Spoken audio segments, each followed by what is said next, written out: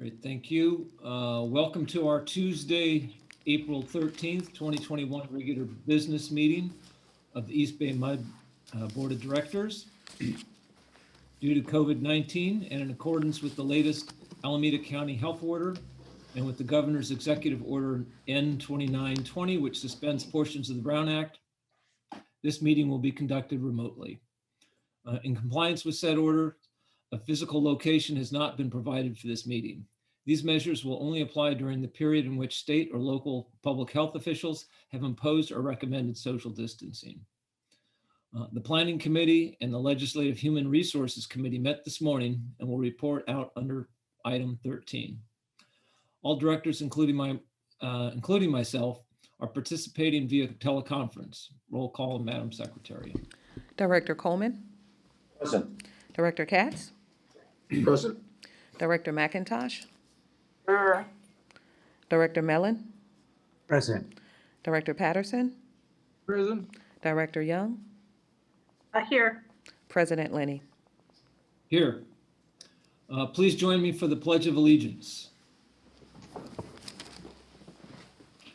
I pledge allegiance To the flag of the United States of America and to the republic for which it stands, one nation, under God, indivisible, with liberty and justice for all. There are no announcements required from closed session. We're now on to public comment. Do we have public commenters? I have one person right now for public comment. Okay, and this is for an item that is not on our agenda. I'll ask that you state your name, affiliation if applicable, and topic. You will be allotted 3 minutes to speak. However, I have the discretion to amend this time based on the number of speakers. Secretary will track time and inform each speaker when his or her allotted time has concluded. Okay. Our speaker is Yvette Rivera. I am going to go ahead and unmute your line. You should be able to speak now. Okay. Hi, can you hear me okay? I can Yes. hear you, and your time is starting now. Thank you. I am not sure if this is considered an item on the agenda. I am here to speak about the adoption of the 3/23/21 minutes. I'm requesting that those minutes reflect the issues that Ms. Kristen Font brought up when she spoke during the public board meeting on 3/23/21. I sent the board of directors and the secretary a copy of the script that Ms. Font read from that afternoon. And part of what she said was prior to taking maternity leave, her supervisor agreed to return her under intermittent status and approved it in a written memo dated August 2020. She went on to say that she interpreted the change of the district's position on her leave request as discriminatory and retaliatory against women, new mothers, and working mothers. And she felt that she was being penalized for having a child. And she said that she felt that the incident wasn't isolated, that Jennifer Koo was also denied intermittent status after being promised it in a similar capacity. So because the minutes don't reflect what all of the issues Ms. Font brought up, I'm requesting that the minutes be changed before they're adopted. And I also just wanted to reiterate that I sent an email to the board members and the district secretary about this subject matter I'm talking about. Thank you. That's all I have. We can have Risha respond to the minutes question. Thank you, Ms. Rivera. So the minutes are not verbatim minutes. The minutes are summary minutes. And so Ms. Font's comments were summarized and did not get into specifics and did not name the other employee that she spoke about. If someone wanted to compare the minutes to the actions in the board meeting, they could go and listen to the video that's posted on our website and also on YouTube. These meetings are live streamed, and then the live video is posted after the board meeting. I leave it up to the board on whether or not they would like me to revisit the minutes and add additional information. The information that Ms. Rivera is speaking about is on page 2 of 6 of the regular board meeting minutes, under the public comment, under the regular business meeting. And Ms. Font's comments are captured under item 3, under public comment. So you're looking at page 2 of 6 in the regular board meeting minutes.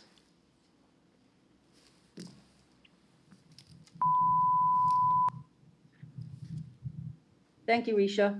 You're welcome. I just am saying that there's two issues that, one of the issues that she raised was unfair labor practice, and that was not contained in the minutes. That's all. Thank you very much for your time.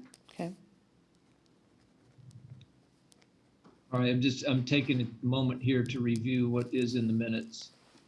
Thank you, Risha, for pinpointing where it's mentioned. Just point of order, I mean, the minutes are part of our consent The calendar. consent Shouldn't we just we'll just pull that item Yeah, let's from pull it out the and put that consent under and in just a moment under that then. Any other comments on items that are not on the agenda? There are no other public commenters? All right. Then let's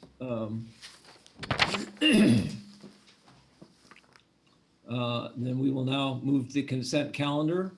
We'll pull item 1 for discussion. Any other items that need to be pulled from the consent calendar? Director Coleman, you're on mute. Do I have a motion for the rest of the items? Director Coleman's on mute. I think he was saying something. Sorry, I was asking if item 5 could be pulled. I have a couple of questions. And otherwise, I'm willing to move 1 through 4, 6, and 7. That would be 2 through 4. 2 6 through and 4, 7. yeah. Okay, I have that motion. I have a second. Second. All right, Director Katz seconds that motion. Let's have a roll call vote. Director Yes. Coleman? Yes. Director Katz? Yes. Director McIntosh? Director Mellon? Yes. Director Patterson? You're on mute, Director Patterson? Yes. Thank you. Director Young? yes. And President Lenny? Yes. All right, so let's, thank you for the point of order. Director Young, back to item 1 on the minutes. I think we had a request to have the minutes at least reflect broadly the 2 items that the public commenter brought up.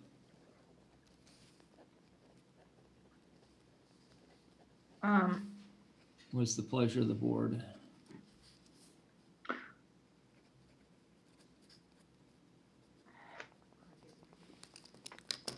Director Mellon, you're muted.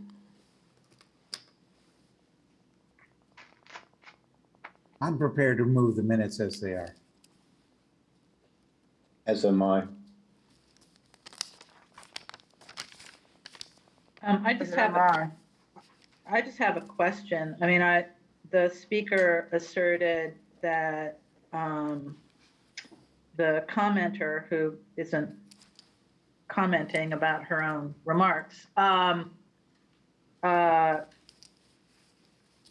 issued a charge of an unfair labor practice, and I don't see that reflected in her statement. It may be, she might charge that, but that is not what's, I don't see the words unfair labor practice anywhere in her comments. So I am looking forward, or, I think that she raised an important issue, but I think our history on minutes is to be, as the secretary said, general in our description, and we now have verbatim recording of the meetings available to one and all, which I applaud. So I would also support adopting the minutes as written. All right, I will take that as a motion. And I'll take a second from Frank on that to approve the minutes as they are. Any further comment or discussion? All right, Madam Secretary, please call roll on that. And just to Motion. note that under item 1, we actually have 3 sets of minutes. And so when you pulled item 1, you pulled all 3. And so we're approving the minutes, all 3 sets of minutes for All item three 1. sets. That's correct. All right. Sure. Roll call vote. Director Coleman, Yes? Director Katz, Yes. Director McIntosh, Yeah. Director Mellon, Yes. Director Patterson, Yes. Director Young, Yes, and I can hear the pain in Lisa's voice. Oh, boy. That hurt. yes, and President Lenny. Yes. All right, that motion carries unanimously. On to item 5. Thank you very much, President Lenny. My questions are a couple. I'm very much in support, first of all, let me say, of doing what we're looking at doing.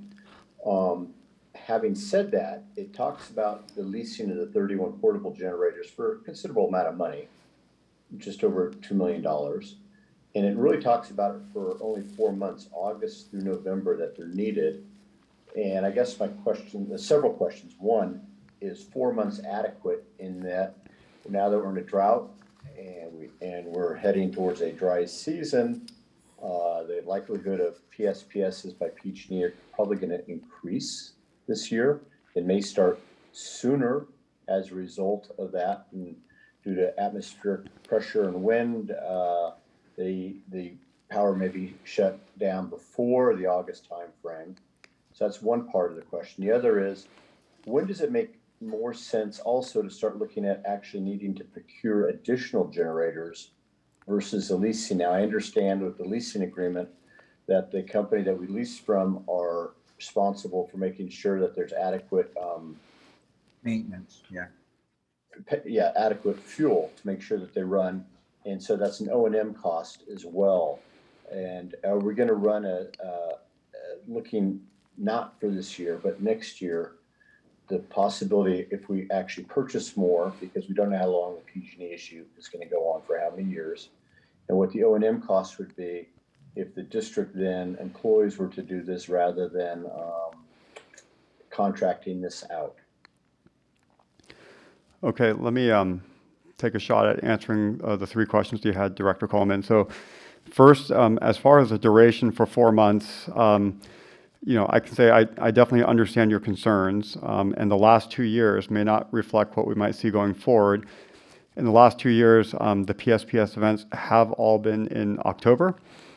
We also look back at the wildfire history in California, including dry years, and the highest wildfire risk periods have historically been in September to October. And that's also when the vast majority of the major wildfires that we've seen in the area. So there's 2 things. If it goes longer, we can always extend the rental beyond the November timeframe. The concern that you brought up is if it happens earlier. So we are taking a somewhat of a calculated risk, but just given the past history of just wildfires in the state, we do have our own fleet of portable generators and pumps that we could deploy that wouldn't be, if that comes up. So that's the one on the duration. The second one on the purchasing a generator. So we are buying 5 generators. And PG&E over the last 2 years, and certainly has made a commitment to reduce the scope and duration of the PSPS events. In the year 1, we saw hundreds of our facilities affected for fairly lengthy multiple days. Last year, they've significantly reduced it down to depending on which event, a much smaller number of facilities for a much shorter period of time. So what we're proposing in the BD1 is that we will see if PG&E continues to reduce the scope and duration. And if they do, then we'll continue with the rentals. If they don't, then we'll look at procuring more generators. As to the cost, when we look at the cost of buying our own generators, including all of our costs and purchasing, it's about an 8-year payback on a generator that On a single generator? on a single generator, any single generator is an 8-year payback. So it's right on the cusp of whether it makes sense for us to buy it or not. So we thought it would make sense for this year to see if PG&E continues that trend of reducing the scope and duration before we made a commitment to buy more generators. One thing, Clifford, I believe the California Public Utility Commission, not long ago, within the last month or so, gave greater discretion to the two major utilities on PSPS to be able to do more PSPSs. And it's also not as much, I mean, yes, there's fires, more in the October timeframe. But we're also talking about wind. And so that's often when the power gets shut, is when the wind is at excessive speeds, and it could have an impact where branches or whatever could hit the lines and the transformers. So it's not just fires, it's also wind that has a determining factor on whether the power is shut off and for how long the wind event is.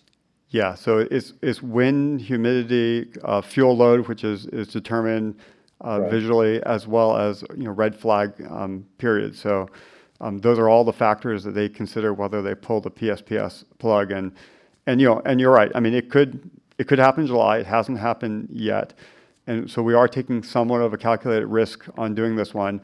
But given the past history and our existing fleet of portable equipment, we think that month of July that we can manage. But we'll see how that goes forward, and we can always make adjustments going forward. But again, it's from August to November, and if it does go further into the year, we could extend the contract.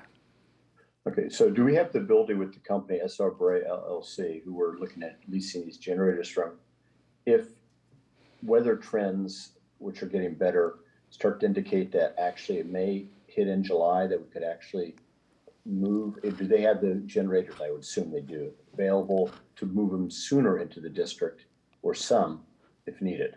Let me look to Dave Briggs. He may know the details on the contract there. So. Well, Director Coleman, Dave here. Right now, there's no provision in the contract that would allow us to have a preset price for early delivery, but we could negotiate that if we start to sense that we need to hedge in that direction. I'm not going to. I'm just raising my issues and concerns. I trust what you're doing and your judgment, what the district's doing. I just want to err on the side of abundance and caution for our ratepayers and our facilities. Let me add real quick, with respect to the CPUC's direction to the investor-owned utilities to err on the side of caution, and that is, pull the PSPS fence being more likely for public safety. When looking at PG&E's service area, that was translated into a higher likelihood in Northern California and not in the Bay Area. So we do have some assurance that even though they'll be more likely, it may not affect us here in the Bay Area. What about upcountry, David? Well, upcountry is different, and so far the last 2 or 3 years this has been going on. That's been relatively easy to mitigate, Director Coleman. There's just not that many sites up there that require a generator, and we've got many more options. Gravity's working in our favor up there. Okay, thank you. I'll move the item then. Very good.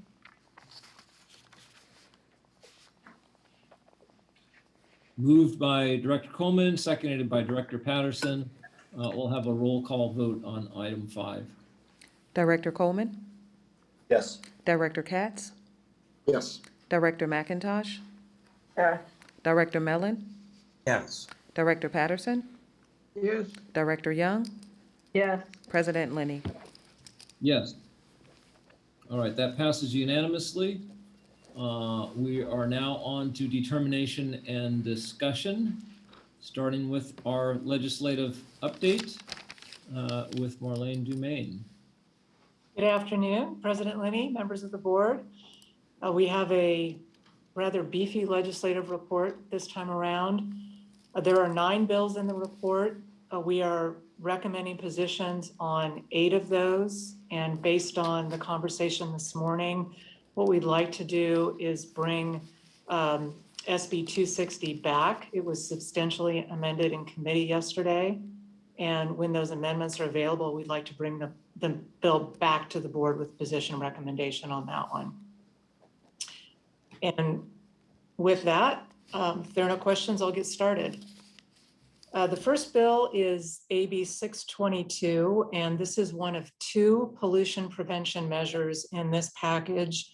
This bill is similar in concept to something the board supported a year or two ago, and this would require that all new washing machines sold in California as of January 1st of 2024 have a microfiber filtration system with a mesh size of 100 microns or smaller. We think this bill will help with the microplastics issue, and we are recommending a support. Next bill is AB 697 by Assemblymember Chow. This is one of three bills on the healthy forest / wildfire protection category. And this is about the Good Neighbor Authority Fund. This is taking an existing federal program, which is the Good Neighbor Authority, was established by Congress to allow the U.S. Forest Service to contract with states and counties on healthy forest projects. That action also has a provision that allows the state to keep proceeds from timber sales. What this bill would do is require CAL FIRE to establish a program to conduct projects at the state level on national forest land, and it would allow CAL FIRE to access that GNA funding to pay for the projects. And Director Coleman, in answer to your question earlier about what those Good Neighbor Authority funds have historically been used for, it's a new program. And so this is actually the bill that implements how that fund would be used. So it hasn't been used for anything else up until this bill. And can it be used on BLM lands or only Forest Service lands? It's federal lands, so Okay. it could be both. Because most of our, yeah, okay, good. Yeah. And UMRA has a stewardship agreement, which is different than this Good Neighbor Authority, but the concept is the same. And we're looking at this as potentially another tool for UMRA for healthy forest projects. So we're recommending a support on this.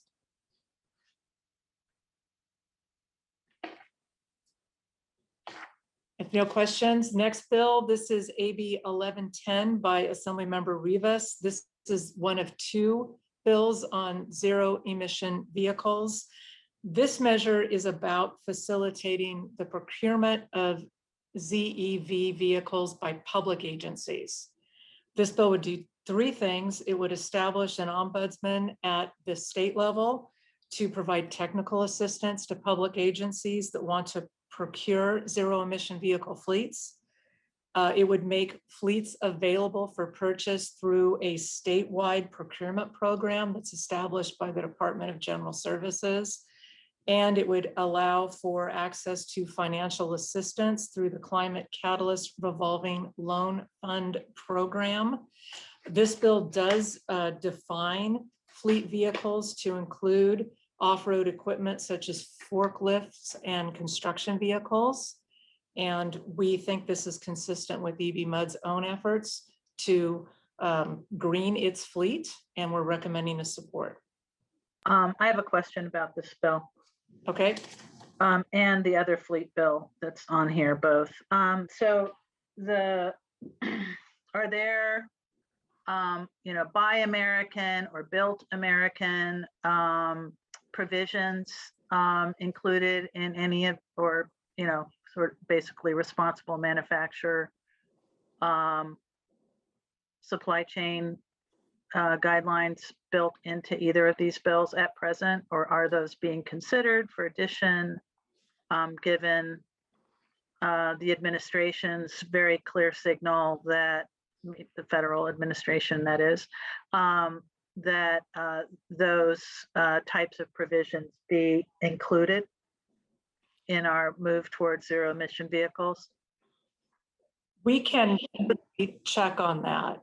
There are some layers to both of these bills that point to some existing programs and practices. So one would be looking at how General Services does procurement today to see if they have Buy America in there.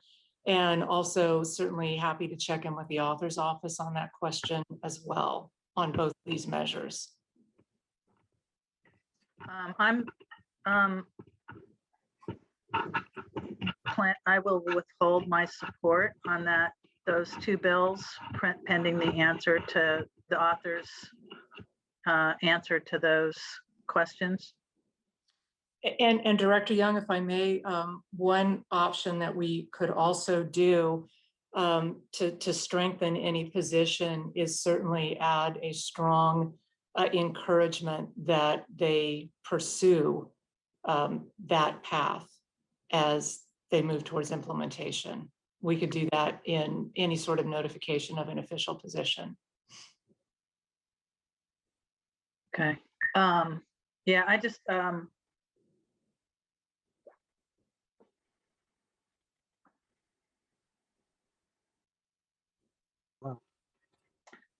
Did you have a? I don't have, I mean, I'm just really not prepared to, if there's not a reason to add these today, I'd just rather wait. That would be my, So you feel strongly about needing a Buy American provision? well, I feel strongly about moving in the direction that we're trying to move the nation in, which is to, you know, strengthen American-made and frankly union-made, you know, sort of revitalize American manufacturing and high-quality jobs, and in our pursuit of, you know, zero-emission fleets. And I have no problem with, I mean, you know, I applaud the idea of incentives, but if we're making incentives, then they should incent the you know, sort of the policy direction. So that's my, that's where I'm coming from. I have a question. We did approve them out of the Ledge Committee. I don't have a problem getting further clarification on, I guess that's AB 11 and what, SB 372. I don't have it in front of me. But are you also looking at, Marguerite, to find out where they're manufactured? I mean, we may have a foreign car company that qualifies, but they manufacture their vehicles here in this country or some portion thereof. Yeah, there's some Jobs to Move America and some other Blue Green Alliance and you know, some others have specific policy recommendations around this topic that I don't have them off the top of my head, that I just like to understand where the authors are coming from on those issues, and frankly where those you know, folks are coming from. Do you know who the sponsors are, Marlene? I didn't see that in the, since there's not a support oppose. Yeah, we don't yet. Yeah, we don't have those lists yet. So we're right in committee season right now, so things are happening each day, and those lists are becoming available as the analyses are available. Right.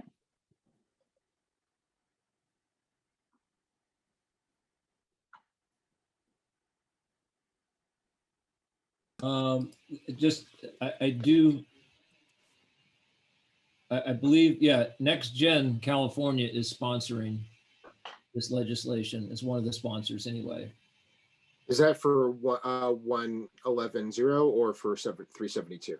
I'm looking at an email that I've gotten that says this is for 1110, AB 1110. Next Gen California is sponsoring this bill. Okay. What does it say about labor? It doesn't have anything in this regards to Yeah. that. I've been I- tracking this legislation. I haven't heard any discussion with that about that.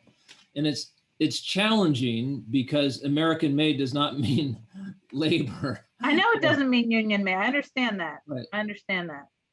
Yeah, and also with many of the cars, they get their parts from all over the place. So, you know, they may have batteries from South Korea. But we're talking about fleets. We're talking about vehicles that, I mean, what they're showing in transit, for instance, is that, you know, this size of vehicle, this kind of specialized vehicles are, you know, can be, you know, built with domestically quality labor, you know, et cetera, especially the larger vehicles. I mean, if we're talking about Priuses and stuff like that, I mean, that's kind of different, but I think we're talking about, If you're talking about Amazon vans or something, that's a different commercial kind of fleet. right, well, we are talking about Amazon vans. Well, yeah, I'm just saying this doesn't specify what kind of fleets. Yeah, I would just, can we just wait? I guess I'm asking for a favor. Can we just wait on both of these bills till next time around? I mean, they're not, Let me ask this question, Marguerite. I'm fine if we wait, but my question is for Marlene. Where are these? I know it's early in the committee process, and there's going to be multiple committee hearings. How far along are AB 1100 and SB 372 in that process, and does it say how many more committees that they have to go to in order to get before we get the answers? The short answer is we're early in the process, so we have time here, and we can certainly check in with the author's office and get a sense of their thinking, and also get a sense of the path that we could weave that encourages the spirit of what Director Young is seeking here, if they haven't considered it. So there is room here. We're in the first house, and we're in the first round of committee hearings now. Some bills are just being heard for the first time this week and next week, so there's time here. I'm fine with honoring Marguerite's request on AB 1100 and SB 372 to get more information. thank you.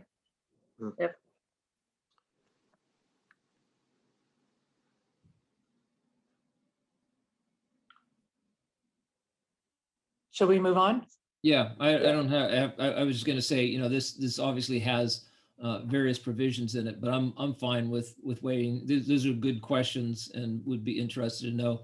I know that Senator Schumer at the national level, again, consistent, I think, with the infrastructure legislation, has been pushing very hard on using legislation to support zero emission vehicles, to support the industries in the United States, and the transition that the automakers need to make from building gas powered cars and electric vehicles.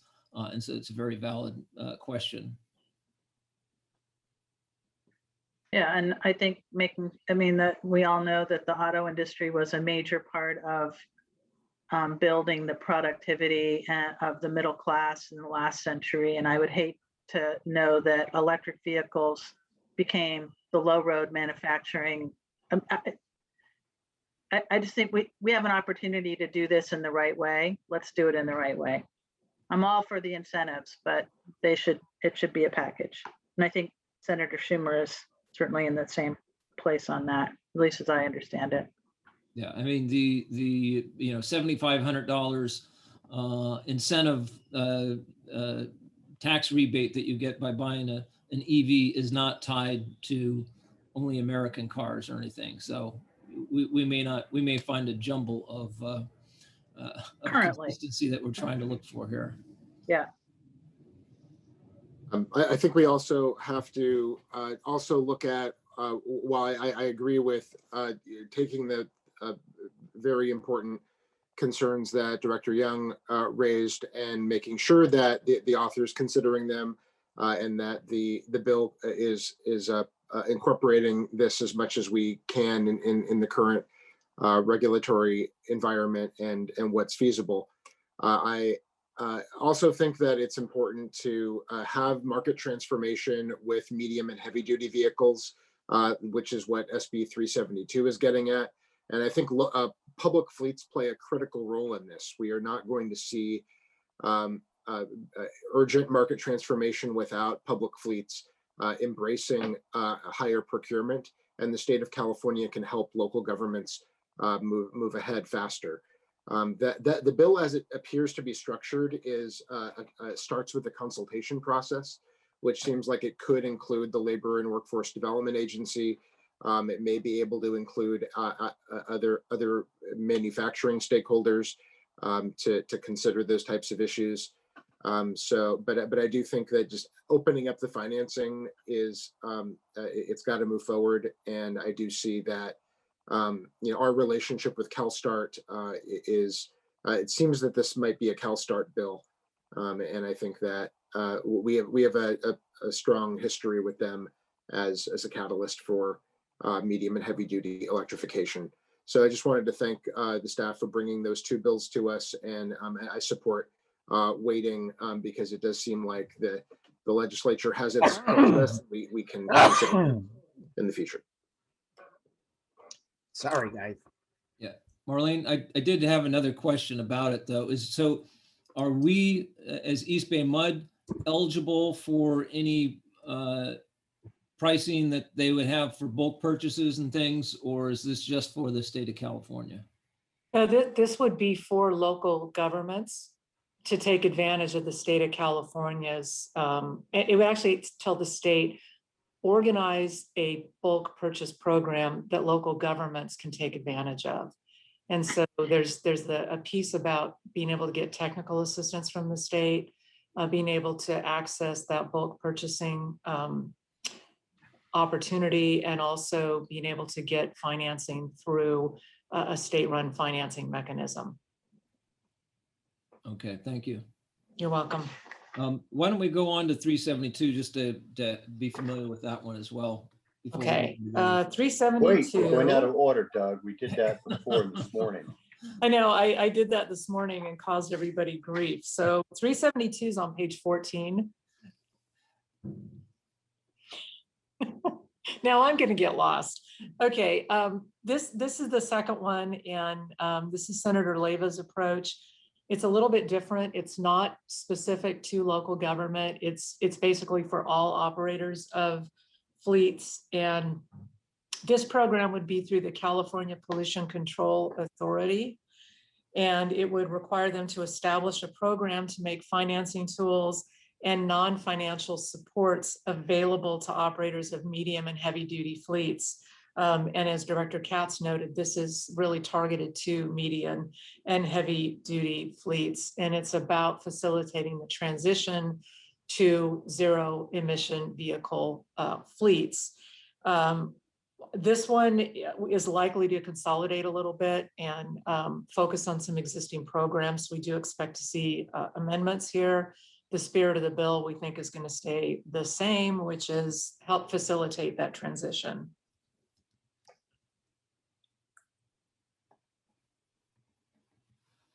If there are no questions or comments, then we will have 372 and 1110. We'll bring those back when we have some more information. Okay. Ready to move on? Yes. Okay, back to page 6. This is AB 1112, and this is Assemblymember Ching's bill on basically PFAS. This is the second of the 2 pollution prevention measures. We were looking at this one favorably because it gets to our approach to looking for ways to reduce or eliminate the use of PFAS. So we're getting at the source of the materials. This would do it by banning the use of PFAS in plant-based food packaging, and then also requiring disclosures for any cookware where PFAS are intentionally added. And really with cookware, what we're talking about are like nonstick pans. And it would phase in the implementation. The food packaging would come in January 1st of 2023. The cookware requirements would come in in 2024. And we're recommending a support on this one. Okay, if there are no questions, I'll move on to the next measure. The next measure is AB 1570. This is the second of the three healthy forest bills. This is a committee omnibus bill. By nature, they are meant to be technical, clarifying, non-controversial. For this committee, if it's controversial, it comes out of the bill. There was one provision in here that we thought provided an important clarification. Existing law requires CAL FIRE to make its expertise in fire prevention and vegetation management available to local governments. What this bill would do is clarify that local governments include special districts. So it would basically pave the way for us. If we needed to use CAL FIRE's expertise, we could do it hopefully in an uninhibited way. We're recommending a support on this. Okay, next one is SB1. This is Senator Atkins, Pro Tem Atkins, sea level rise bill. This is a top priority for her, and it is intended to really strengthen the statewide approach on sea level rise. There are 4 components to the bill, one of which we think is particularly of interest to East Bay MUD. Going through them in order, the first component would direct the Coastal Commission to take into account sea level rise in its activities with regard to planning, development, and mitigation. Secondly, it would establish the California Sea Level Rise Support Collaborative within the Ocean Protection Council to support local, regional, and state agencies in really planning for and mitigating for sea level rise in the coastal zones. This third piece is what is of particular interest to East Bay MUD. This is authorizing the collaborative to spend up to $100 million, if appropriated by the legislature, for local grants in mitigating sea level rise. And this would include the area in the San Francisco Bay, so not just the coastal zone. And then lastly, the Environmental Justice Small Grant Program would authorize up to $500,000 annually for grants to organizations working to address sea level rise. We think this is consistent with our own efforts, particularly with regard to the wastewater treatment plant, and could provide some support for our efforts. So we are recommending a support.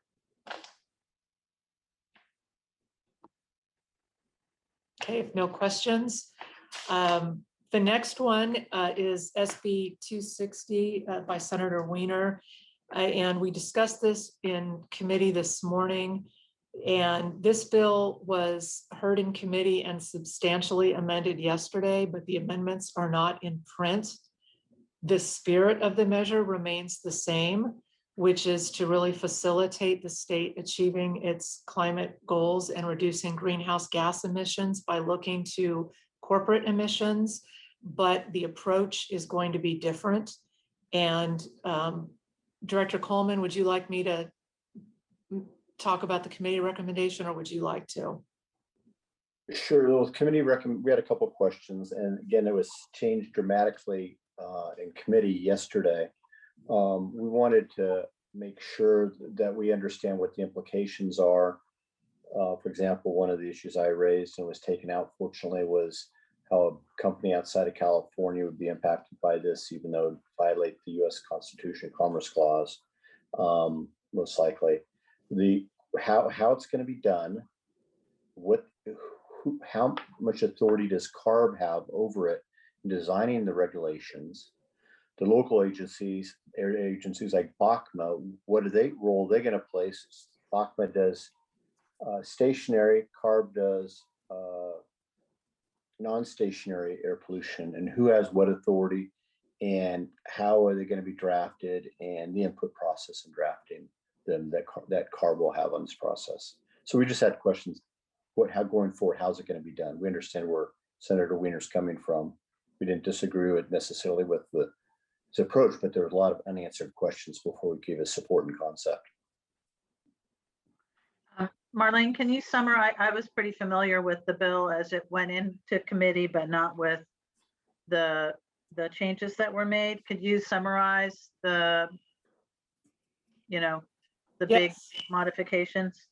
with the caveat that it's not in print, so. Gotcha. Yeah, okay, so let's see. I'm just going to read this note. Amendments will likely remove the requirement that companies set science-based emission targets. It is unclear right now if the requirement for them to report their emissions will stay in. If it does, it will only apply to California-based companies to be consistent with CARB's authority. It would require CARB to prepare a one-time report that considers the best reasonable estimate of the required greenhouse gas emission level necessary to maintain a global temperature within 1.5 degrees centigrade of pre-industrial levels, a best reasonable projection of emission from reporting entities right now from at least 2030 to 2045, based on the state's existing program. And then this is where it gets to the corporate emissions. Recommendations based on scope 1, 2, and 3 emissions reports that entities may consider to effectively reduce their emissions in line with what is required to reach that temperature goal.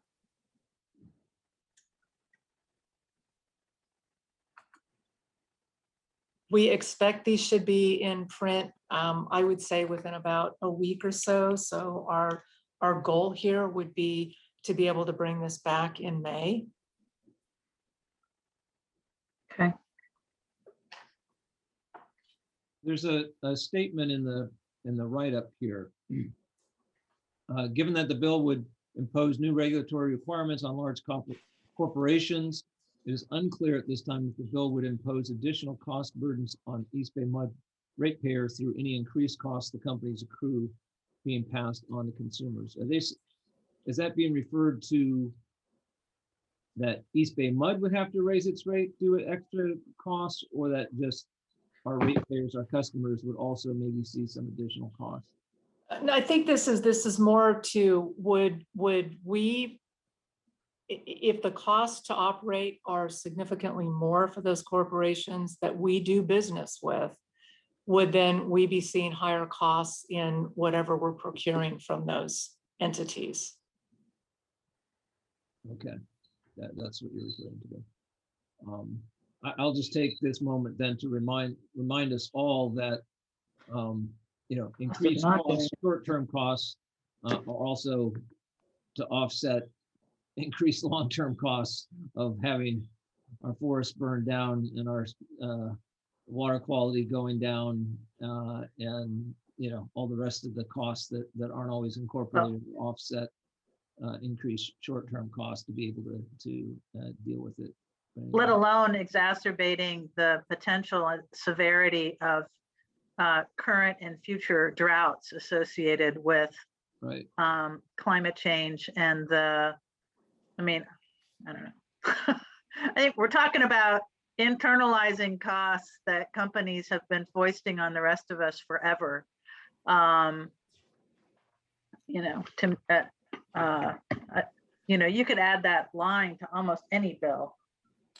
I mean, the cost of compliance exceeding, causing an impact on ratepayers. That's true for any bill. It's certainly true for the PFAS bill. It's certainly true for, it's true for everything that regulates the production and sale of goods and services that, so I'm with Doug. So we'll bring this one back. Yep. Okay. I'm sorry, what was that? We're holding this one, yeah. Did we talk about SB 804? What, that one's next. Oh, okay. I was going down my list. Okay, so Yeah, if everybody's ready, we'll move on to 804. Okay, SB 804, this is the last of the health and forest bills. And this is Senator Glazer's bill. that would require the establishment of a forestry training center in Northern California. It would be established by a partnership between the Conservation Corps, CAL FIRE, and the Department of Corrections. The idea would be to train people for entry-level forestry jobs. People that complete the training would then be eligible for CAL FIRE forestry level jobs. Admittance to the training program, preference would be given to formerly incarcerated individuals. We're looking at this as a double benefit with regard to East Bay MUD. One is a training center in Northern California could increase resources for vegetation management for the district's own operations, both upcountry and within the service area. And also in terms of training individuals to provide a more qualified workforce to compete for district jobs and help with our efforts to diversify our workforce. And we're recommending a support. And so I'm going to speak to this so the entire board is aware. I was contacted by former Lafayette Council member Mayor Don Tatson, who now works for Senator Glazier, a week ago tonight, I guess it was, asking for us to talk about SB 804. So I put together a conference call, which included both Clifford and Marlene the next morning, as well as Don Tatson and I don't remember, I think Melanie from Steve Glazier's office. We talked about it, and clearly Glazier would like to, I think, ideally have it in the East Bay. And so I know that staff is in discussions with Glazier's office. And then we also talked about maybe upcountry having this. Ironically, I called the California Conservation Corps yesterday. One of the district directors in Delta, Marie Maharis, she hadn't heard about this bill. Now, I don't know if their ledge people had heard about it or not, but I would hope they would have, since it was heard in committee this morning.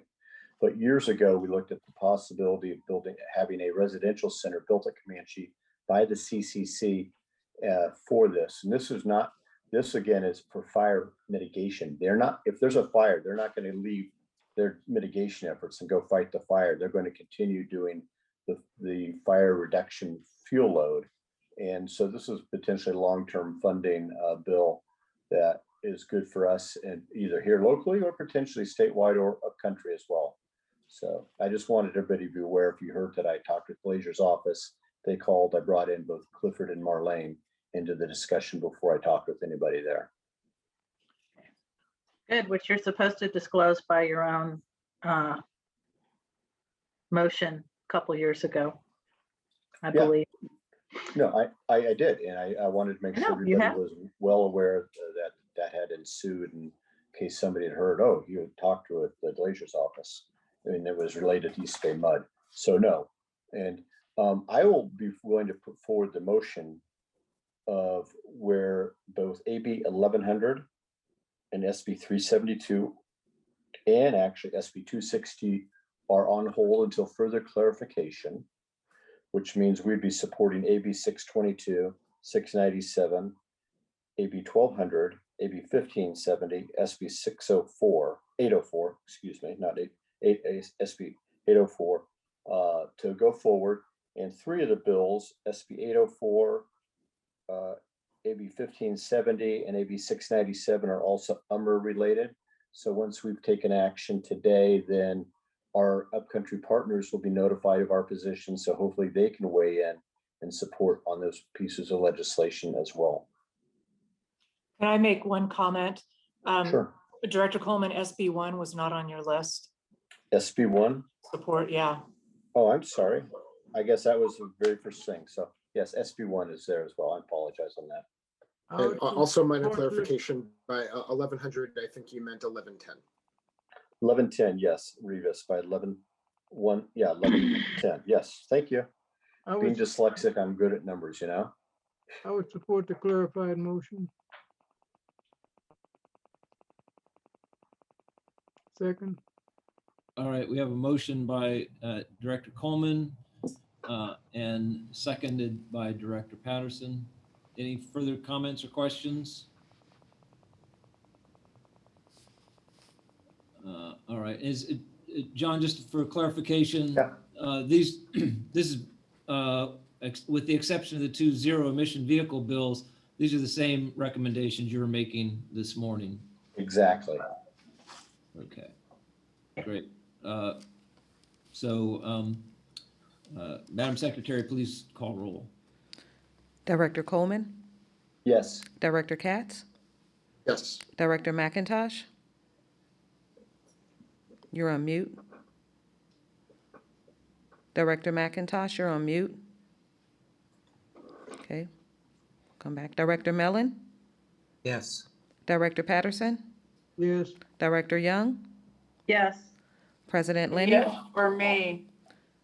And that was a yes from Director McIntosh. President Lenny? Yes. Okay. All right, motion carries unanimously. Thank you, Marlene. We have, before I you have- do further update, Marlene, I was gonna, Director Patterson and I were gonna maybe provide some brief comments on the visit by Vice President Harris to Upper San Leandro plant. I had some California ledge questions still. Yeah, I think Also- we're gonna come back to that in the order of things. Is that correct? Okay. I'm reading off the script that. Yeah. You have the inside information, right? You have that, you have that correct, President Lenny. Okay. I think you all got the memo about Vice President Harris's visit. We were very fortunate to have her come to our facilities and talk to her in general about our infrastructure needs, and specifically about the Upper San Leandro treatment plant, water treatment plant. She also had the opportunity to meet with our some apprentices who've gone on and done non-apprentice work with us now, and it was just a very successful visit. A lot of behind the scenes things going on to make it all happen and go so smoothly. I thank the staff for all the work that you did and all the accommodations that we made to make it happen. I think it put a good spotlight on East Bay Mud, and it was an excellent opportunity for us to show off our work and to explain, the connection between jobs and, as we said in our press release, pipes and people, both the infrastructure construction as well as the jobs that it creates and the good that it does. And I had an opportunity to just speak a couple minutes to review it with the Vice President, and Governor Newsom was also part of the tour. And I would just say, there wasn't a lot of opportunity for back and forth, at least on my part, but I did get interest, especially from the governor, on our no shut-off policy. And he commented that, the state has a similar policy right now. He asked whether it was going to be extended beyond just the COVID period here. And I said, yes, that's now a permanent part, and that, we are looking on the lookout for funding to help support the work that we're doing with the CAP program. And he then went on to explain to the Vice President, there's a lot of talk about the rents and other parts of relief that needs to happen, but often overlooked is the utilities. And he pretty much took our talking points from there, which was great to hear. But that was my my 2 minutes with them that way. Director Patterson, maybe you'll take it from there. It was my pleasure and honor to have on my first public engagement since Dell died to be a host for the Vice President of the United States. And as Doug said, she's a former resident of Oakland. And to have her at the Upper San Leandro Water Treatment Plant and understand that that's a 150-year-old structure. For me, and I hope for her, it was like walking on water because we were above the structure and most of the action was taking place underneath and around us as that plant was operating. I think the most significant thing is the breakdown of my ward, which was Holston, and I pointed that out to her. She could see from the hills, and she had to journey from the flatlands in order to see. And I stressed to her that we serve the best of Oakland, the most affluent, and the ones without means in the flatlands, and also under the freeways and in other areas. So I was glad she came. Knowledge about the interns and the program that we do, direct connection with the community.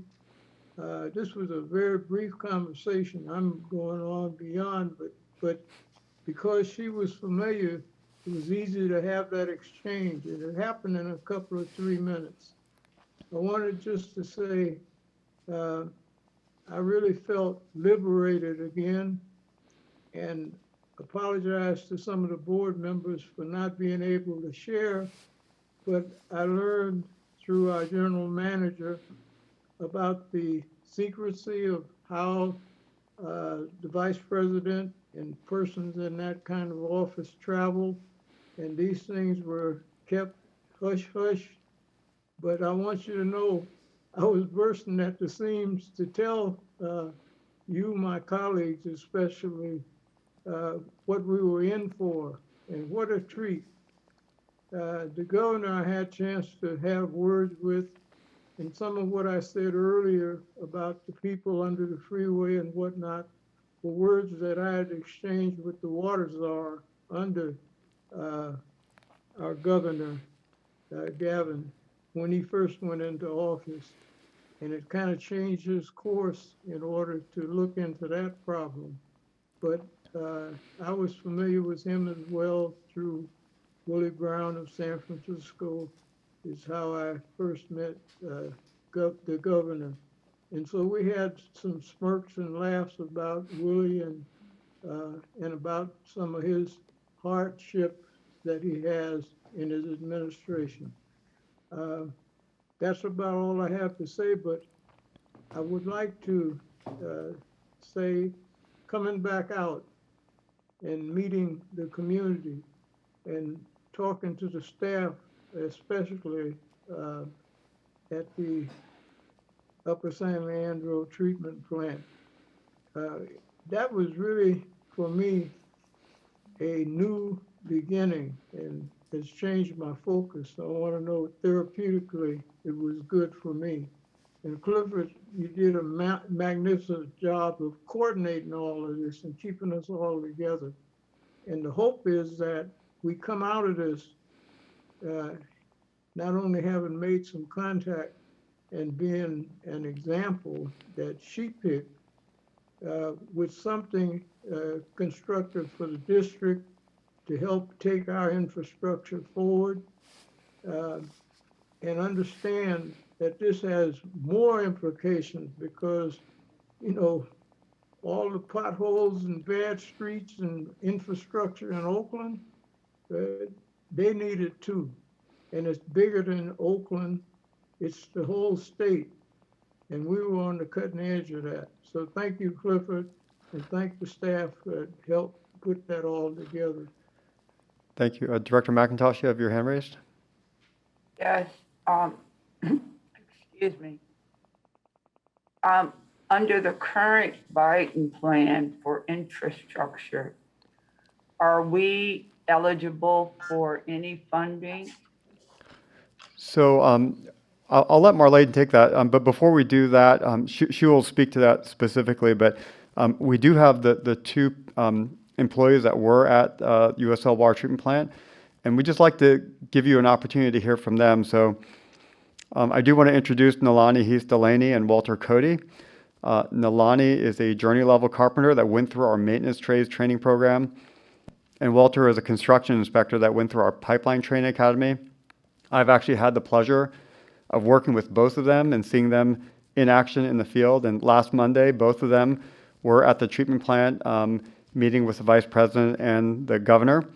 And I do want to give Nalani and Walter an opportunity to share their experience from last week and their background coming to and working at East Bay MUD. And maybe we can start with, I see Walter's camera on. So Walter, would you like to go first? Yeah, sure. Yeah, last week was definitely, it was truly a great honor, very unexpected. Being able to meet the Vice President of the United States definitely isn't something that happens every day. So getting that opportunity was really special. And both Nalani and I, we did not want to mess it up. So we know the nerves were running and everything was flowing, but seeing all the efforts really that went into putting all this together, for me, it calmed me down because you guys had a lot of work to do on such a short notice. But it was definitely encouraging seeing the vice president and talking with Gavin just about how we came up here. I know for me, starting out at I always say starting out at 18, but mostly because it was really hard starting at 18 here. But at the same time, the Pipeline Training Academy, it provided me a lot of opportunity. It provided me a structure, a whole different focus, a guideline as to what the district offers here. We didn't just talk about plumbing. We talked about the various facilities where our water actually comes from. We got the pride of East Bay MUD instilled into us. So being able to go on various tours to Pardee, being able to go and see different areas of the district, understanding the different landscape and environment that we have and how diverse our environment is. The Pipeline Training Academy helped us to take all of that in and focus on, okay, what applications or what type of pipe do we need in what depending on the type of application that we have, whether it's weather or flood, terrain, or whatever. It taught us how to install things properly. It taught us how to build relationships. A lot of things here is focused on building a relationship because we have such a big East Bay MUD family. We want to make sure that we continue to provide proper respect, but mostly that our communication is effective. So they helped us to establish effective communication, especially dealing with emergency services, gaining understanding of our maps and different things of that nature. So again, for me, being able to understand all of that coming out of high school, it was definitely beneficial. And the fact that it was possible for that to happen, it's a testament to the focus that was put into the Pipeline Training Academy to begin with, and the pride that still continues because there's tons of plumbers that continue to come out of that Pipeline Training Academy. And I did share that with Vice President Harris that our plumber group is one of the most broadest, if not the broadest occupation here at the district. So getting that training is very vital to be able to spread that, because these jobs we promote up into so many different occupations and avenues at this municipality. It's a beautiful thing. So having that training is very key. I'm definitely grateful, proud to have been able to go through it. And I take a lot of the same training opportunity that a lot of people gave me, because there is a lot of ways that you can fail in that. But understanding that when you see how people take pride in East Bay MUD as well and want to help the growth and benefit of East Bay MUD, it reflects in the training and it brings out, like for me, a 13-year career that I've enjoyed to the fullest. So I'm thankful. I'm only here because of my trainers, and it's helped me to want to give back in the same way. Thank you, Walter. And I might be embellishing a little bit, but I think you challenged the governor to a game of basketball as well. So, yeah, you know, he looked me up and down, and I saw how tall he was. So I said, "If you're ready." Okay, thank you, Walter. We had a good back and forth, though. Yeah, like they said, there wasn't very much back and forth or more of a personal discussion, but it was definitely enjoyable. The Vice President and Governor Newsom, very, very easy and comfortable to talk to. So once we started talking, it calmed down our nerves a bit. I at least for me. I don't know about Nalani, but it was nice to be able to talk with both of them. Thank you. And Nalani, would you like to share your experience? You're on mute. I forgot the mute button. Yeah, well, good afternoon. I would like to take this opportunity to thank you all, especially Clifford and David and Kelly, for the chance to meet with the Vice President and everything you guys did.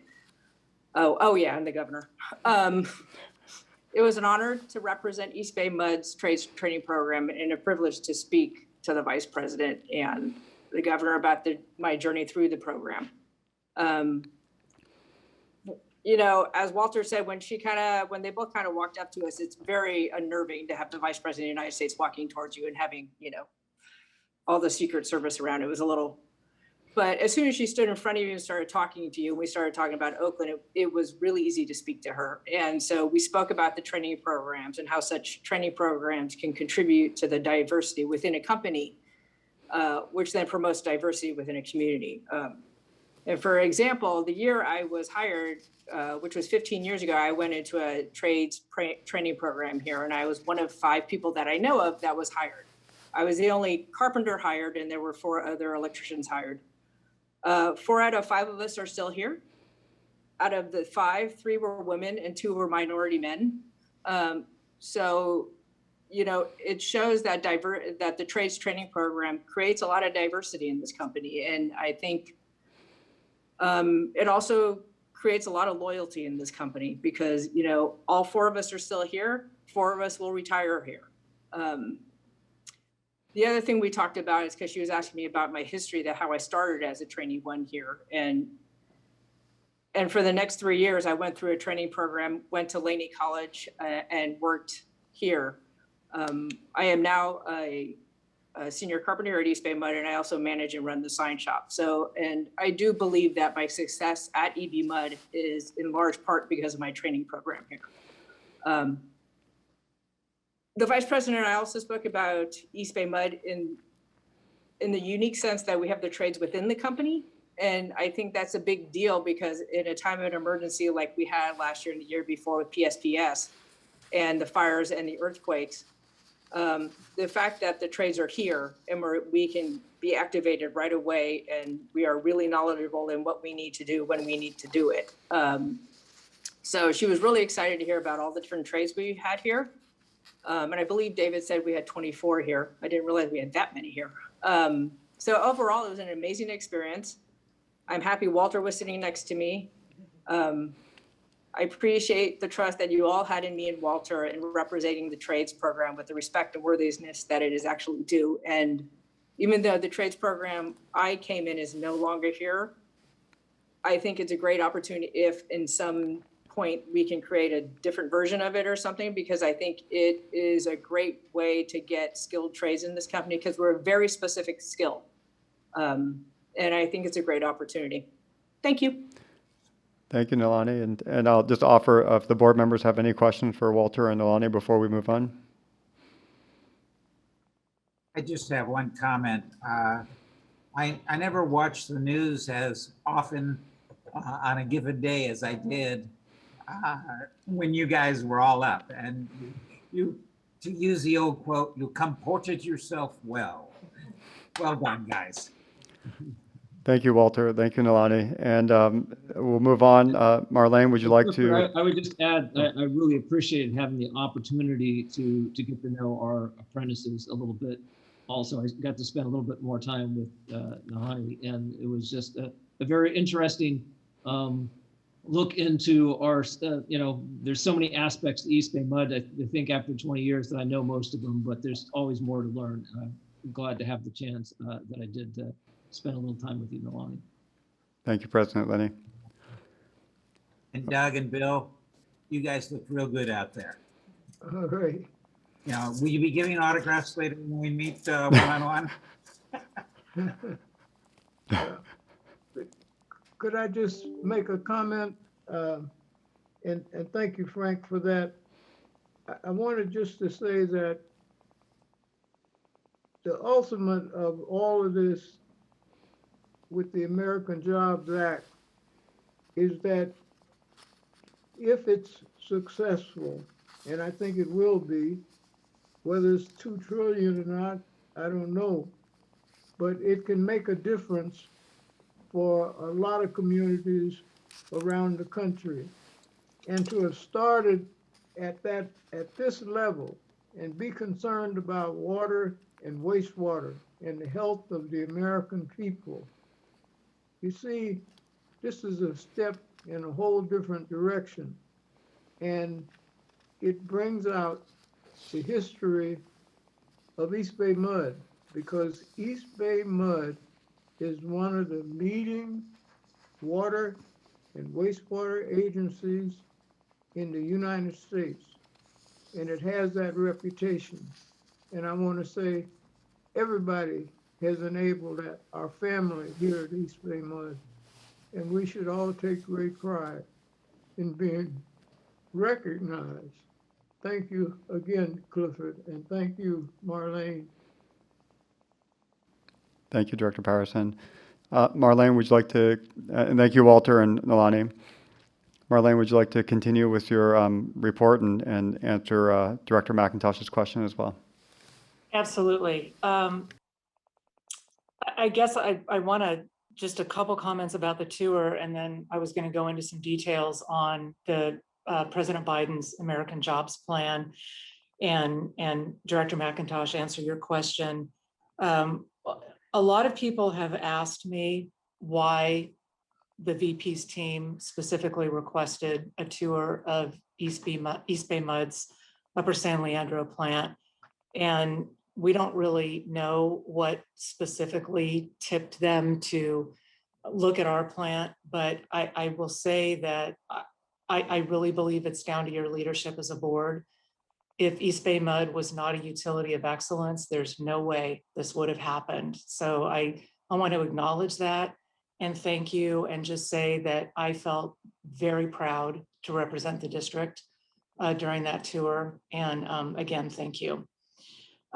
So what was the point of the tour besides visiting East Bay Mud? It was part of Vice President Harris's trip to California to promote President Biden's American Jobs Plan. And the jobs plan was released a few weeks ago. It is the president's proposal on infrastructure that now Congress will look at and craft their approach. And there's some dynamics there. But I wanted to run through just very broadly what's in this jobs plan and point out that there's a real consistent theme here. It's about creating jobs, it's about workforce development, and it's about equity, with a lot of other things woven in. Overall, the plan is a $2.2 trillion proposal. There's $621 billion proposed broadly for transportation infrastructure. On the water side, the proposal is $111 billion. $45 billion is to replace lead pipes and service lines for those water utilities that have those lines in service.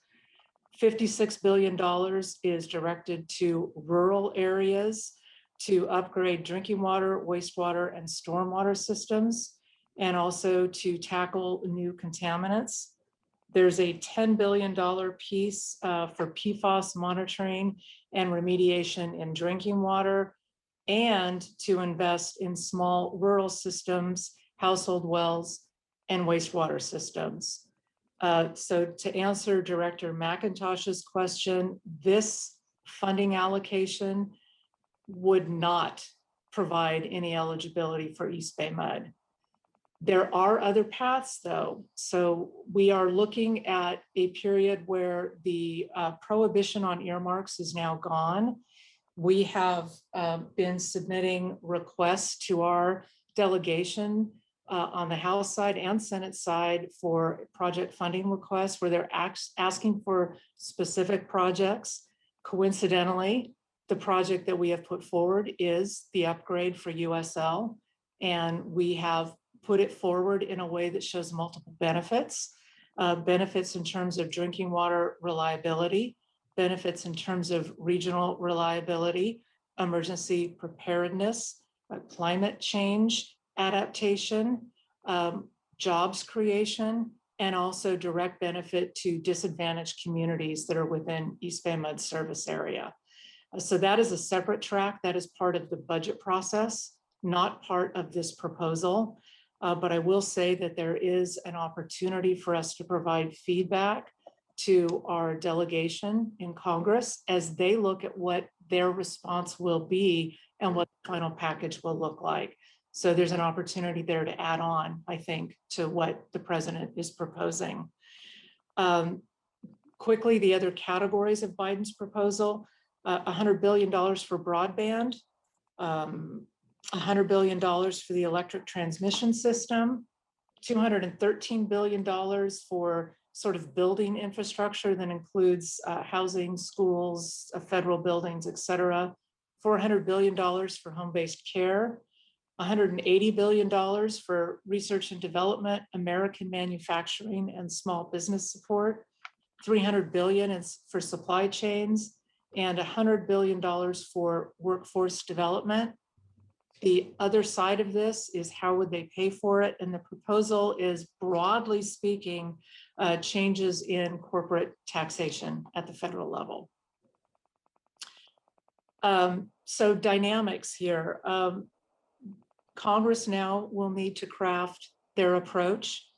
On the Democrat side, at both the House and Senate level, they would like to see a higher spending level. So as opposed to 2.2 trillion, they're looking at somewhere between $5 and $10 trillion.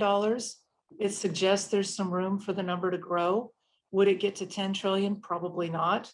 The counter to this is certainly on the Senate Republican side.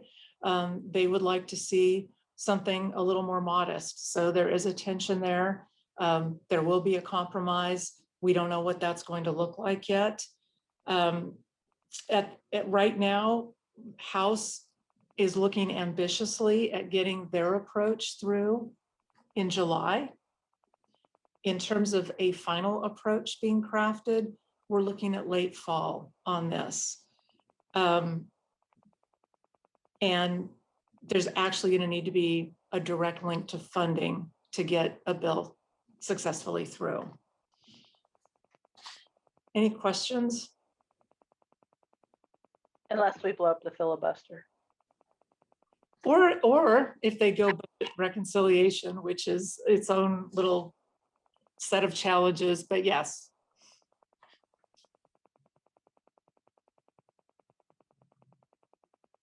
Anything more on that? Marlene, next time, could you, I mean, I know that it was yesterday, Friday, I can't remember, Friday, I guess. Biden released his supplemental requests for the 21 budget, and I believe that had more money for water in it as well, if I'm not mistaken. Do you have that? I don't have that for you today. I'm very interested in what the administration is proposing for getting the lead out of all pipes and service lines. And I think there's some detail that I haven't been able to infer from some of the public statements. So it would be great to hear about precisely what is proposed for the funding program to get the lead out. It seems that the district, EBMUD, has been successful getting the lead out of our mains, our pipes that we own and operate.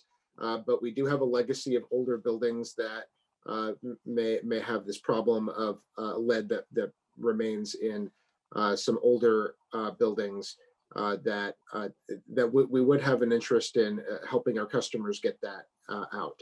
So I would be interested in more information about that, and if we see a reason to advocate through our industry associations or independently for being able to improve on those programs to really have a successful program that gets the lead out of privately owned pipes, I think that would be something that we should review and comment about. And Director Katz, I can at least answer a bit. In terms of detail, there's not a lot. While this is a very long plan, it is still a broad brush. It's not a legislative approach. But in terms of funding amount, they are trying to match the funding on the lead replacement with the need on the utility side of the meter to get those utility side lines all replaced. What they're trying to do on the side of equity is get everybody up to a certain level of infrastructure status. And if we look at EBMUD as the example with our lead line replacement happening some time ago, they want to raise everybody up to our level. And so that's approach, that's their first priority with regard to the lead. And that's certainly an important priority. If we do see an opening to find additional opportunities to advocate for private side pipes, I think that would be in our customers' interests. And I think our district may be most effective to have some kind of utility engagement in services that do operate on the other side of the meter because of challenges delivering an effective program if it were ad hoc and individual customer based. So those are some thoughts to consider as we see potential legislation forming.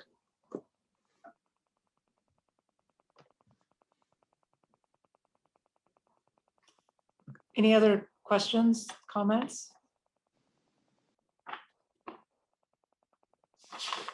Okay, I'm just looking here to make sure I caught everything on that. Next steps on following up here. We got a lot of attention for USL.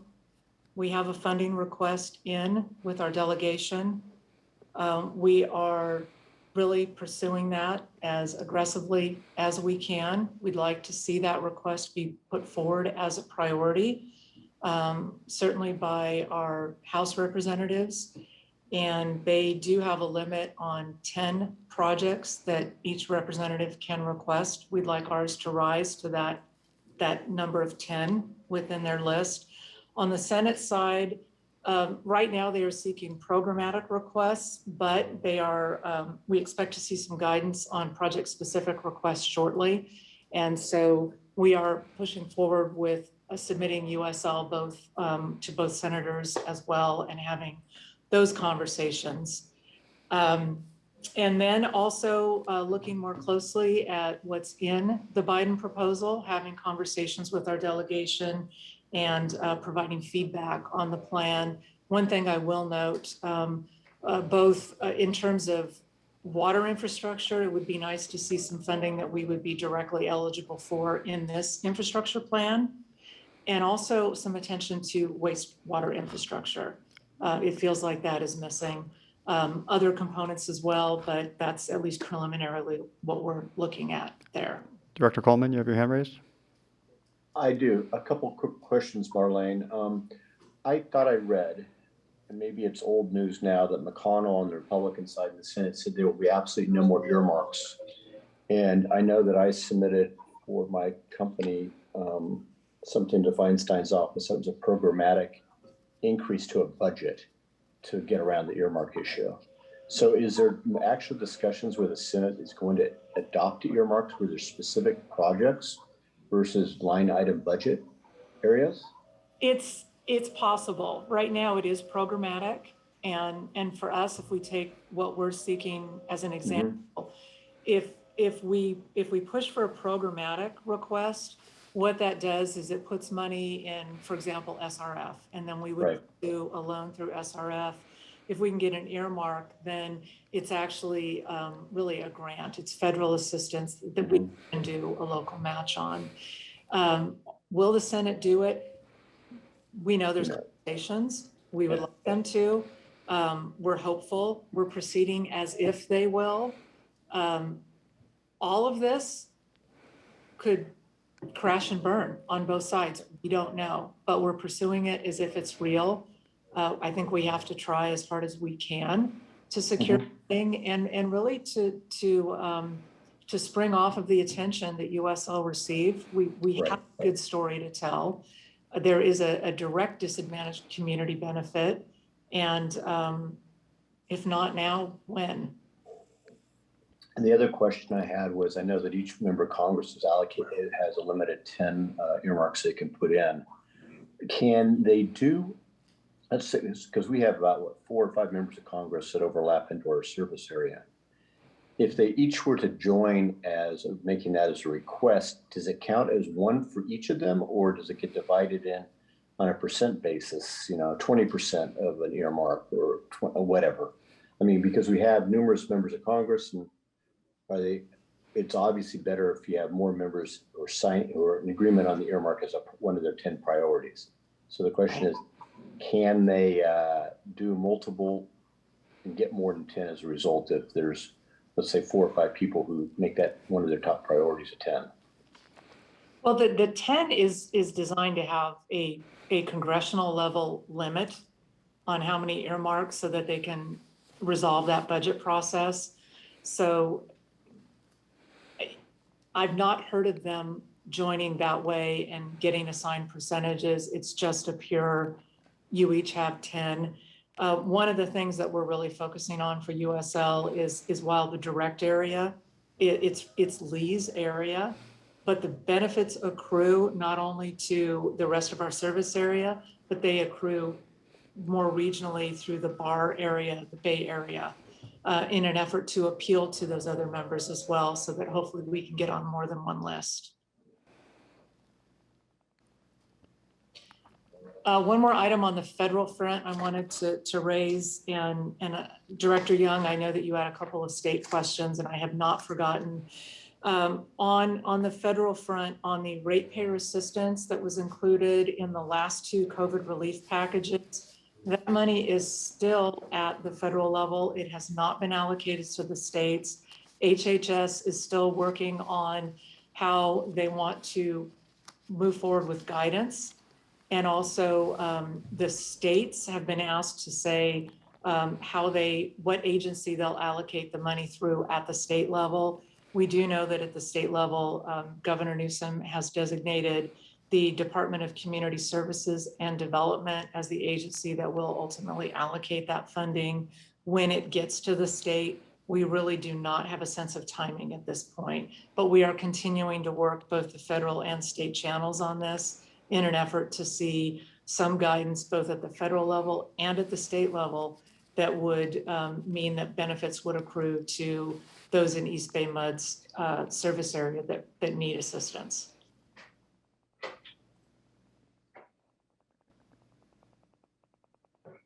Any questions? Okay, back to the state. Yeah, am I up? Yep. Okay. So I know that, or I believe that the 2 Dodd bills on affordability and shutoffs had their first hearing, yesterday? And I just wanted to see where we're at in our discussions with the author about, and the sponsors about, our interests on those bills. And then also ask if we're going to see AB 1430, Laura Friedman's AB 1434 coming across our way at some point, which is a bill that makes some ratcheting down on indoor water consumption. Okay, so start with the Dodd bills. Just as a refresher, those are Senator Dodd's bills. SB 222 would create a statewide rate assistance program for water and wastewater customers. And SB 223 takes additional steps with regard to 998 from a few years ago that put certain conditions on when a utility can shut off water service. It goes a little bit beyond water shutoffs and goes into components of a customer assistance program. In 223, I will note that there's language on what type of customer assistance program, including an arrearage management program, and also language on using lien authority or limits on how that authority could be used. So yes, both bills passed out of the first committee hearing last night, and they are now going to be amended again and then going to another policy committee in the coming weeks. Both bills have been substantially amended since we brought them to you as information items. We have communicated with both the author and the sponsors that we really want to have a clear sense of the implementation plan for our no shutoffs program, because there is a nexus here, and also have a clear understanding of how this affects our existing customer assistance program. So we are looking at that. There are a lot of moving parts here. Our goal here is to bring these to you at a point when we can come in with a positive recommendation and be as constructive as possible with the author and with the sponsors of these bills. And we expect to see some amendments in print shortly. The amendments were taken in committee last night, so I'm expecting amendments perhaps next week on these bills. And so we are going to be looking at that, and we will be bringing these bills to the board soon. So would you say that you feel like there's progress being made towards addressing the nexus, or? Yeah, I think so. And I think I think on 222, which is the statewide program, what we've got to dig into and understand and come to you with is what does a local program look like in the paradigm of this statewide program? And would there be new obligations imposed on the local program or not? And what would the funding look like in terms of the eligibility for the program to receive funding, et cetera? There's a lot of pieces we've got to work through to really understand, to bring this to you, to have an approach so that we can go in and say, okay, this is clearly the path that we as a utility would like to take moving forward with this. And are there any water utilities on board either bill at this point? And what about, and I think Aqua's in opposition to, but registered opposition to both. They are. I believe San Francisco PUC is in a support in concept on 222. I didn't hear from them last night in committee, but my understanding is that if they're not there, they will be there soon. And I know that CMUA is working through some final amendments on 222. They may move to neutral, but again, we need to see these amendments and we need to understand it with regard to our unique program. Okay, thank you. Sure. And then 1434 was the other question. For the benefit of the board, 1434 is Assemblymember Friedman's bill, and it gets to the indoor water use standard numbers that were adopted as part of the water conservation package from a couple of years ago. And what it would do, it would lower the numbers that are in that package. So just quickly, the way the statute reads today, from 2025 to 2030, the indoor water use standard would be 52.5 gallons per person per day. What Assemblymember Friedman's bill is lower that to 44 gallons. And then beginning in 2030, it would take the 50 gallons that's in statute today and lower it to 40 gallons per day. My understanding is this bill is intended to get a conversation going part of those indoor use standards that were adopted as part of the conservation bills. There's two parts. One is they're part of a total. So I'm losing the water use objective that an urban water supplier would have to set. And the water use objective is basically how much water do you think you're going to use based on last year's use? And it's a summation of indoor water use, outdoor water use, outdoor CII use, and water loss. And then at the end of the year, you've got to report on how much water you actually used. And if you fail to meet your water use objective, there's a kind of a glide path of enforcement that the State Water Board could take. This would take that indoor use and change it. DWR is supposed to be doing a study on this indoor use number and understand whether the numbers could be lower and look at unintended consequences with regard to recycled water and the wastewater system. That report was due January of this year. The report has not been produced. I heard today that DWR had a work group meeting scheduled for this week. That's now going to be next week.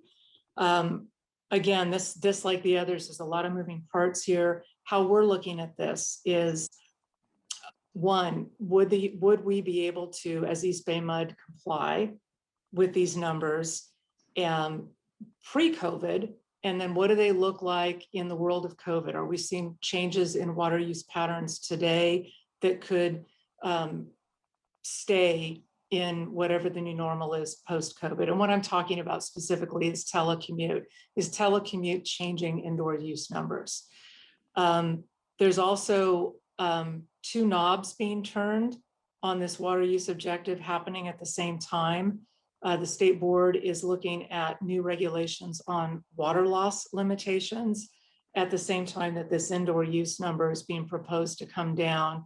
So we want to understand what would that mean for East Bay MUD, East Bay MUD's ability to comply reasonably to an objective, is there another number that would make sense? How does this fit with DWR's process, et cetera? It's a long-winded way of saying, yes, we're looking at this. Yes, we would like to bring this to the board. But we also think that we want to look at, are there alternative approaches that may make sense here, where we can go at it kind of as a science-based approach, looking at data rather than just proposing some numbers that are significantly lower that we haven't had a chance to go through that stakeholder process and fully understand.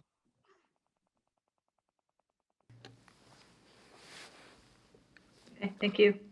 You're welcome. Thank you, Marlene. Thank you.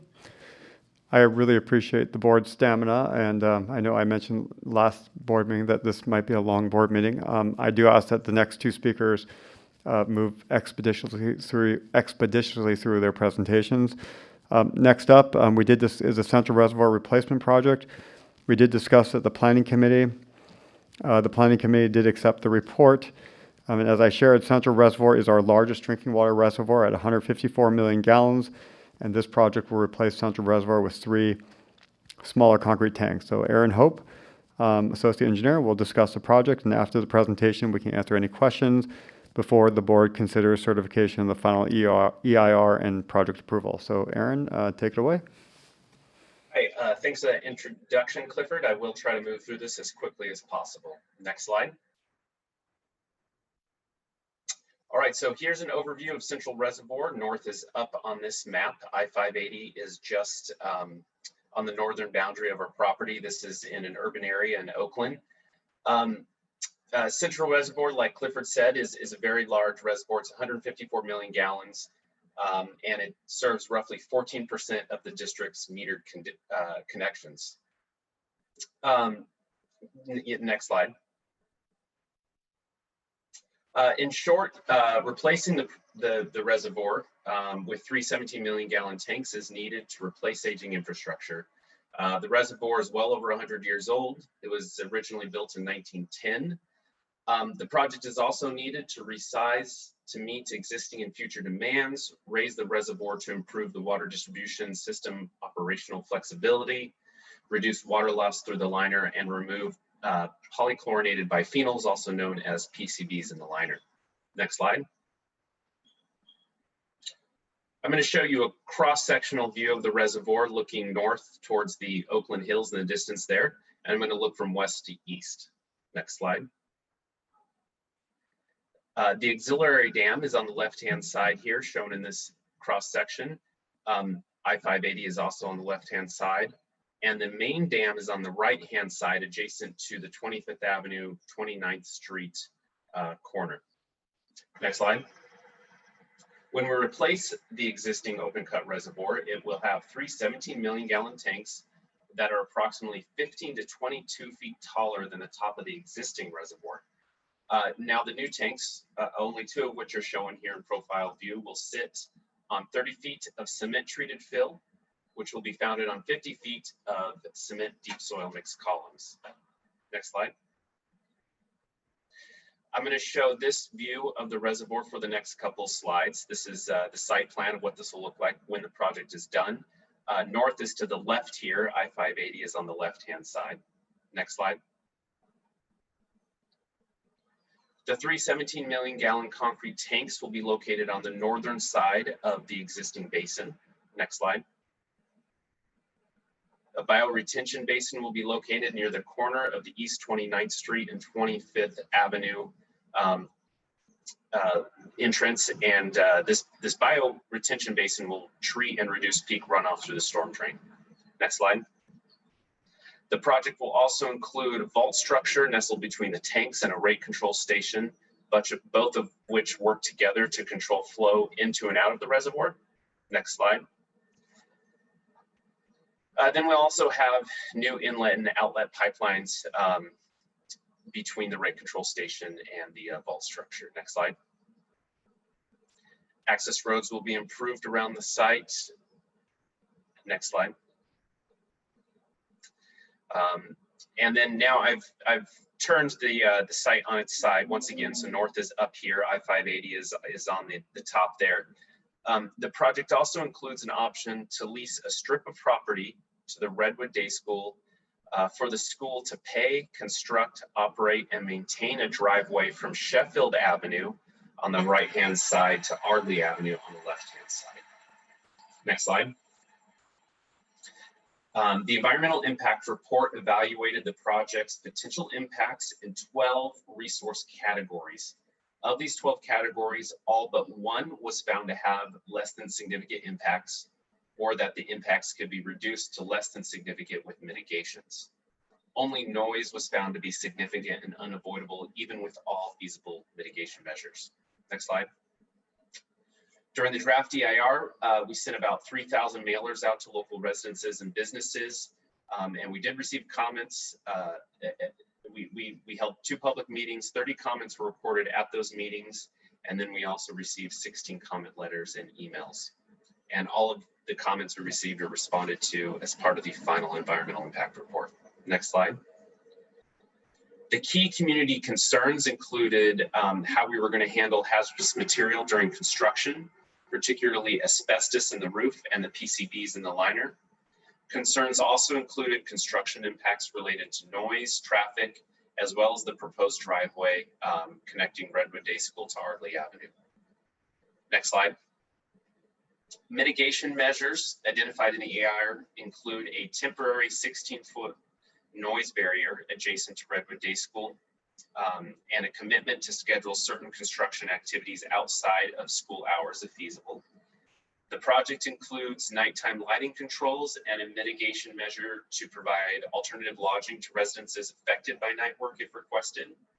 I will note that overnight work is only anticipated for 2 nights when the new pipelines are connected to existing pipelines at East 29th Street. The EIR also includes a mitigation measure that restricts hauling in front of the Manzanita Community School during school drop-off and pickup hours, and a map there showing where the school is located in relation to the haul routes and the reservoir is shown there. And then finally, the last mitigation measure is that we will have an operational and safety analysis will be required to be completed by the Redwood Day School in order for that access driveway to go forward. Next slide. Revisions to the draft EIR include adding a 6-foot high noise barrier around the site perimeter, in addition to the 16-foot Redwood Day School sound wall. The final EIR also clarifies some of our standard specifications related to hazardous material handling. These clarifications were the result of work conducted by an independent consultant with expertise in asbestos abatement that the district contracted with in order to assist staff in implementing asbestos abatement during the roof demolition, and how asbestos would be handled also during earth moving activities. The consultant's recommendations were incorporated into the final EIR. Next slide. So even with all the feasible mitigation measures, noise may exceed the City of Oakland's noise ordinance during certain daytime construction activities listed here, and during 2 consecutive nights near the 25th Avenue and East 29th Street entrance, when, like I mentioned before, when we connect our new pipelines to the existing pipelines. Although this is technically a significant and unavoidable impact, it's important to note that no receptor would experience noise levels in excess of ordinance levels for more than a total of about 10 work days over the entire 6-year construction period. Next slide. So we have now completed the draft and final EIR. The next steps are for the board to take action on the final EIR, approve the project, and then design will take place from 2023 to 2026, followed by construction. Next slide. Staff recommends that the board take the following actions: that the board certify the final EIR, make findings in accordance with CEQA, including a statement of overriding considerations, adopt the MMRP, adopt the practices and procedures monitoring and reporting plan, approve the project, and authorize the general manager to execute a lease agreement with the Redwood Day School. And that's all I have. If there's any questions. Can I just throw in that the planning committee heard this presentation and accepted the recommendations made by staff at this morning's planning committee meeting. It was unanimous, but it was just Frank and me, so Lisa was out for medical. Still was an awfully good presentation, and appreciated the detail. We did have a good discussion about equity and how this align. I asked the question, if this project were taking place in Orinda, would, we have the same standards, and appreciated that staff had been actively considering that well, maybe not exactly that question, but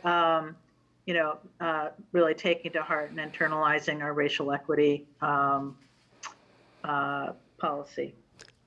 Director Patterson, you have your hand raised? Yep. I've got my mic off this time. I just wanted to say that I followed Central very closely. It's in my ward also. And I made several appearances during the time that the public and community met with staff. It was one of the last projects that I attended prior to my family conditions. And staff did an excellent job. A lot of people from the community made contact with me. And whereas they weren't right there in the beginning, as you could see from the presentation, while Central Reservoir is the largest reservoir we have within the district, it is low, and the replacement units will be on higher ground. They'll be smaller, the way they have them configured, and they'll be able to deliver better water quality in terms of what they bring to the surround. Central is so big, it has overcapacity. And sometimes when you have that much water, your quality isn't good. So this is, for all reasons, a better replacement project. And at such time as the discussion finishes, I don't want to cut anybody short. I would like to recommend the project. I'll second. So just to be clear, Director Patterson, you're moving items 9A through 9F? Yes, inclusive. I would just like to add that, turn it off, okay.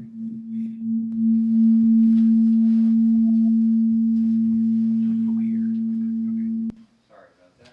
I just want to add that you cannot approve the project or approve 9F without approving also 9A through 9D. Can't hear.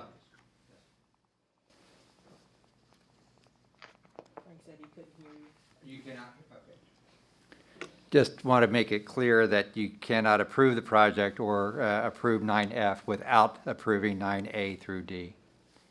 Yeah, you got to prove with. You can vote all at once, just, Okay, so how many motions do we need? you only need one motion, but you will not be able to approve the project or approve the lease unless you also approve the environmental impact report and all the mitigations. I thought that's what Bill just did. Right, I'm assuming, I'm assuming that you will vote all at once and all will pass, and then that's okay. Yeah, well, I think that's the motion. Yeah. All right, so we have a motion to pass 9A through 9F, all in one motion, made by Director Patterson, seconded by Director Young. Any further comments or questions on this matter? All right, Madam Secretary, please call roll vote. Director Coleman, Yes. Director Katz, Yes. Director McIntosh, Yeah. Director Mellon, Yes. Director Patterson, Yes, Director Young, Yes, President Lenny. Yes. Thank you. And I'd like to move item 11 first, as Ken Min needs to leave the meeting shortly. Item 11 is a draft resolution for the board's consideration condemning all manifestations and expressions of racism, xenophobia, discrimination, scapegoating, and intolerance against the Asian American Pacific Islander community. I will share that I did send a message to all employees a few weeks ago, sharing my feelings about this. I will also say that we do continue to see and read in the news about this, and whether it's yesterday, last week, or last month. And it's just a reminder to me that a lot more work needs to be done. I will also share personally, I remember each and every instance of racism against me and my family. I will say that racism hurts. I will say that racism leaves lasting scars. No one should be afraid of being harassed or discriminated against themselves because of their color of their skin, or the way they look, or their personal beliefs. And I will say that this behavior will not be tolerated at East Bay MUD. But what I also share with all the employees is that I am an optimist, and I know that we will be a better and stronger organization as we work through these enormous challenges. And I do want to thank the board for their unwavering leadership in this area as we set an example for others to follow. And I would like Ken Min to say a few words, as he's an associate civil engineer, but also president of the Asian Pacific Employees Association. Ken, go ahead and unmute your mic.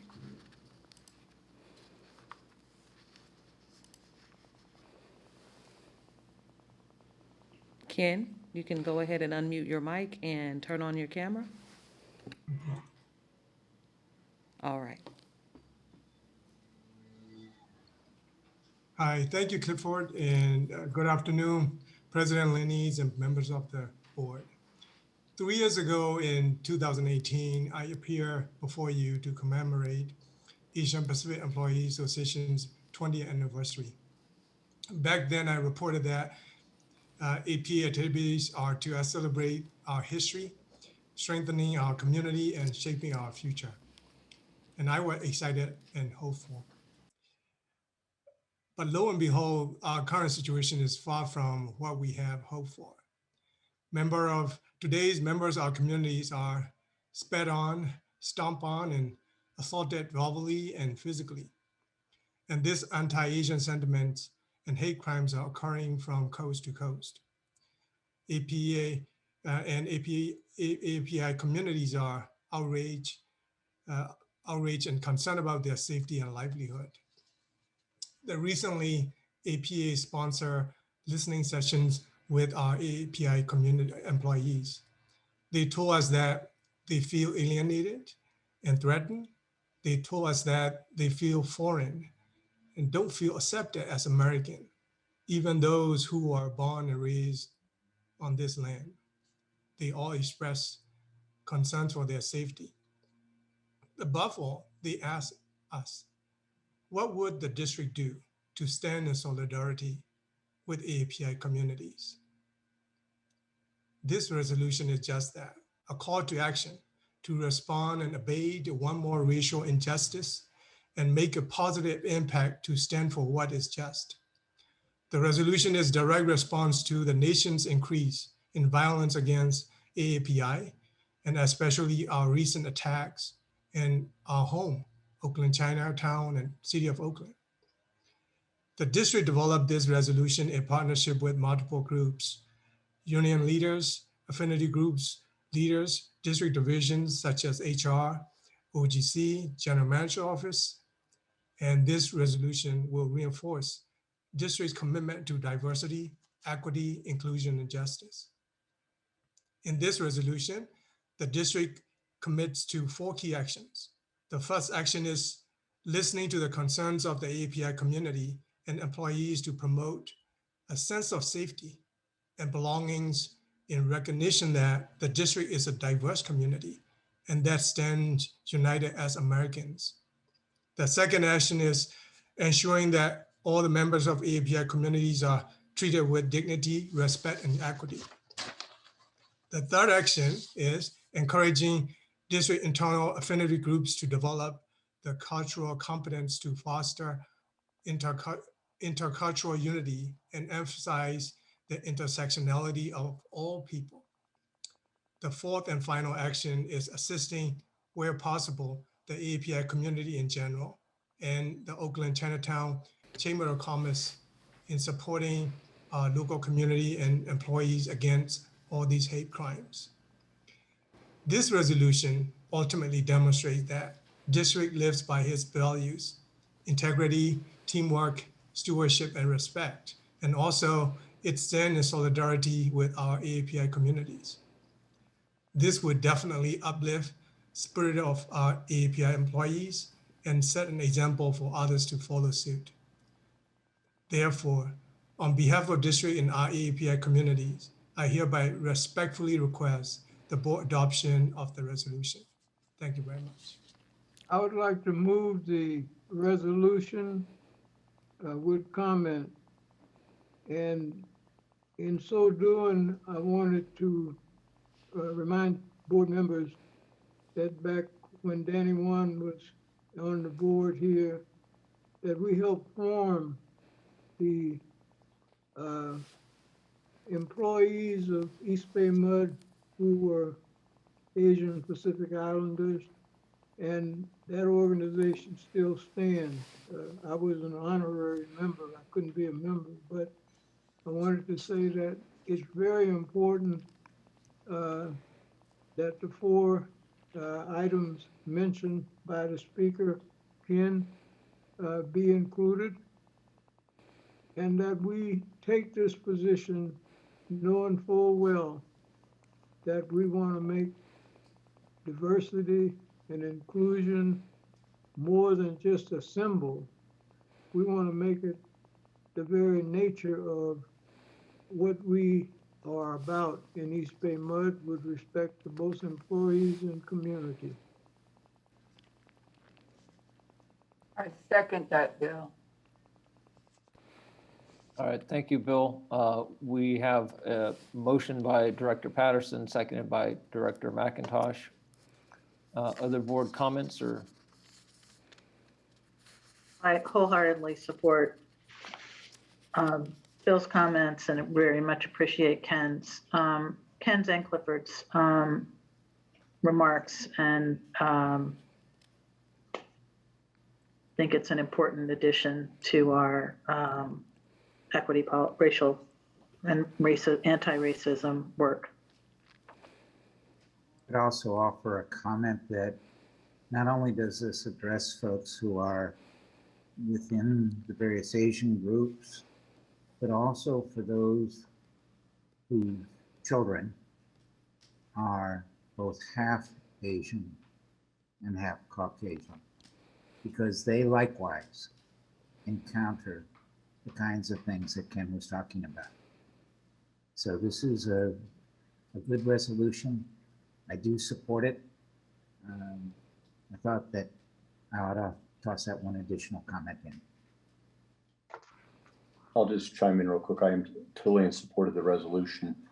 Just unfortunately, we have to have a resolution like this. Yes.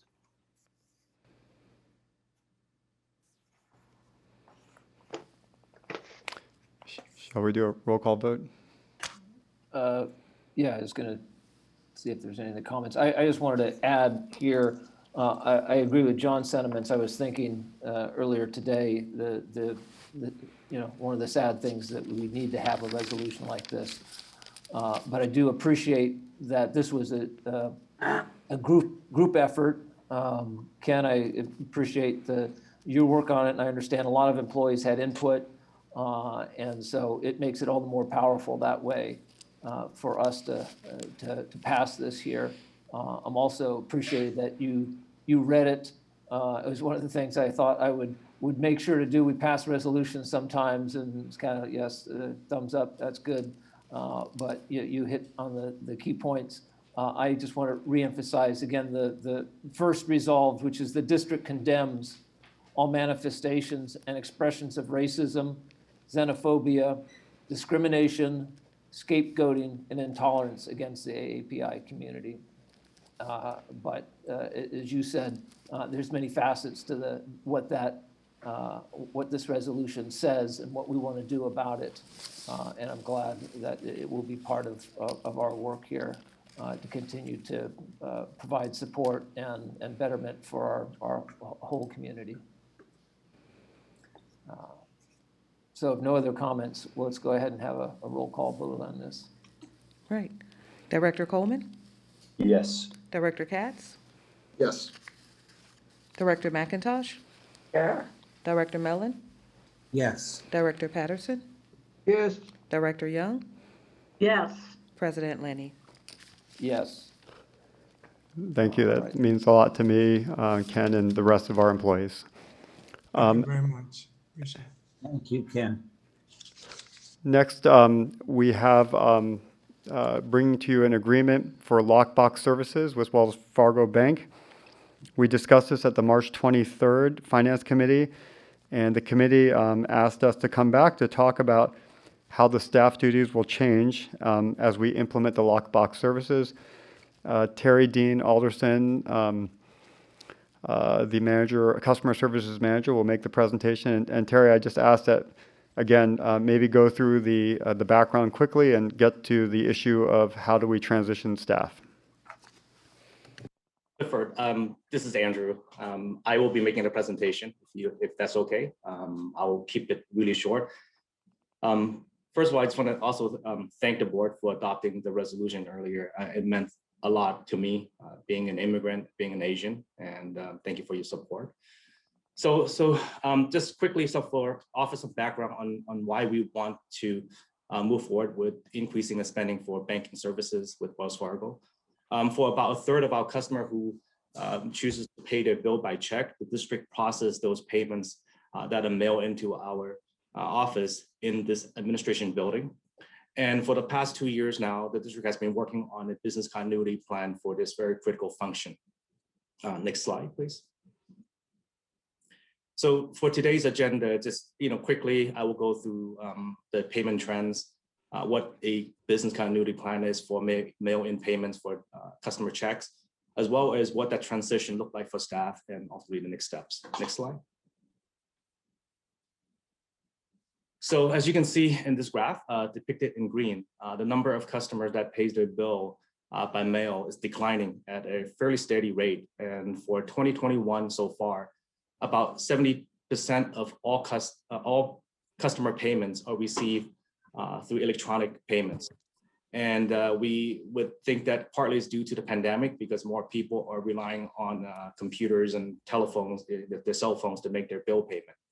So that helped bringing that number up even higher. Next slide, please.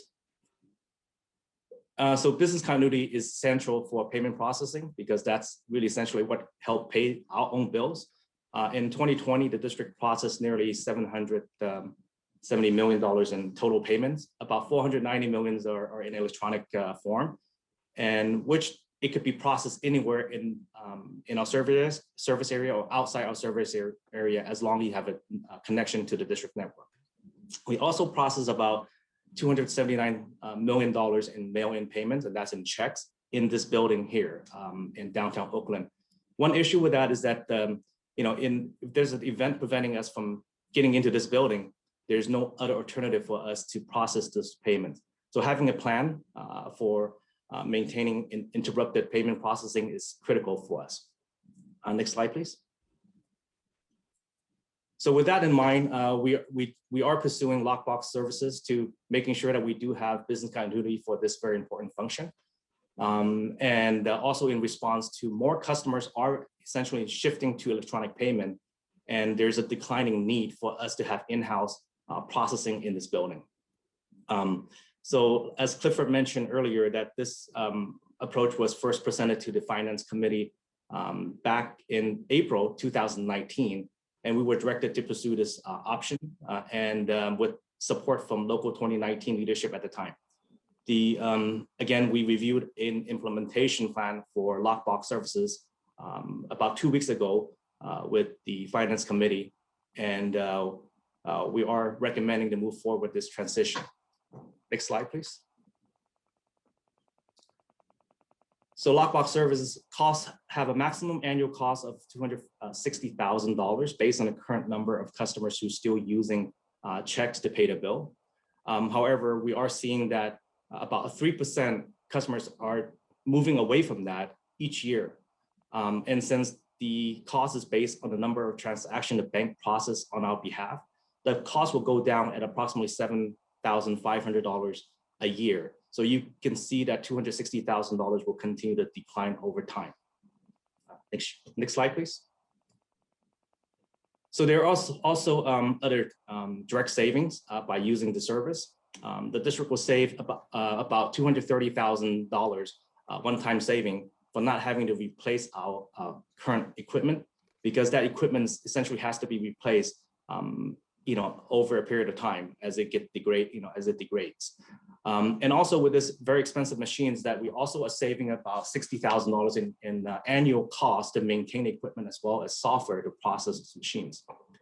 So as more customers are shifting to electronic payment, it also helped cut down our costs in terms of having to print less statements for customers, stuffing the envelopes and mailing postage costs, as well as just general labor to support the payment processing effort inside this building. Next slide, please. So what are some other tangible benefits? Lockbox essentially guarantees business continuity for this function, since the vendor we are working with have multiple sites throughout the country as part of the emergency preparedness. So one site goes down, the payment can be shifted quickly to another site so they can continue to process those payments and report those in our system. It will, and for the district to create the same kind of redundancy will cost a lot of money and a lot of space to do that. And with those machines, there's no expensive equipment replacement in the future, and also no maintenance costs. The district does not also have to rely on machines that sometimes go down because parts break, and we have to wait while the repairs are being made. Also ultimately, the Lockbox service will free up resources to perform other key customer service functions that we cannot get to on a regular basis. And this is really the purpose of this discussion today, is that what are we going to do with that transition? So by freeing up resources in the remittance centers, we are going to be focusing on investing more time on resolving customer payment errors. And those come up quite often. And this is what we primarily deal with right now in the remittance centers by the team. We will improve the turnaround time on the treasury deposits to make sure the money gets to the bank faster. And if we come across return payments, and it also happens quite often, work with the customers promptly to resolve those so the water service and maintain and not impacted.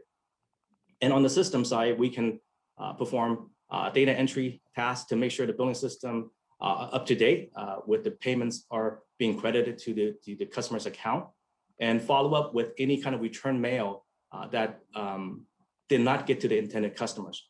And lastly, the additional savings and labor is that we will support the newly adopted no shut-off policy by supporting the lien process for single-family residential accounts that are owner-occupied residential units.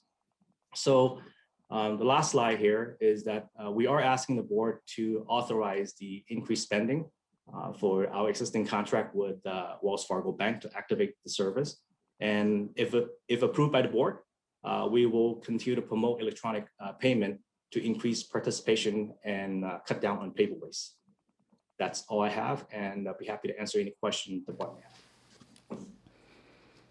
All right, any questions from the board? Bill? The Finance Committee is on record having already recommended the action of the lockbox, and the agreement already exists. This is really increasing the amount to go into the depository. And I would like to move that at this time. All right, we have a motion by Director Patterson. I'll second. Director Mellon seconds that. Any further discussion or questions? Andrew, if there's none other, I just wanted to ask, have we beat the bushes a little bit in terms of any public input on this, or any community groups that might have some input or thoughts on this? What do you mean by customers? If we have requested input from customers, or Yeah. So the customer essentially will see no change in this chain in the process, because basically the only difference is that the check gets mailed into a different address, and we will handle that through our own envelope that we put into our bill when the customer received their bill, and then they essentially stick their check into that envelope. It automatically goes to the location it goes to for that processing to be completed. All right, thanks for that clarification. That's great. All right, let's have a roll call vote on this. Madam Secretary? Okay.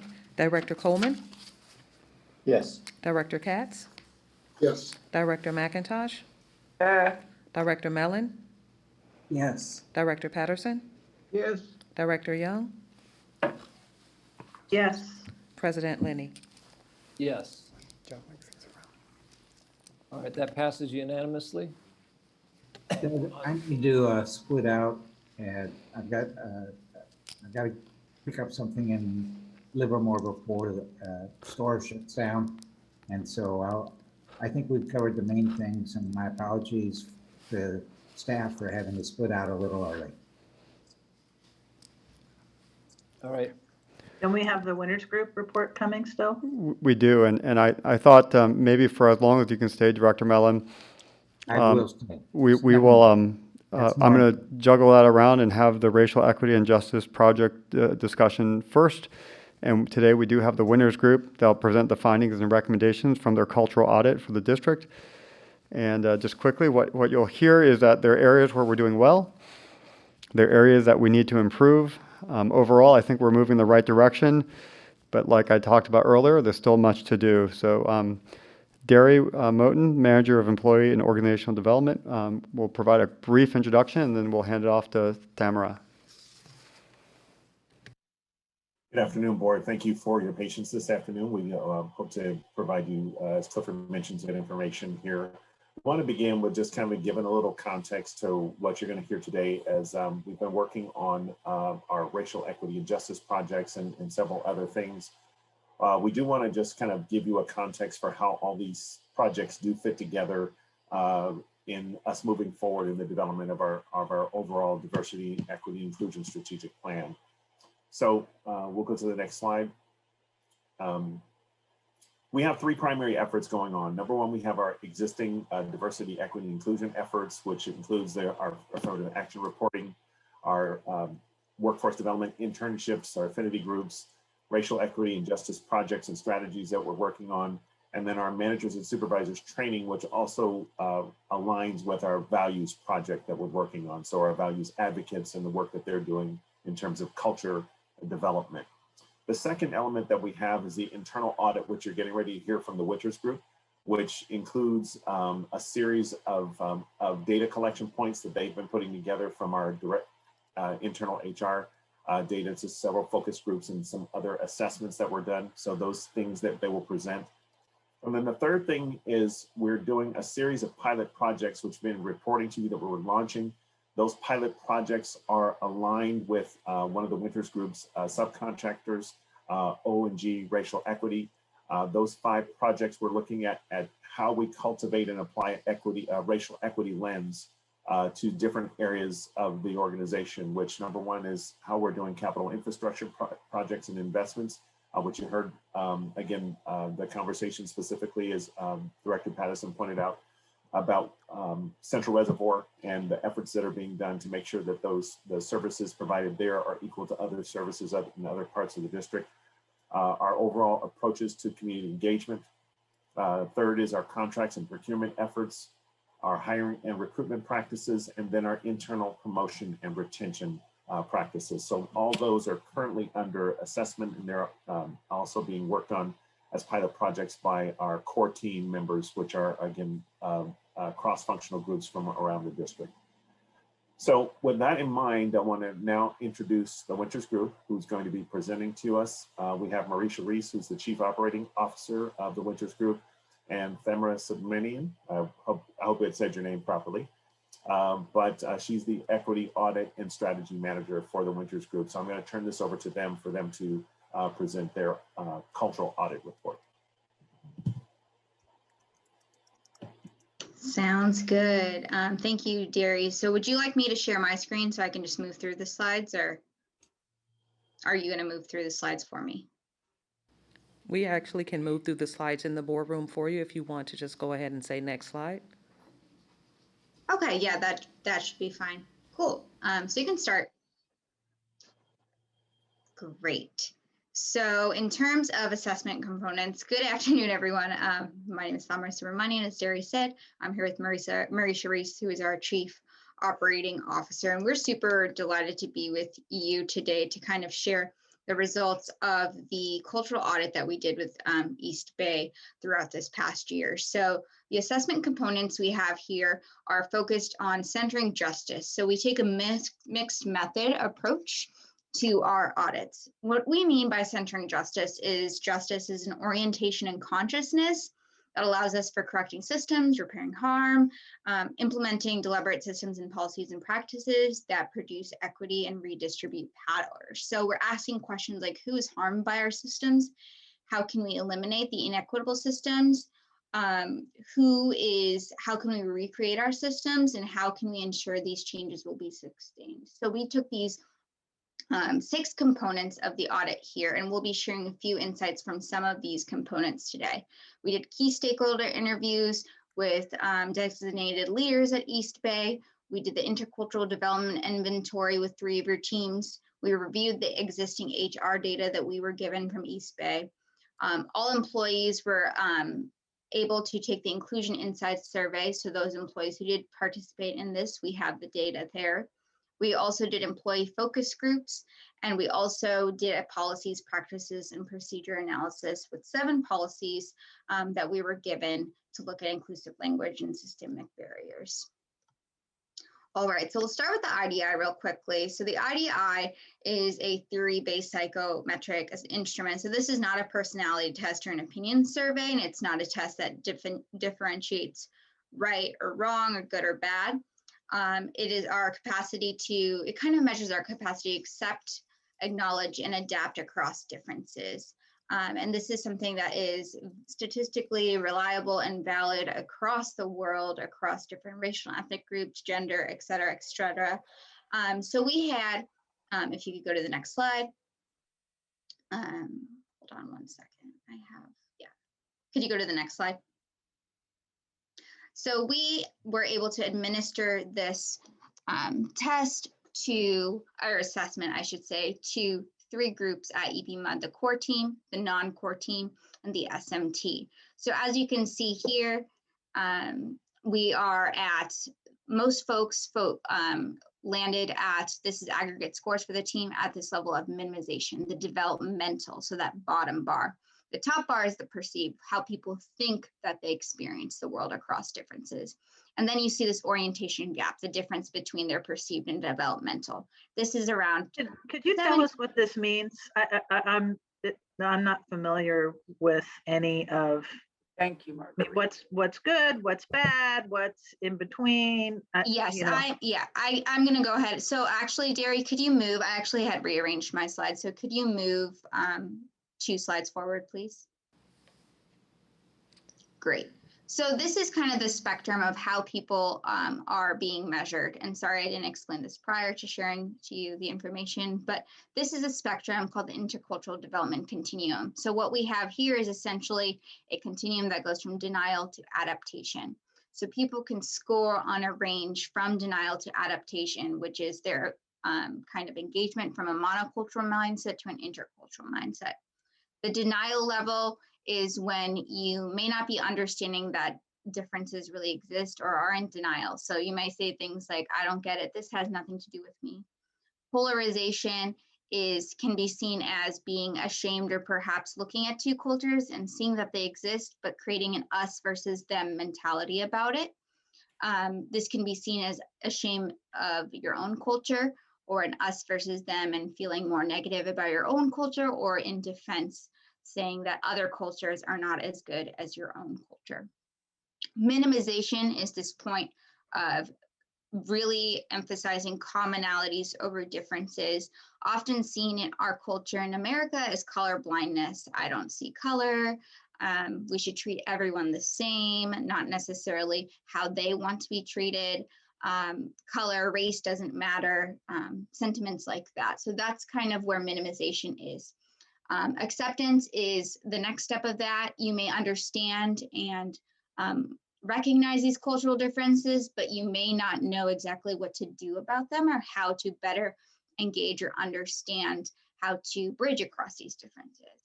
And adaptation is a level where you're able to really engage in a nuanced way across cultural differences, both valuing yourself, your own culture, having self-awareness of your own culture, as well as other cultures. So the spectrum goes from here to here. So this is actually a bell curve. So most people fall at the level of minimization, and then you see it kind of taper off with the least amount of folks falling within denial or adaptation. So if you could go back 2 more slides, please. Thank you. So our results here show that most of the folks at East Bay that we administered this test with fell within minimization, which is pretty common for people who take this assessment across the world. And then most people perceived their cultural competence at a level of acceptance. So this orientation gap of about 20 is considered average. So I would say that all 3 of these groups fell into that.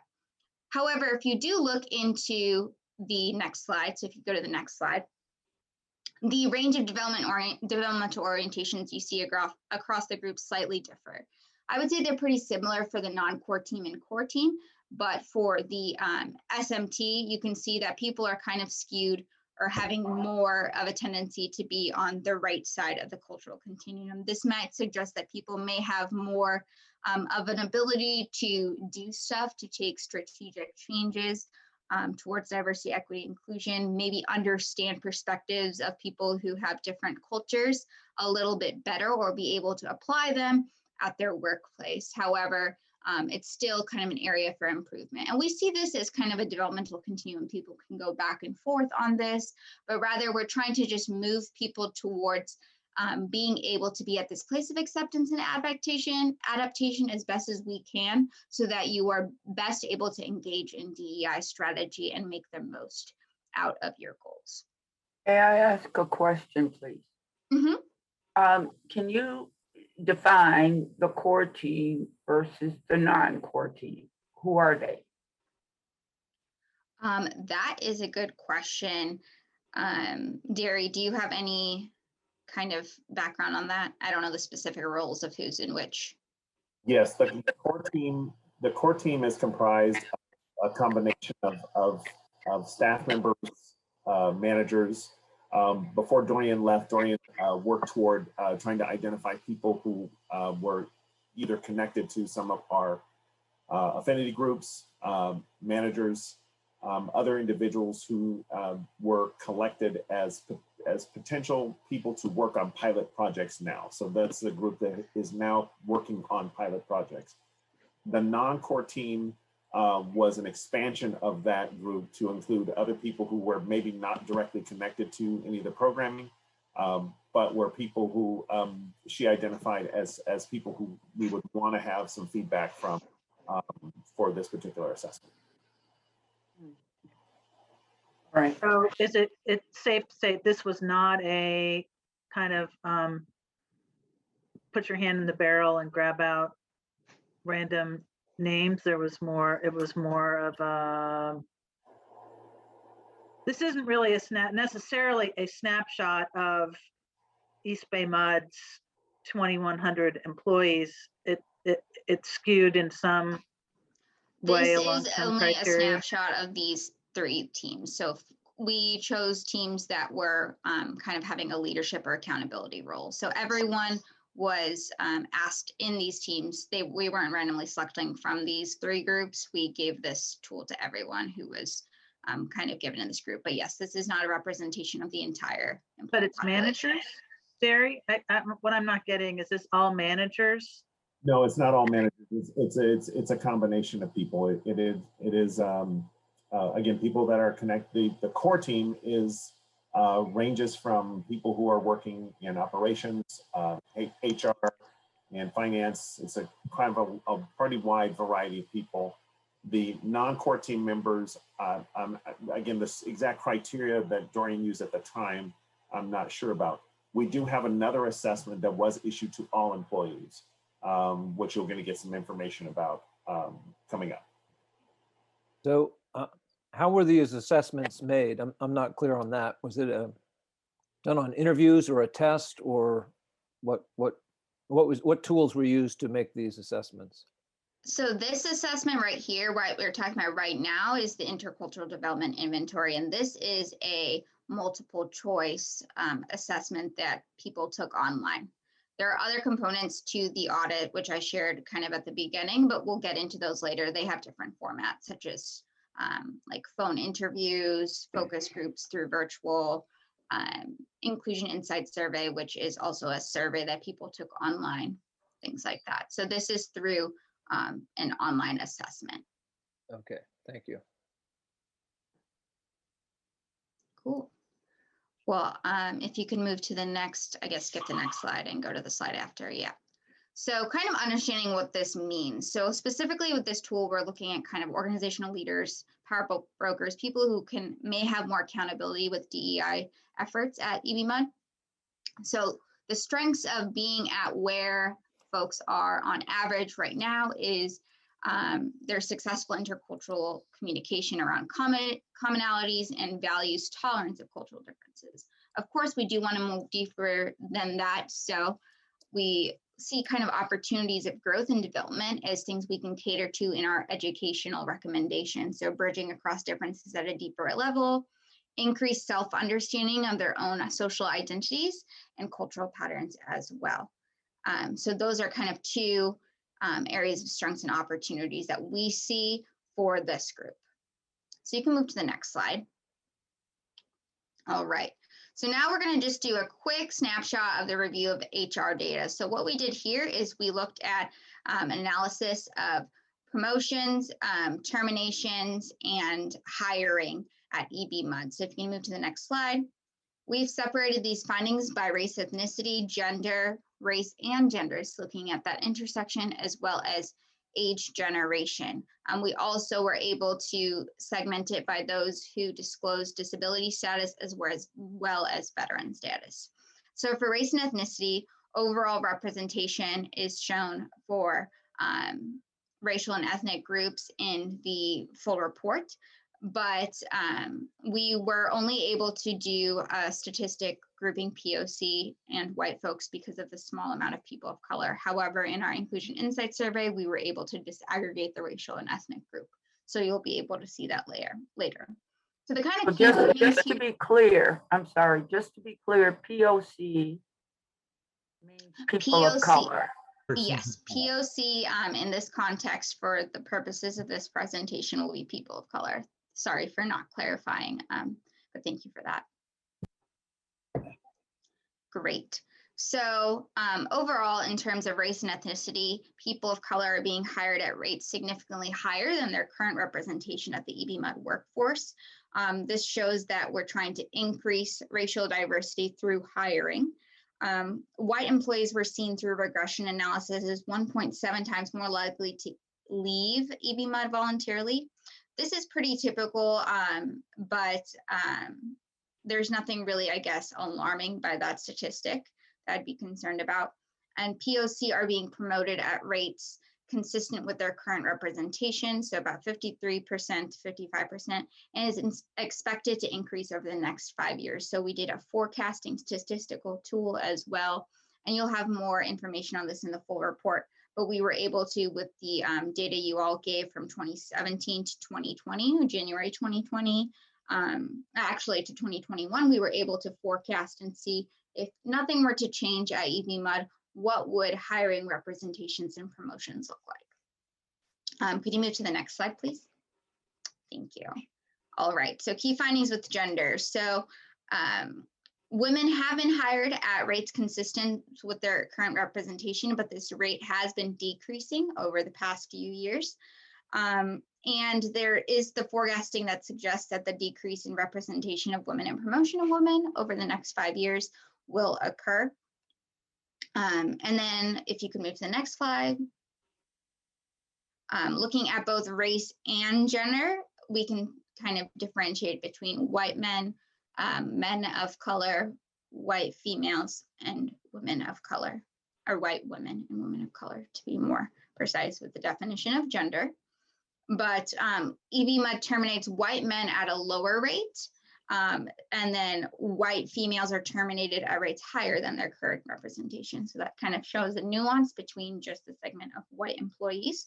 And EBMUD terminates POC women at lower rates than their current representation. And forecasting suggests, based off of this, that the representation of POC across the EBMUD workforce will increase.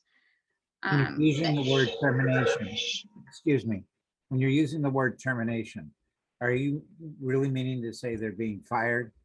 Or are you saying they are separating out of their employment? That's a good question. So termination in this context, which we can get into the different reasons. So we also have reasons for termination that are shared, but this includes both voluntary and involuntary termination. So there's discharge terminations, release, and end of temporary assignment. Some of those are examples of involuntary terminations, but these are all terminations, including folks who leave at their own will voluntarily. So it's both voluntary and involuntary terminations. Correct. In these, yes. And did you do a separation of those levels on the termination, voluntary versus involuntary? Yes, we did.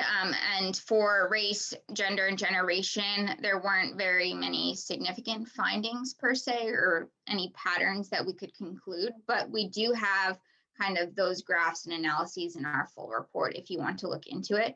We did find some, if you go into disability status and veteran status, where we saw some kind of key differences in voluntary and involuntary terminations. So I'll share those in a little bit. Cool. All right, so if you could move to the next slide, thank you.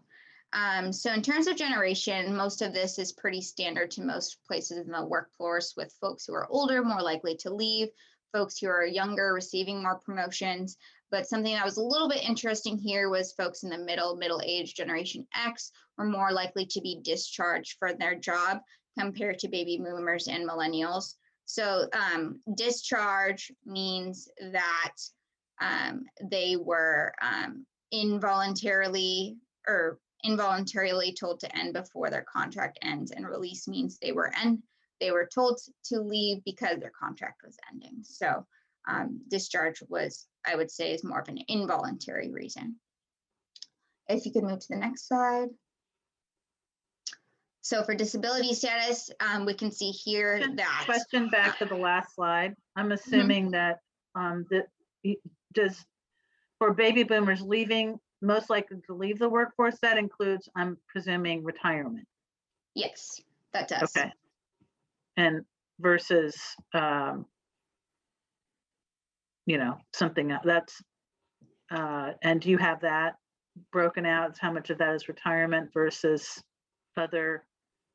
I believe we do in our full report, but most of the numbers of who was leaving voluntarily versus involuntary were consistent, or the ratio is consistent across the generations.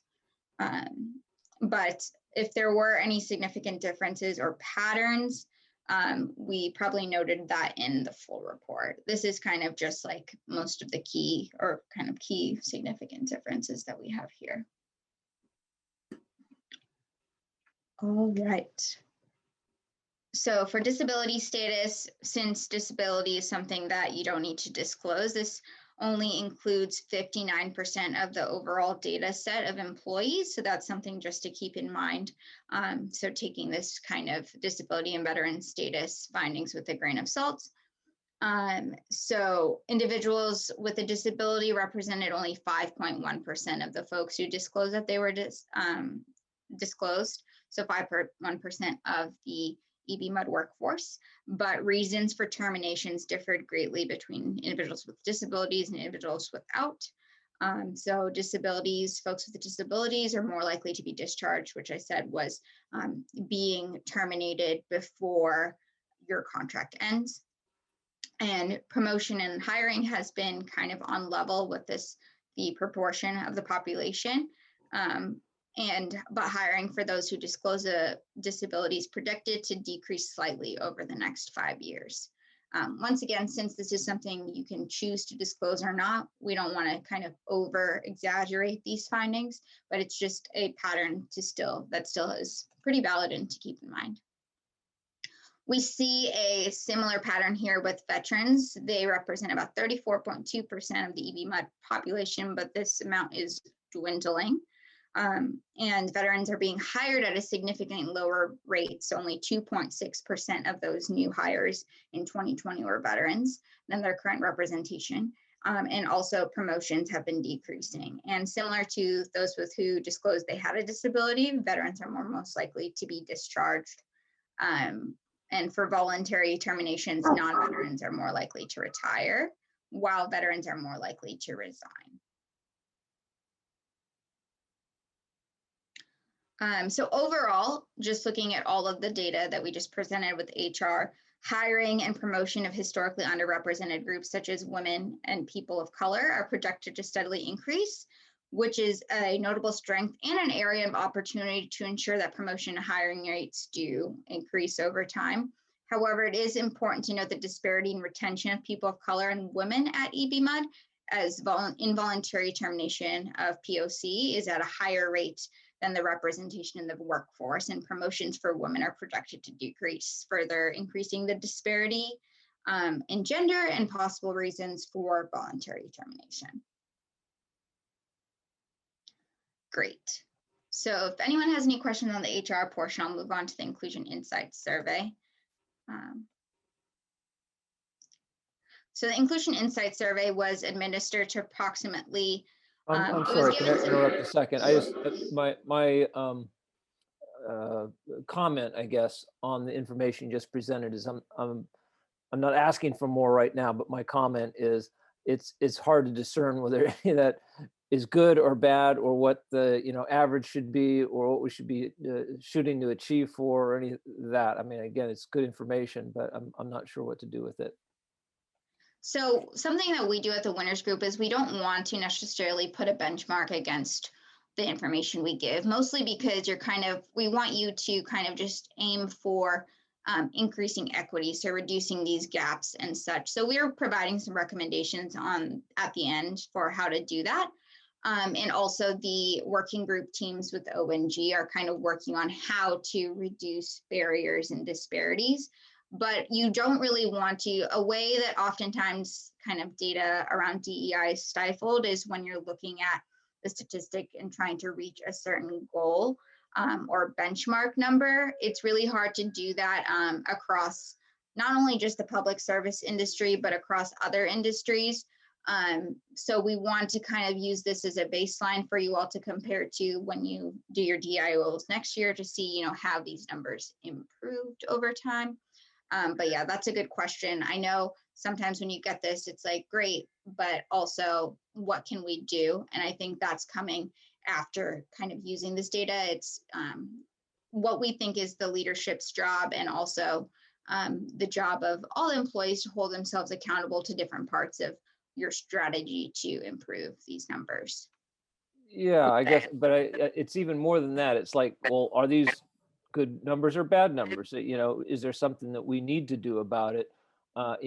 Just to thinking about the generational one, that Gen X are leaving more or whatever. I'm not looking at the slide right now. Is that good or bad? Is that average? Is that what you would expect with that generation? That sort of thing.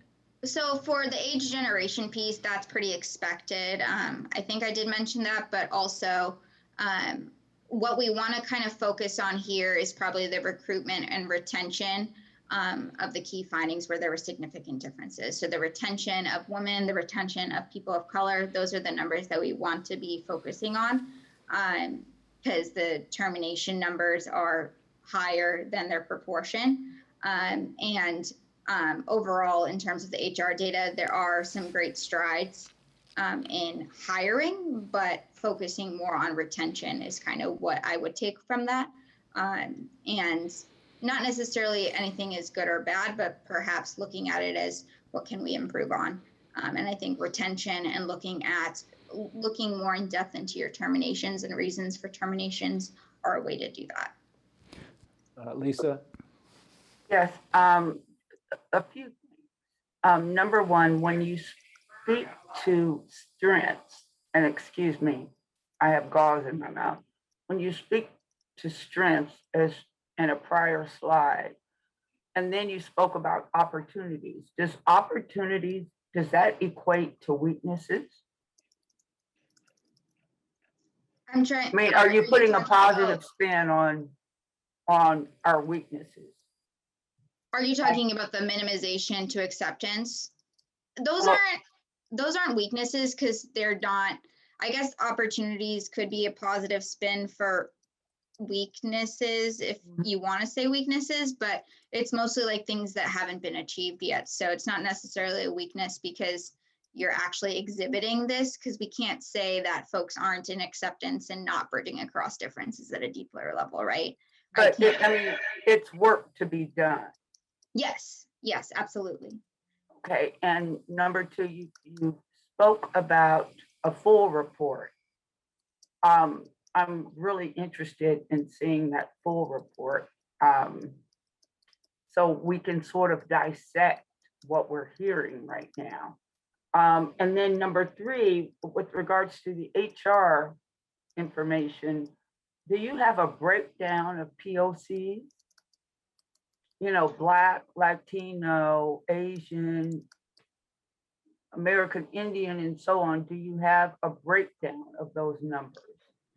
Yes, so in terms of the full report, I think Derry will be able to send that to you. I'm not sure how you're planning on distributing that to the group, but yeah, you're more than happy to go through it. It has like 5 appendices. It's really long, but I think that'll be helpful for any like more details or things. In terms of racial and ethnic groups, we do have a full breakdown of the demographics by the variables that you all had given us. It was just only for the HR data that we had to group it because of the small amount of folks in those groups. And because of that, we couldn't get like statistical differences or do a robust analysis of just comparing each of those racial ethnic groups. But for this following survey that we're sharing, we were able to disaggregate it by Hispanic, Latino, Asian, Black, White, Native Hawaiian, Pacific Islander, 2 or more races, and American Indian, Alaskan Native. All right, great. And last question.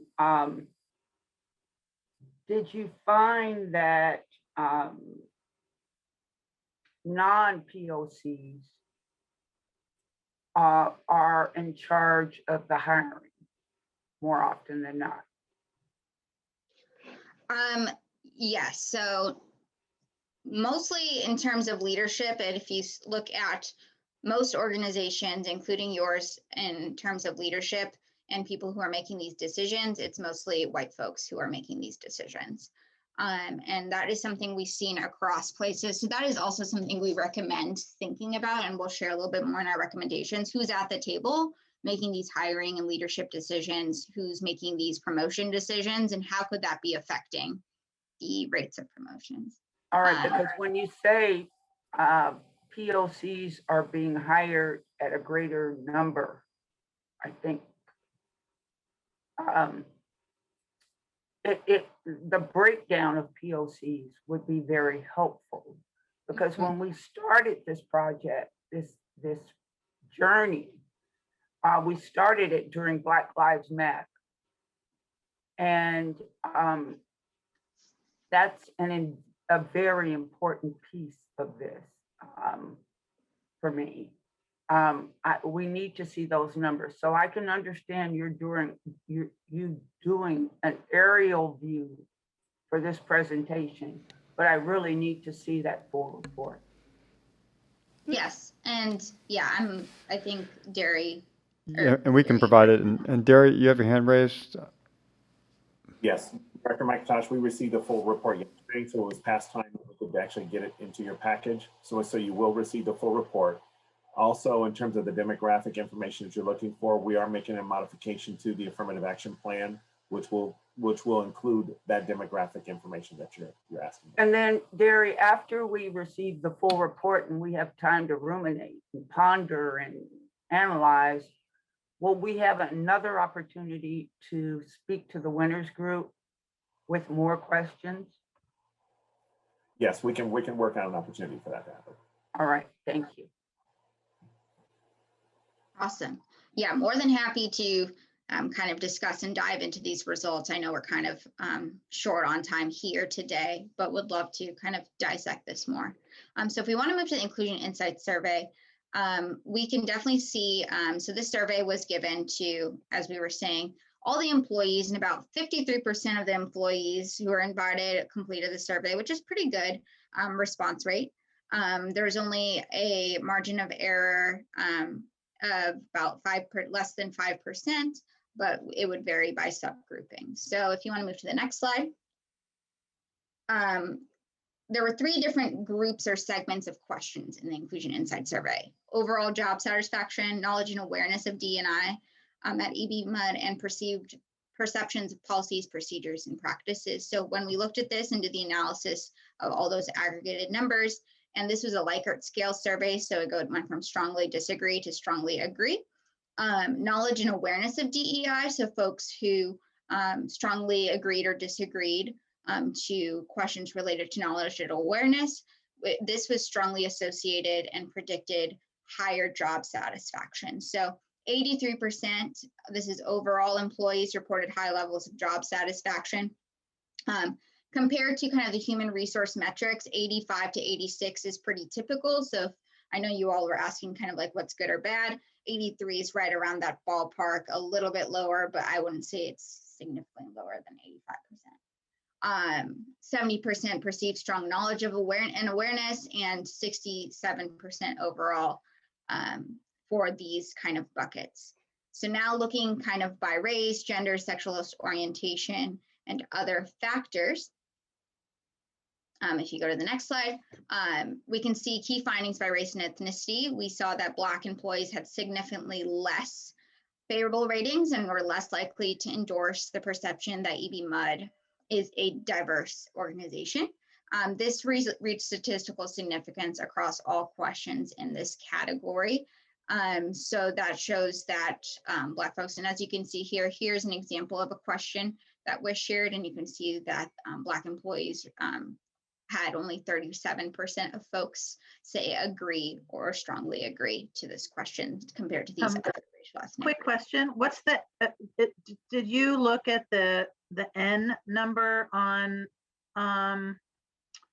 these, like what percentage of folks of, I mean, I know that we don't necessarily have a census of our employees by race and ethnicity,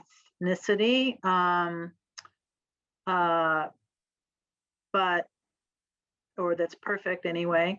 Do we know what the percentage of participation across individuals was? It was a 53% participation rate across individuals. In terms of specific racial ethnic groups, I do not have the information because I don't think, or at least I don't have it right now. It might be in the report, but I cannot guarantee that. I'm not sure if we actually have that because of what you just said, if there's actually a segmented amount of the demographic that I can compare it to. But 53%, about 1 in 2 folks overall in the organization did complete the survey. And the margin of error overall was about less than 5%. Marguerite, when I had to do that presentation to Aqua earlier in the year, staff generated for me a remarkable census, and I don't have it at my fingertips, but we do have a very good census of what our work population is. And Clifford, if that could be generated for Marguerite, I'm sure that would help her thinking process. We can include it with when we send the report. That would be good. Sounds good. And I think we also may have a demographic distribution chart. I think Cliff, just for the sake of time, we didn't include it, but it has all the racial ethnic groups that we were able to gather from the HR data as well. And that should be in the full report. If you want to move to the next one, that would be great. Here's another question where you can see the significant differences between Black employees and most other employees. We do want to also note that in terms of the Native Hawaiian and Pacific Islander group and the American Indian Alaska Native group, these sample sizes were very small. So to understand that it could be just a few folks is the experiences here. All right, so next by gender. So while there were many significant differences between ratings of male and female employees with all the categories, there were some specific similarities as well. So men, 85% were more likely to plan on continuing working compared at the district indefinitely compared to women. And as you can see here, here are kind of 2 areas as well that in promoting inclusive practices and feeling valued and respected for their unique contributions. These were both statistically significant differences in how men and women employees responded to these questions. So we saw a pattern of women significantly sharing less favorable ratings across the whole Inclusion Insight survey in relationship to men. These are just, again, more examples here. We also saw some patterns across all 3 of the categories. Those folks who identified as lesbian, gay, and bisexual had some significantly less favorable ratings across categories assessed. So you can see some examples of those significant differences here. With age differences, we see this. I know age is kind of an interesting factor, especially at organizations and organizations with a lot of turnover.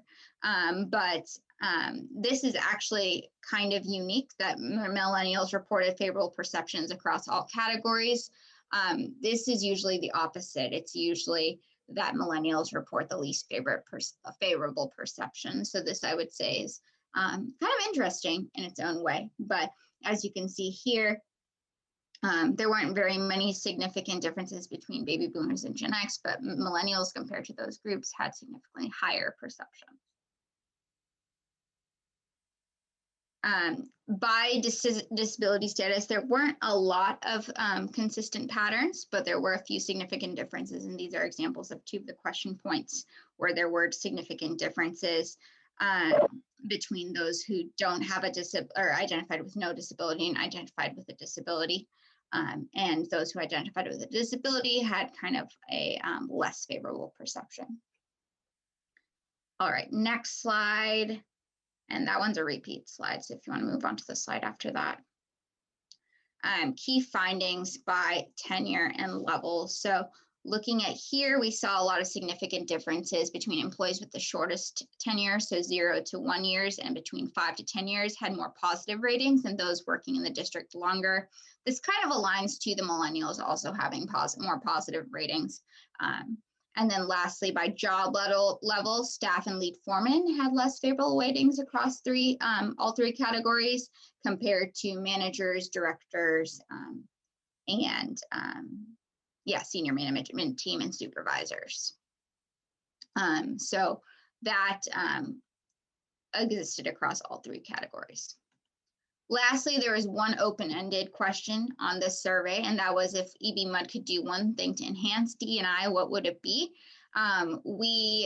People shared a lot of different answers, and we just found the most commonly shared and shared 5 of those. We also have this disaggregated by race, ethnicity, and gender in the full report to see if there were differences in what people said based off of those areas. So policy changes were something that people said could happen and something that they hoped would help with equity specifically. Leadership and decision-making processes. So that meaning that they want, people suggested having a less hierarchical decision-making process across different areas of EBMUD.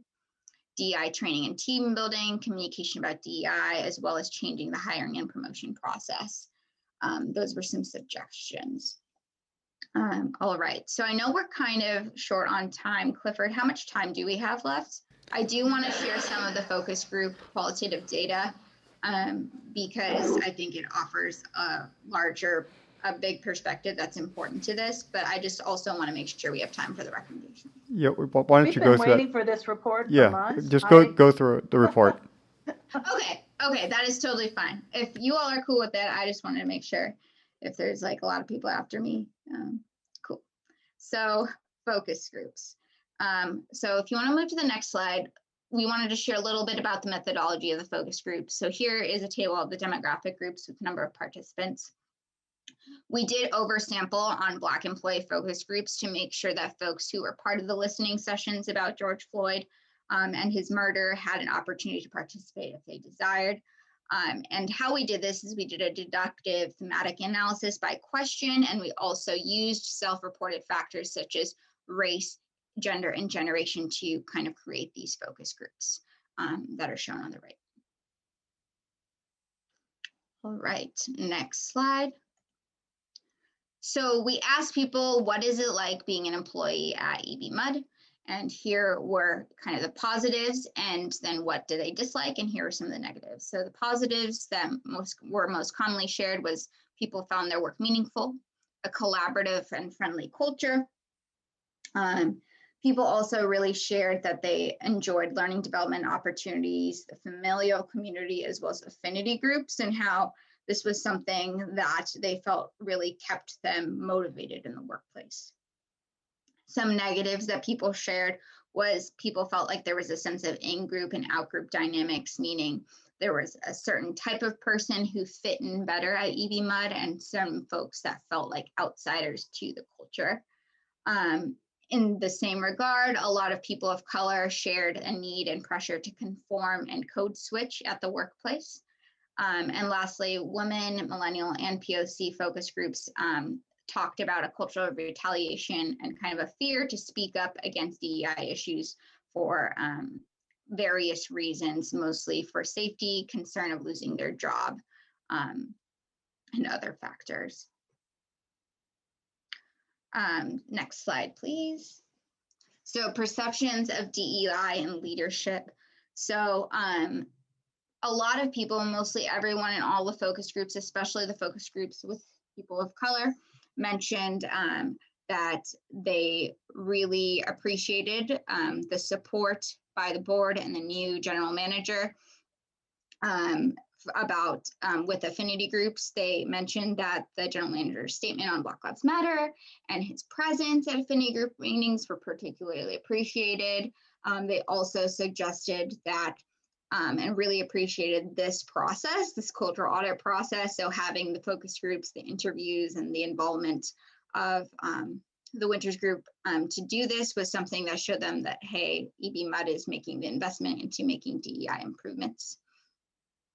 Mixed perceptions, awareness, and importance of DEI across lower levels of leadership. So management across higher ranks and less awareness in lower levels. So there were some areas and folks who shared hostility in their focus groups, mostly from white men focus groups, Generation X, and baby boomers, who didn't really feel like there was a point of this conversation, didn't really understand the importance of this work, or shared any interest in continuing this work.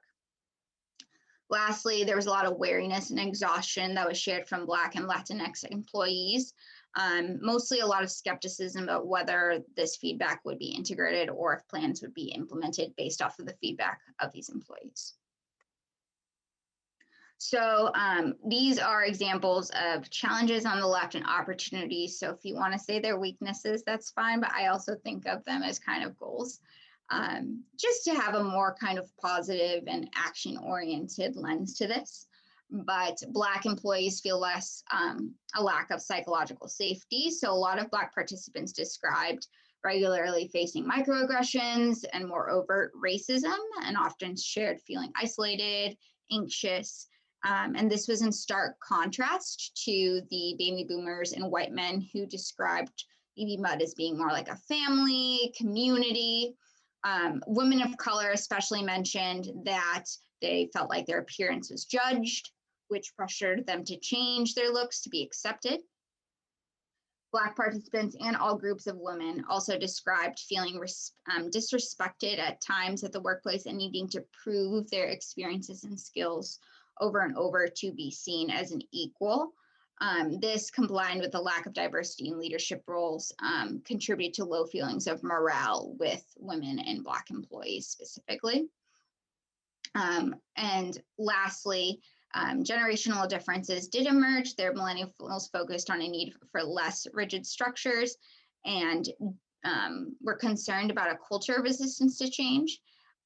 So even though they did respond positively in the Inclusion Insights survey, they were still having more skepticism.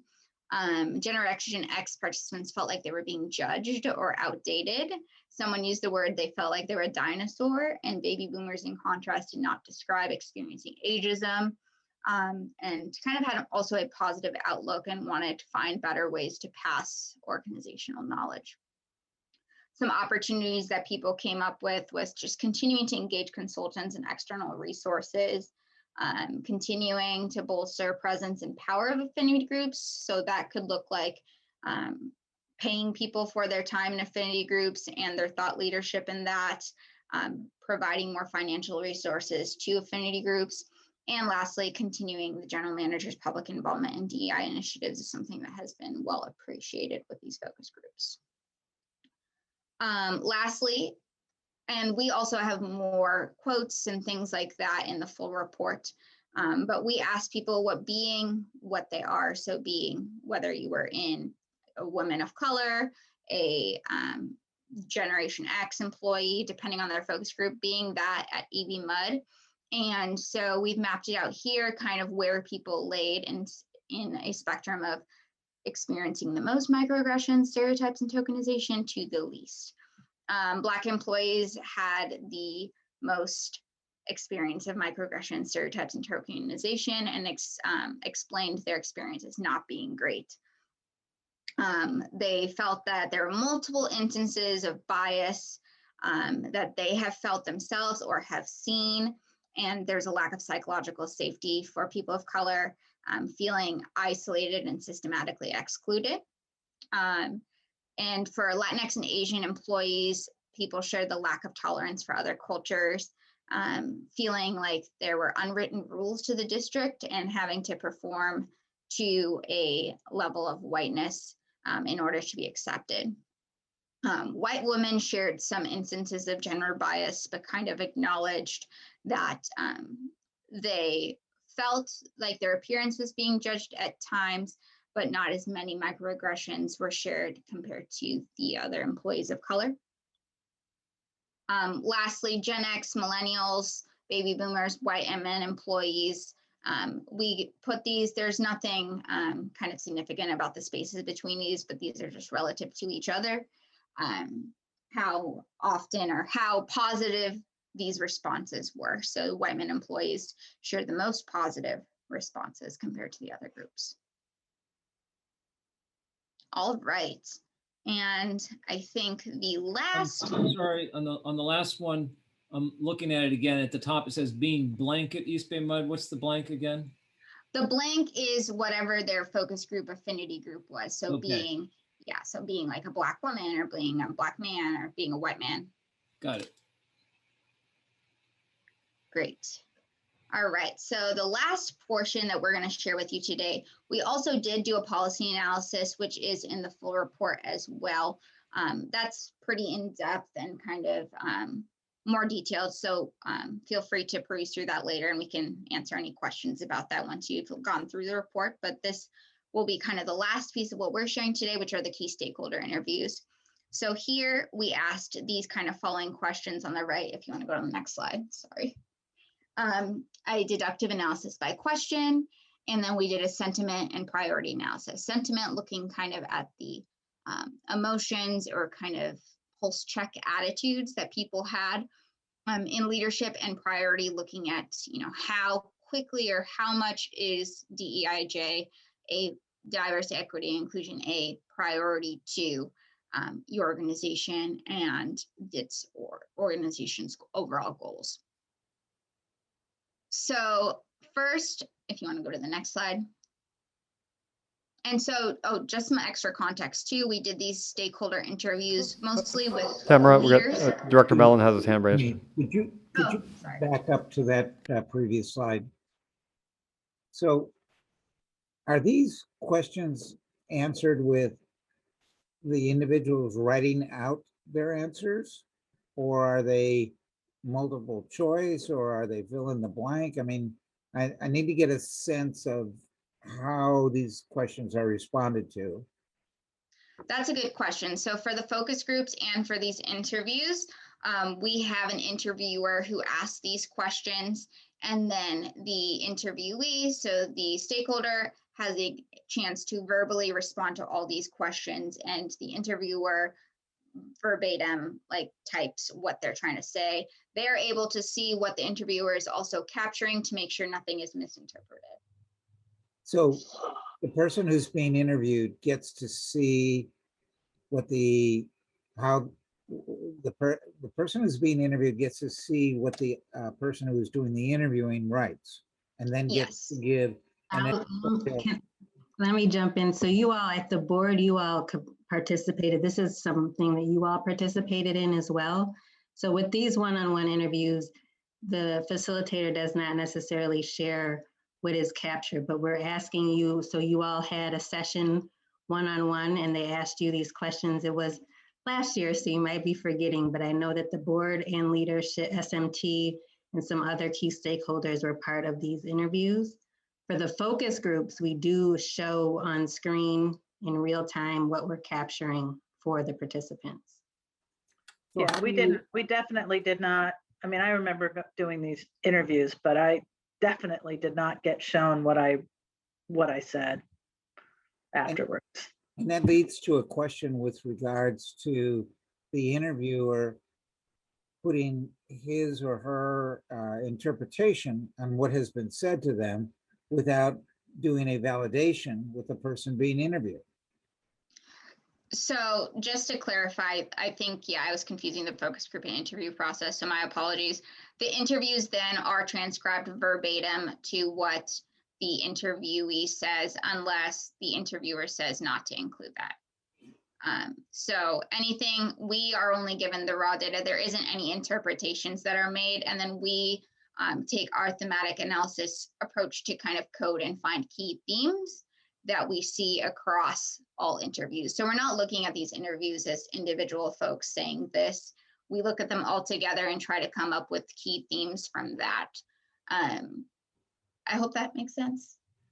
So Well, nothing should be, I guess, interpreted, or I guess there isn't kind of a context that the interviewers are given. They're given to be very neutral in this process. And that's kind of the goal there, is for them just to be neutral, to listen and capture on a one-on-one basis, so that we can get as much information from you all that you are willing to share, and kind of be able to use that to create these recommendations. Okay, I've got some ongoing, I don't know what to call it, but you know, when having been an interviewer on not this topic area, but others, and wanting to be sure that I've captured what the person who's being interviewed, I do the old, so let me see if I can understand what you just said. And then, you know, give them what I think I heard, so that I know that what I have in my interview is a true reflection of what the person has said. Was that done here? I mean, I wasn't the interviewer, so I think Marisha, Oh yeah, if the interviewer needed clarification, yes, they would ask. If, you know, if it wasn't clear and they want to make sure they're capturing it, they will ask follow-up questions. But as Tamara stated, we are just capturing verbatim what you all stated, and then taking, so with this type of analysis anyway, it's not, you know, it's not statistically valid. We're taking, you know, just, it's not something that we could quantify and get, you know, numbers from. And so all of it, you kind of have to take it with understanding that it is, you know, it's summarizing what you all have spoken, or taking the verbatim and summarizing what you all have spoken. So I would just take this to say that we're not, Stammer stated the interviewers are not putting a spin or a bias on them. They're writing down what you had, but they may, they did not necessarily show you those responses. They may have asked you, and like Stammer said, we weren't in the sessions. If any of you that were in them know or wanted to be sure that it was being captured, that they would definitely share that. But their role is really to just take what you said, type it out into a form, and then submit it back to us. I'm not accusing the interviewers of a bias. Whoever the interviewer is doesn't know the person they're interviewing from Adam. That's how you go for your best bet at having a neutral recording of information. That I get. But it's like anything else. What I hear you say, which is why I'm asking these questions, might be different than what, say, Doug hears you say. And that's why I was asking about the checking process. I'm holding this up. Go ahead, guys. Go forward. But No, your question makes sense. And I think, yeah, so people will perceive these questions different and have different responses, or perhaps misinterpret. If there was a kind of a misinterpretation of a question or something like that, the interviewer would have, you know, reworded it. And in this case, like, as far as I know, that didn't really happen with this group. But has that happened before? Yes. And we do kind of redirect, or like change the way the question is asked, so we're actually making sure that they're answering the question we're supposed to be answering in that regards. But yes, those are some limitations, obviously, to a qualitative analysis. But we want to make sure that you all know that we are trying to ensure that we're being as neutral from our end, and we're just sharing what we found as key themes across all the interviews. Okay, I'm not going to pursue this particular area further. Please continue. Okay, no worries. So for priorities and sentiment analysis, so as you can see here, the key kind of priorities came up. So priorities for DEI that came up were sustaining education on cultural competence, so continued learning specifically regarding systemic inequities, establishing long-term and well-integrated DEI strategy. This came up with the majority of stakeholders that we interviewed. Addressing institutional biases also came up, so that included comments regarding race, gender, nepotism, and this in and out dynamic that also the focus group folks shared. And that stakeholders share that this kind of, they've seen that exclude some employees from feeling like they belong. And lastly, accountability systems. So creating measures of accountability, such as a safe reporting and feedback mechanism, was something that a lot of stakeholders shared that they would like to improve. And lastly, continuing improvements to hiring and promotion systems as well. In terms of sentiments, there were about kind of 3 key patterns of how folks responded in terms of tone. There was high levels of an awareness of DEI with kind of a skepticism or varied levels of hopefulness. Some people responded with low levels of awareness of DEI with a desire to kind of improve or eagerness to learn more, and sharing a lot of those sentiments.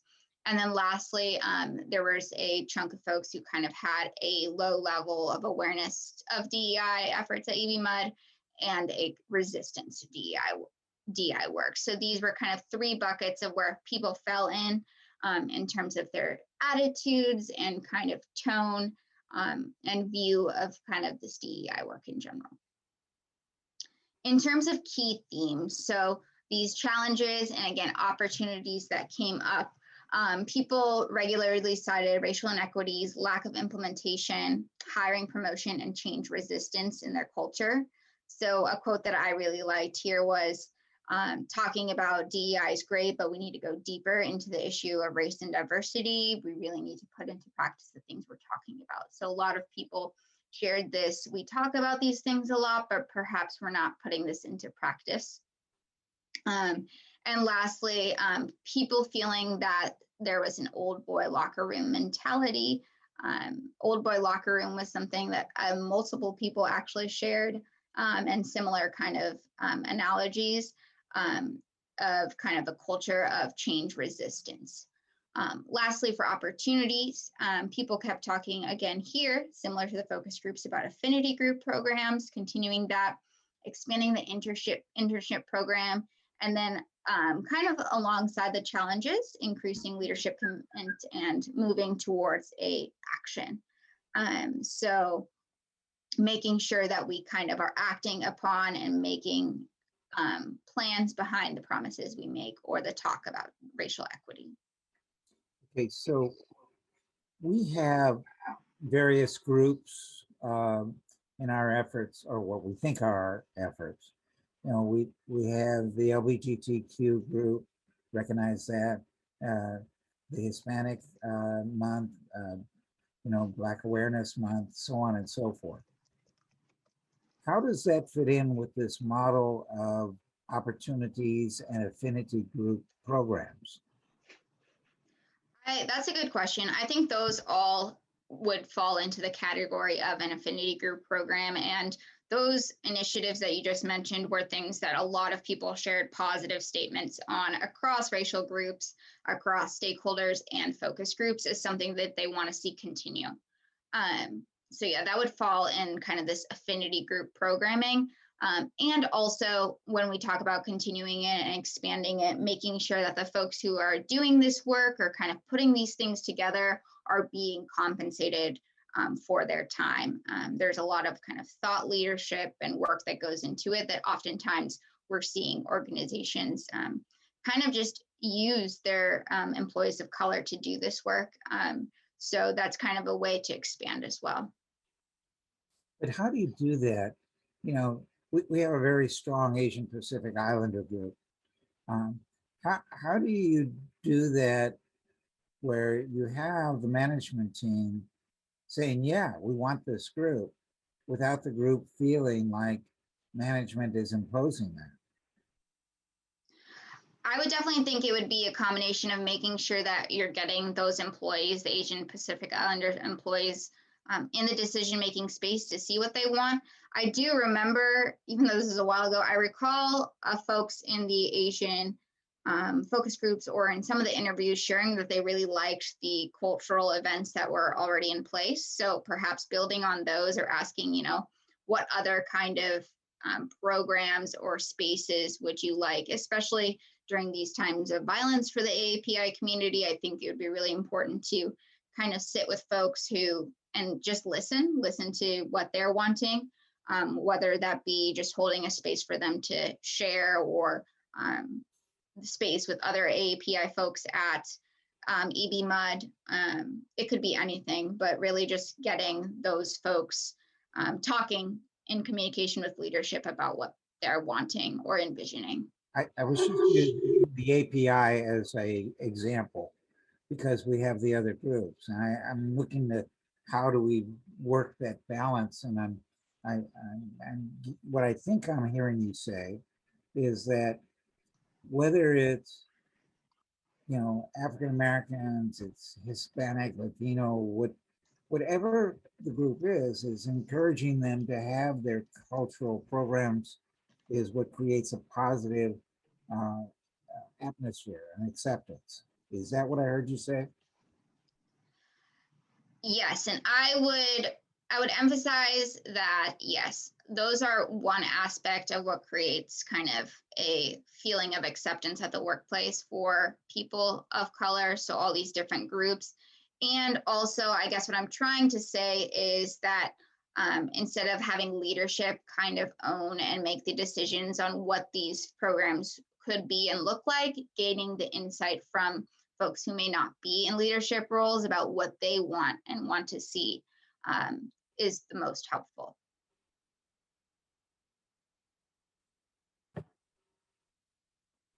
Frank, may I interject? I'm sorry. May I interject? Yes. Apparently, we're going to be privy to a full report. Yeah. And I think a lot of us have questions and concerns and lack of understanding about what we're really hearing in this moment. And what I would really like, Clifford, is that we are privy to the full report, and then we can bring the Winters group back and ask all of our questions and express our concerns as well. Does that work for you, Frank? And thank you, by the way, for staying over. I know you have to go. I canceled it. I'm staying. This is Thank you. This is way too important. So yes, I agree with you, Lisa. But when we get into that report, I'm trying to see what some of the thinking might be behind it. Words are wonderful. I mean, you're a wordsmith by trade. You know, you're a lawyer. And as such, you pick your words, you work them carefully. But when you put them on paper, you're always striving to have them reflect what you were thinking. Well, it's always open to someone else's interpretation. Exactly. That's why I've been doing. But let's continue. I'm here as late as we need to be. Well, I'd like to finish the report and then, yeah. So. Yes, we're almost done, and then I can definitely have time for questions or anything. And then we can also, if you want to look at the full report and then come back with questions, more than happy to. Yeah, I mean, I kind of feel with Lisa that a few questions here and there so you can get a read on what we want to be sure and see and things going forward, but we're not going to solve it all now. Yes, and I definitely want to emphasize what you were just saying there, that this is all just the data and the findings, and there's obviously so many questions, and I think that's great, and just recognizing that we're not going to have the answers to all these questions or perhaps the solutions to all of these kind of maybe issues that are addressed or opportunities right now. But I think also recognizing that there are groups, the working groups who are doing the racial equity training, and GARE, Government Alliance for Racial Equity Strategic Planning, they're really also digging into this deeply as well to kind of come up with those, what should we do about it? Yeah, and I'll just quickly add too that, I mean, this presentation, you're asking a lot of great questions. I had lots of similar questions. When you get the full report, hearing this presentation, I'll tell you, going through the report, this is going to help you digest the full report better than just reading the report without this presentation. So you'll appreciate the report much more now that you've heard this presentation. So sorry, Tamara, why don't you continue? No problem. All right, so if you want to move to the next slide. So we asked folks in the interviews, how do you define diversity? How do you define equity? How do you define inclusion? And these are kind of the most often shared ways of how these were described. So diversity of thoughts and perspectives was mostly cited, followed by differences in demographics and cultural background. There was some confusion with some folks on what it means by diversity, mostly not necessarily like either of those two first bullets, but just kind of like, which one's correct, or is it both of these things? And then in terms of inclusion on the right, that was often cited as fairness, feeling of belonging, acting upon diversity. Some folks conflated diversity and inclusion as being the same thing, but most folks had a kind of clear understanding of inclusion. And lastly, equity, there was very moderate to minimal understandings, and some folks were able to reference such as the 3 boxes, equity, equality, liberation, graphic. If you are familiar with that, it kind of has barriers that folks take down, or you're in boxes, and it shows how folks need different things to be able to see over the fence. So there was some confusion between what equity was versus equality. Mostly people shared that equity was providing equal opportunities, but overall, there was less of an understanding of the term of equity, and more of an understanding of diversity inclusion. So in terms of challenges and opportunities related specific to DEI, the 4 notes on the right were most mentioned by folks in the stakeholder interviews. So kind of a change resistant culture, and also noted some differences between field culture and office culture, and how that could sometimes, there isn't a one size fits all to diversity, equity, inclusion, and how we need to look at both field and office culture to make those kind of changes. Multiple folks shared experience of their own harassment and racism to themselves, as well as things they had witnessed, including unfair promotions, hiring, microaggressions. Most of these came from women and people of color who were interviewed. Lack of public support for DEI from leadership, although people shared that the new GM was doing a lot to do this. Overall, from leadership, there felt like there was some denial of importance of DEI initiatives. And lastly, discomfort talking about DEI topics. So this is commonly something that we see across organizations. There were often white employees who expressed worries about offending colleagues from other cultures. Once again, kind of tying to this idea of minimization. We're trying to not cause as much conflict, highlight commonalities about us and unity, which might not necessarily be promoting equity and justice, because then we are ignoring the differences that do make a difference, and the inequities that exist across people with various differences. Some opportunities that people saw of how we could maximize on prioritizing diversity. So innovative problem solving. So they see that if we promoted DEI, we would have more perspectives, boost creativity.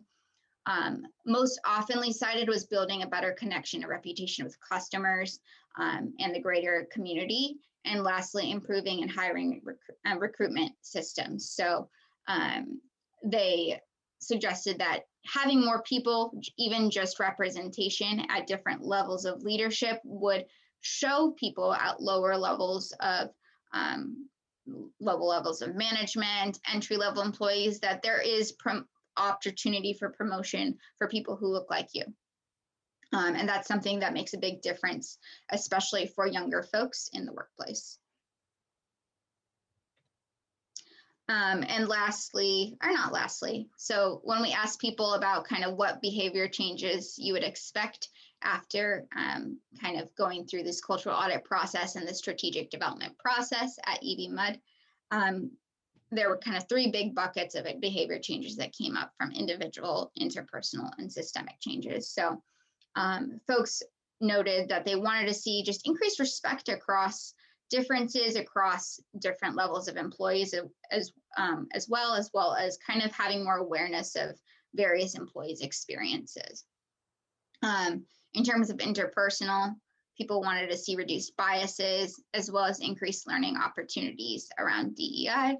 And lastly, systemic, people wanted to see improved communication around DEI, so communication around what's happening, not just events, but also any policy practice changes, as well as wanting to have more accountability for leadership to support these initiatives. So more public support, investment of time, energy, resources, all of these are ways to show accountability that people wanted to see.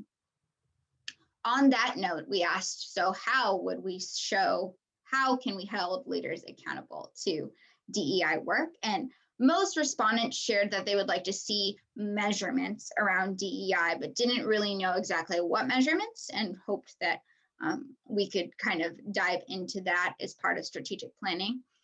Some ideas included performance evaluations and linking DEI goals to performance, establishing a company-wide feedback mechanism to report DEI measures, and also creating a mechanism to have employees submit anonymously and safely their concerns or things that they have experienced.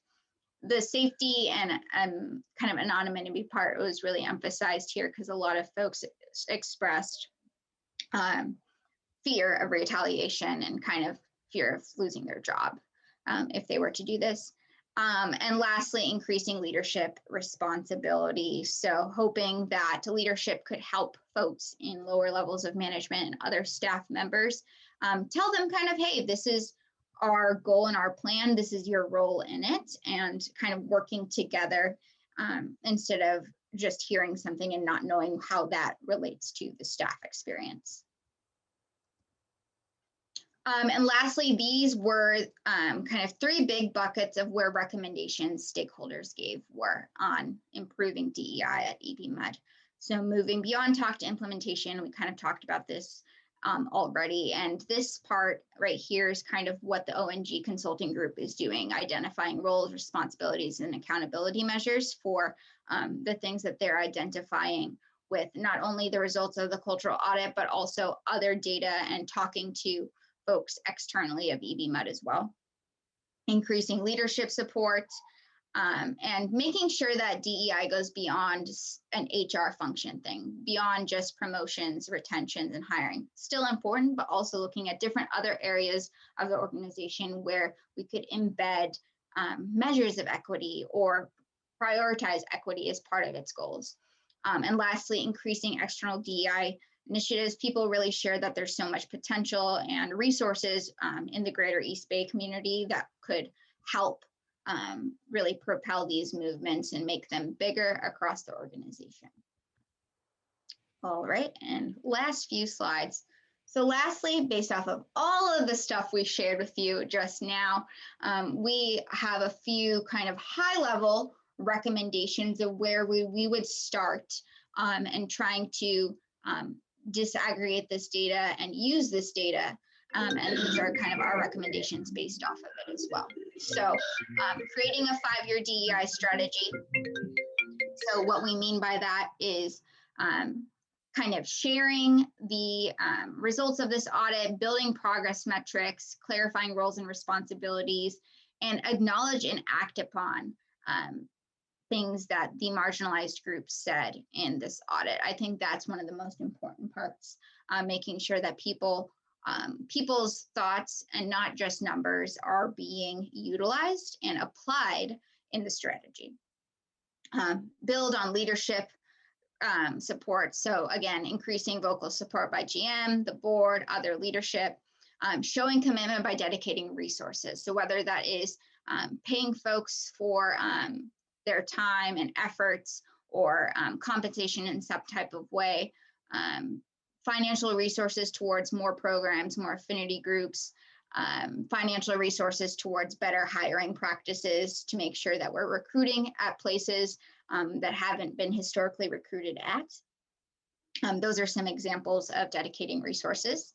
And as well as hiring more DEI specific staff and client staff members to kind of propel this work and have more ownership of it. Lastly, investing in DEI education. So the education that we suggest would be focused on moving from the level of minimization to acceptance and adaptation. So starting with self-understanding, then building knowledge around racial equity, gender equity, cultural competence, multicultural inclusion, and then building management competency. So training management, and when we talk about management here, we're talking more about middle management so that these initiatives aren't siloed across the organization. So how to be accountable across the organization in different ways, and as suggested by stakeholders, tying DEI to performance metrics. And then one more slide. Great. So designing and implementing accountability systems. So integrating DEI into day-to-day work. So that could look like even having an employee kind of feedback loop or mechanism, or having check-ins with managers day-to-day on how things are going in the workplace. On that note, increasing safety of reporting mechanisms to prevent retaliation. And then also noting that accountability also means having real consequences for DEI violations. So what does that look like? We don't want this to be something that people are scared of, but also wanting to make sure that there are repercussions for folks who aren't committed or acting upon equity and justice. Promotion processes, so reducing biases in promotion processes. We did notice, as we were sharing a little bit with the HR data below, that promotions, especially for people of color, are kind of at lower rates. And if we do disaggregate that data, as we were talking about earlier, you can probably see some clear distinctions with that. Lastly, analyzing and improving hiring processes. So some examples of this are reducing unnecessary education and testing requirements, increasing long-term outreach, and providing support and flexibility for those navigating the hiring process. And then increasing support for affinity groups. We talked about this a lot, but examples of this include increasing funding and paid work hours, and building a process to start. I think Frank was sharing about this, kind of how to encourage participation without making it a top-down approach, like you need to do this. It's supposed to make you happy or feel included, but more out of there, what do you all want from the workplace, and how can we support you in that? And lastly, I didn't add this in here, but in terms of policies, kind of making sure to look at things such as outdated language about mental illnesses, maternity leave, and how it can be better compensated. Those are all areas that we talk about more in the full audit. Great. So that is all we have today. I know that was a lot, and thank you so much for your patience. I really appreciated everyone's questions. So if you have any more, please, I'm more than happy to, and Marisha and I are more than happy to answer anything you may have.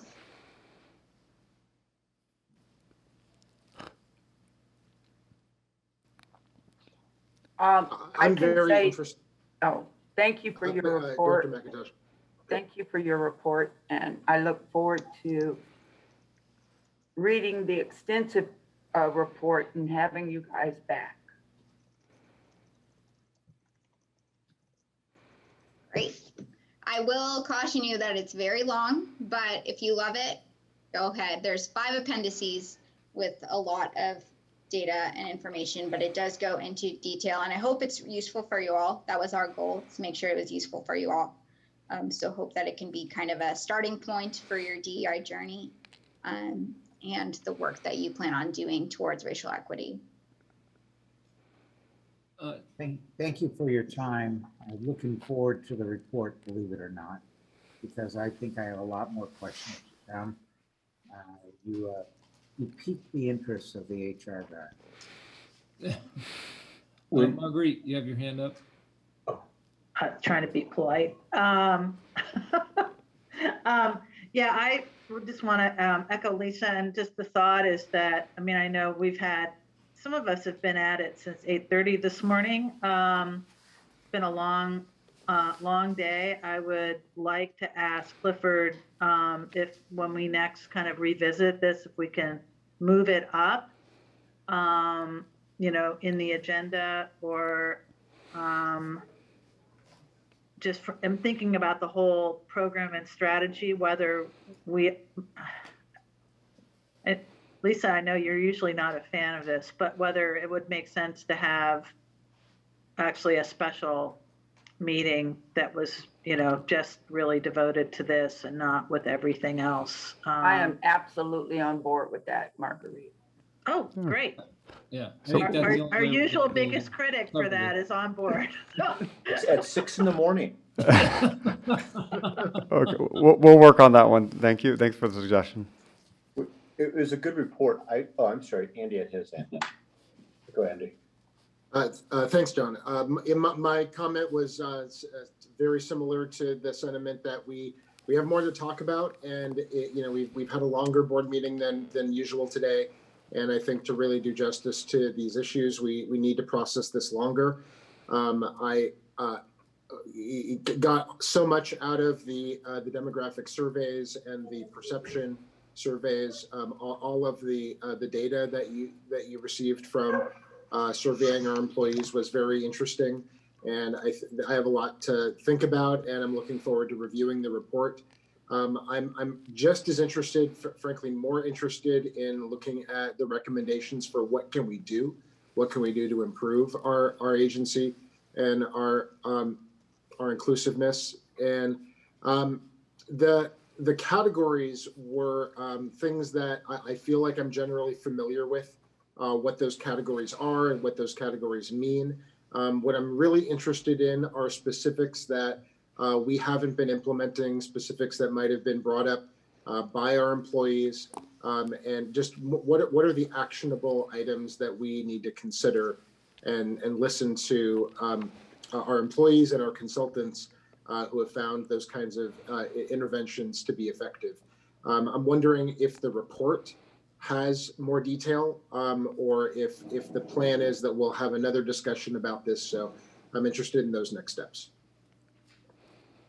Well, so both and. So the report does have more participant recommendations, especially. There's a full page, I swear, of participant recommendations, especially from the focus groups, and they're really awesome.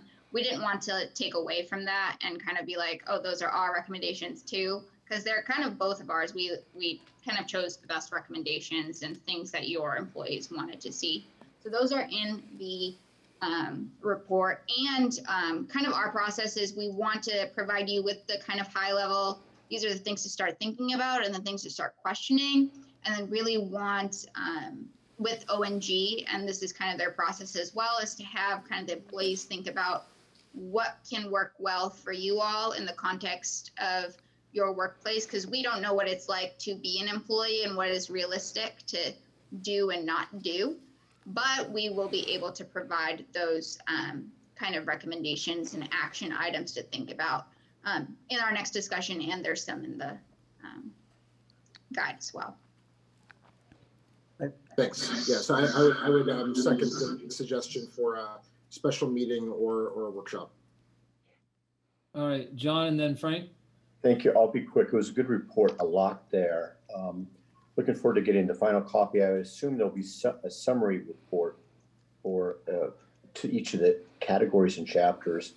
And I don't know if you've done, I know you've worked with other public agencies, whether you have compared or used the same questions with other public agencies in the last year or thereabouts to provide maybe a benchmark where we stand comparison. Doesn't mean that we're better or worse. I just would like to know in comparison if we're sort of on the right track or not. I think we are, but how to and make sure as we make the decisions, we're making the best decisions. And so more information and maybe in writing is fine, but it was a good report. Thank you. Thank you. I mean, I know this is a lot of content and data and information for like an hour to digest. So definitely take the time with the report, go through.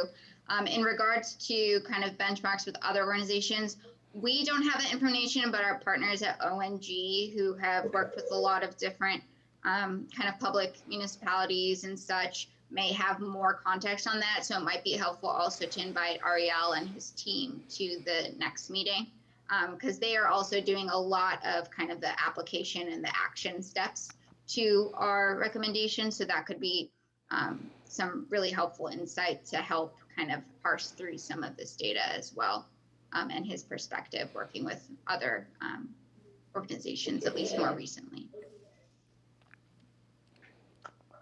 Frank, go ahead. First of all, the idea that you don't know what it's like to work here is actually good, because that means you're coming in with unvarnished eyes. You ask your questions. You know, I do investigations from time to time. I don't necessarily know what I'm running into, which helps me to hear things a little clearer. One of the elements though, and John, this is to what you were kind of talking about, but it's going to be like a left-handed approach. We've got these different age groups, and it's that perception across those different age groups that will help us to see how we are standing within ourselves. And if I understood what you said, Tamara, you looked at those different age groups and how they were doing an analysis of ourselves. So I'll have an opportunity to see that when we get this report. Yeah, that will be very interesting to me, because that's an ongoing problem. When I first got involved with HR labor relations, we were dealing with the issue of younger people managing older people, and how the older people disliked having a youngster, quote, telling them what to do. Now, those younger people are the older people. And I want to see how that shakes out. Thank you very much for all your time. It's very interesting because you all did, as I was saying, typically the younger folks have like now more negative perceptions and are more critical of the DEI work at organizations. And for you all, it was kind of the opposite. So there's definitely a lot of context to that. We have separated kind of our key findings by generational differences and such. I think, Marisha, we did do focus groups specific to gender. Yes, we did. So, or generational differences. So there is. We did baby boomer, Gen X, and I think, and I will say it was probably majority white people in that group, because we did, you know, so many of the Black employees. So just take that too. So it's also, you know, majority white, or probably was all white, but we broke it down by, I don't think we did every generation, but the ones that had, you know, like the baby boomers, millennials, and X, I think is what we did. By the way, I keep dealing with the crazy issue of what is the millennial age group? What is the Generation X age group, and so forth? And now there's this whole new bunch that's coming along, and what are we calling them? Can you answer that? I know that's not part of your report, but if you could, I'd really like to know what you call them. Well, yeah, after millennial is Generation Z, and I don't know but I think that's where we, I don't know if they have. I think there's like alpha. It's And like the then folks 11. that Great, we've got a bunch of alpha dogs. Wonderful. I think it's alpha or something like that is like the after like 2010 onwards born. Okay. We've identified the groups that we follow in the analysis in the report by age range, but we haven't really looked into the alpha kids or Not in the workforce yet. not in the workforce yet. I took some of Bill, that you haven't data had a and chance to speak yet. I wanted to make sure have some room for Bill if you had any comments. Sure, I'd like to come back on that point after. Bill, you're on mute.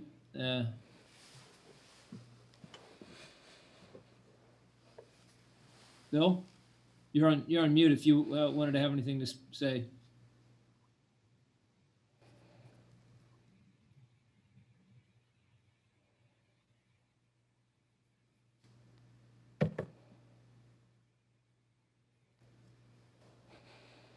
I really was listening, and I guess I was listening to everybody and trying to hear what the concerns were. I had a not good feeling about some of the responses and some of the indications on the chart as it related to the African American workers. And I was trying to figure out what it was that some of them might be feeling. I don't know. On the other hand, the Latino workers tended to have some downside. And I don't know what the equilibrium is in moving in that sector. But I was trying to do a listening thing myself to hear. The Asian group tends to feel progress. That's a good thing. I think I was just singling out different things and trying to find my way through. And I made some notes. And I want to have more dialogue.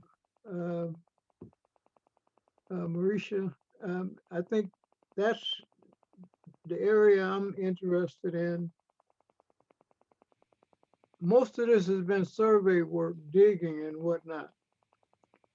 It's got to be put together in a collective, and then you have to apply that to try to get whatever results and where you want things steered so that you get people more on an equal basis. And so that's what I was listening to and trying to figure out where we could go in that area as we go forward. That's really where I've been today in the whole thing. You is it Thamra? Yes, Thamra, yeah. Good. You were good in laying some things out. Part of my problem was the whole right side of my screen was filled up with people. And I couldn't see the last numbers or anything underneath that. I needed to see what some of those reactions were because I didn't really see them. So it left a little bit of a hole in what I was hearing. But we've come a long way in laying this out, but we got a long way to go. So I'm just saying, today I was more observant and listening and trying to see what different people thought, and very interested in the board members and how they saw it and where they wanted to go and what their input was. So for me, it's been enlightening, but I'm trying to figure out how to be helpful in moving forward and how we bring this all together to mesh to give us what we want on a level playing field with everybody involved. Those are my comments. All right, thanks, Bill.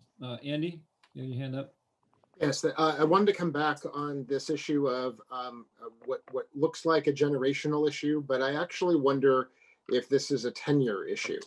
If employees who have been at the district start off quite optimistic and expecting the best, particularly our younger employees join the district expecting the best, but along the way something occurs. Or for older employees that have been here longer, that something has already occurred. So that's a possibility that I inferred from the data, and I'd like to hear a comment about that possibility. Very possible. So the U-shaped distribution is very common that in terms of tenure. So folks who are really new in the organization and folks who have been in the organization forever or have been there very long have very positive views of the organization in general, kind of perceptions of DEI. We see that pretty commonly. And then the in-between kind of folks who've been there for a medium amount of time, maybe 5 to 10 years, have much significantly lower perceptions of inclusion at the workplace. So this kind of pattern, what you're sharing, is very common, and probably something that probably exists at EBMUD, and I think is something that, based off of what you all were sharing before, something you might want to explore more with especially new employees. And the way we kind of address this from a strategic point is creating programs and really addressing kind of what the experience is like in the first year of work. And also looking at what are those kind of things that are making people who've experienced something, or what are those things that people are experiencing. And I know our data showed a lot of it was microaggressions, instances of race, feeling racism, feeling isolation, maybe not getting a promotion that they thought they were supposed to get that someone else got, who was perhaps maybe less qualified than them. There are so many different things that kind of skew people's perceptions of the workplace. It is also kind of hard with tenure, though, with younger generations kind of staying in the workplace staying at one job for a shorter amount of time than historically. I feel like the average right now for millennials to stay in one job is like 3 years, and then typically leave. So it's kind of hard to gauge, but you're right in terms of that pattern. The younger folks and the older folks are kind of like, I'm about to retire, or, I've been here so long, like, I just want to enjoy my last years or so working, tend to have more positive perceptions.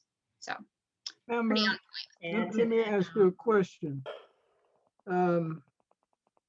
In terms of workers, some of whom have retired, I got a couple of emails from people who had been watching the district, and they were concerned about the face of the district and how it had changed since they left and whatnot.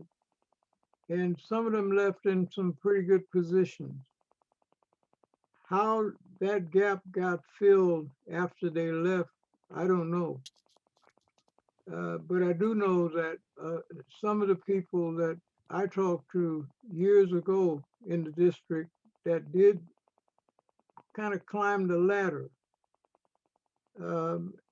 some of them need to be talked to, and maybe even some of the retirees could be brought on the back end, who might give you some insight to their experience in the district. The final straw, though, is what I used to tell my workers in my department, many of whom were new, is you're now on the job, you see, and you need to do and put forth your best foot in the position you're in. But what got you into that position won't get you to the next level. So you've got to start thinking about the next level and how to climb that ladder, how to move up in the organization. And that would be the emphasis that we would have from time to time in staff meetings moving people along. And I say that to say, we may not be there yet because I'm not up to date on your plan, but that's got to be an ingredient that's given to people because they think once they get to work, maybe they're going to go to a higher level and maybe they have an expectancy. But the first step is, what did you do for me today? What is it I did in my job that would make me seem valuable to the organization? What contribution have I made at this level? And you build on that if you want to go to another level. You see, those are the ingredients. I just don't know how they come together at this point in time. You guys are on the lead. Yeah, thank you, Bill. So I want to keep this moving along. The only comments I had is I appreciated the strategic, I appreciated all the data. I think being able to assemble it, context is really going to be important for me.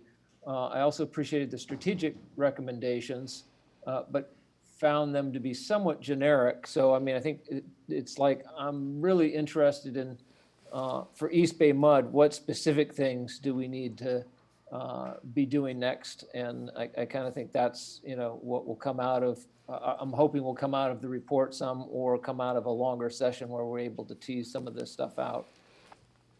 So I do look forward to having an opportunity to have either a workshop or a set aside day, maybe even better, where we can devote some time to talk about this, because I really think the most results, as Bill was saying, is listening to each other, and you know, there is no formulaic answers to this. There's dialogue, and there's information that we need to process that way.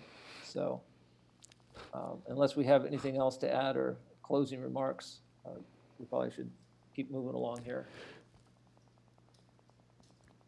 Thank you, Tamara. Thank you, Marisha. And thank you, board, for your interest in this. And we'll get you a copy of the report and we'll set up a time.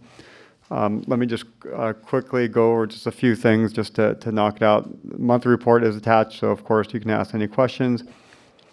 On the COVID, you're going to hear at the next meeting much more details on the safe return to work plan.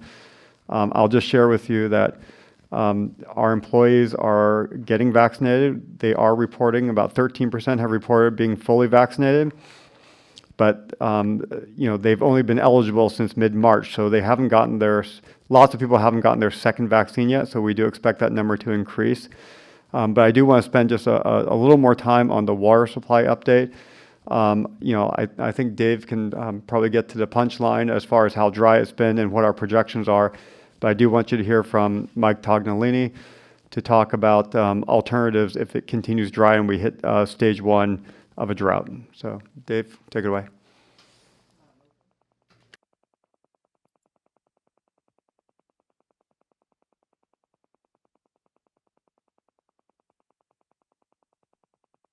Not yet. Okay, good afternoon, President Linney, members of the board. Yeah, Clifford, thank you. I'll be very brief. I'm just going to show the board 3 slides essentially, and then we'll hand it over to Mike. And do I have control, Janetta? Okay, so I'm just going to jump, in the essence of time, interest of time here, I'm going to jump to slide 4 and just highlight the upcountry forestation index and the precipitation that we've received to date. We're at a little over 23 inches. And just for context, that's a little above 1977, which had about 23 inches for the entire year. 1976 had 26 inches. So even though we still have the rest of April, May, and June to go, we are still in that company right now. It's okay. Are we supposed to be seeing a slide? We're pulling it up now, sorry. Okay. I think that the bottom line here, just returning to slide 4 really quickly, we have about half of an inch in the next 2 weeks in the forecast. So that'll pretty much get us through April. with give or take a half of an inch in April. So we're still going to be in the mid 23 inch range as we go into May. At the risk of being Pollyannish about it, we still have May and June, and that could yield 3 inches, which could get us in much better shape if we have even an average May and June. But right now, we're barely above 1977 with what we've received to date. The local precipitation is worse, as has been the case all year. And just for context here, at 8.31 inches in the East Bay, we have never been this dry. The yearly total, the record holder right now for lowest rainfall in the East Bay that we've recorded in the last 70 years or so is almost 12 inches. So we are way below the lowest year we've ever recorded in the East Bay. So this is very low, and you see the 0 there for April, and there's not much in the 2-week forecast there. But again, it's the ninth inning, but we still have some chance of getting some more in the rain year with May and June. And the last slide I'm going to end you with here, I'm going to skip all the way to slide 9 because this will set you up nicely for what Mike's about to talk about. And these are our projections for storage. These are informed by the 15-day forecast and also informed by the recent snow survey that the Department of Water Resources completed in our watershed, and we sort of had peer review on that with our own calculations. And you can see here in the dry scenario, the 90% exceedance, which is what we've been tracking lately, gets us to about 470,000 acre feet of carryover storage, whereas the median hydrology gets us over 500.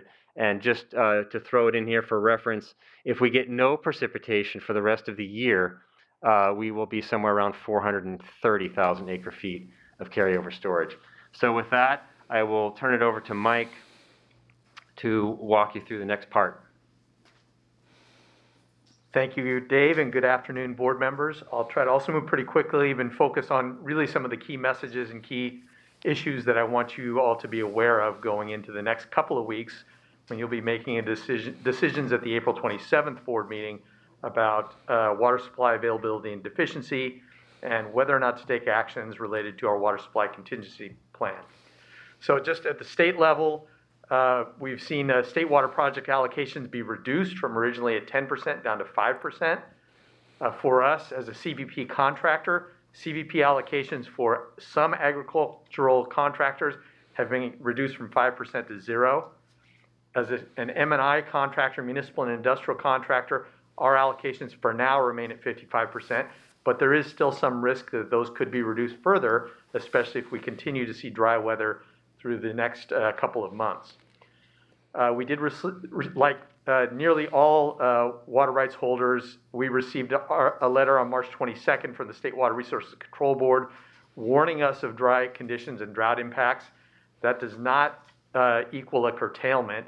In order for the state board to take an action to curtail our water rights and require us not to store water in our reservoir, it would require at this point an emergency declaration from the governor. Now, if a declaration occurs and curtailment orders are put in place before June, that could have an impact on our water supply. By the time we get to June, we're at a point in our season where we're not storing much additional water, much additional runoff. So the impacts of a curtailment from June onward are relatively small. For the Bay Area response, our public information officers between the different agencies are coordinating on messaging. Most of the water agencies in the Bay Area are making decisions about drought declarations, whether or not to impose rationing or implement supplemental supply programs within this month, within the month of April. Marin is leading the way. They have already declared a drought and started voluntary conservation measures and are going to be considering mandatory rationing fairly soon. Mike, quick question.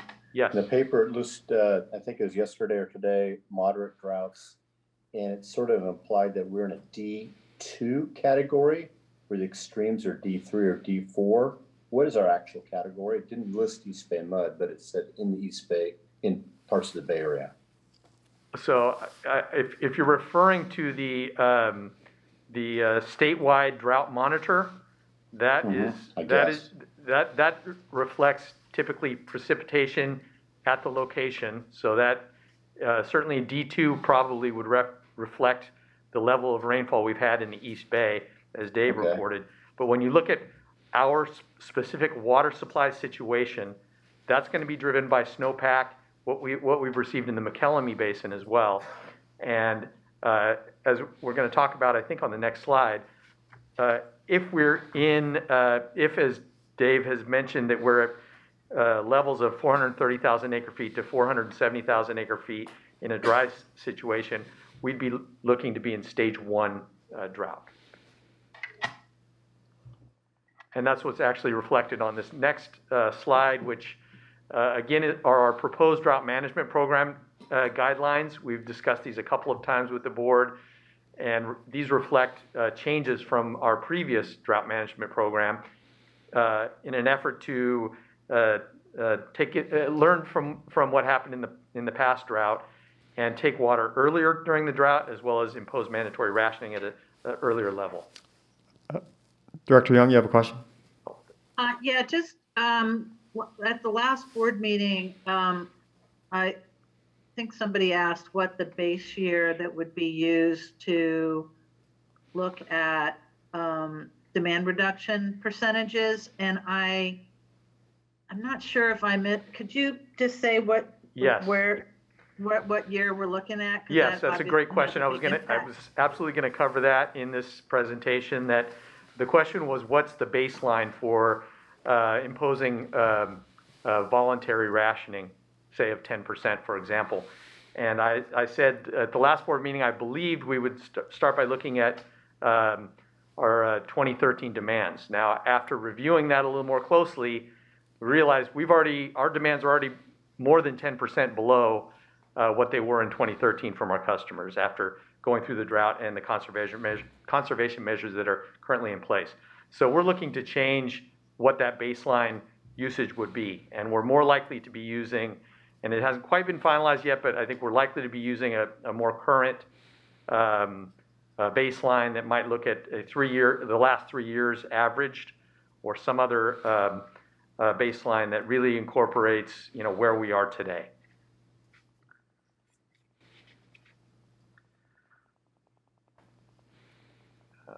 Okay, so on the drought management program guidelines, I mentioned there are really 2 notable changes from the previous guideline. One is to operate Freeport starting at 475,000 acre feet total system storage instead of 450, and implement mandatory rationing at 425 instead of at 390. And again, as Dave reported, in a 90% exceedance scenario, we would be at 470. In a no more rain scenario, we'd be at 430. So in the very driest scenarios, we would be looking at a stage 1 moderate drought stage. So we talked last time a little bit about alternatives. I'm coming back with a little bit more detail about what that might look like. And as I mentioned before, a stage 1 drought in our water shortage contingency plan would include both a demand reduction component and a supplemental supply component. On the demand reduction component, we'd be talking about voluntary rationing of up to 10%.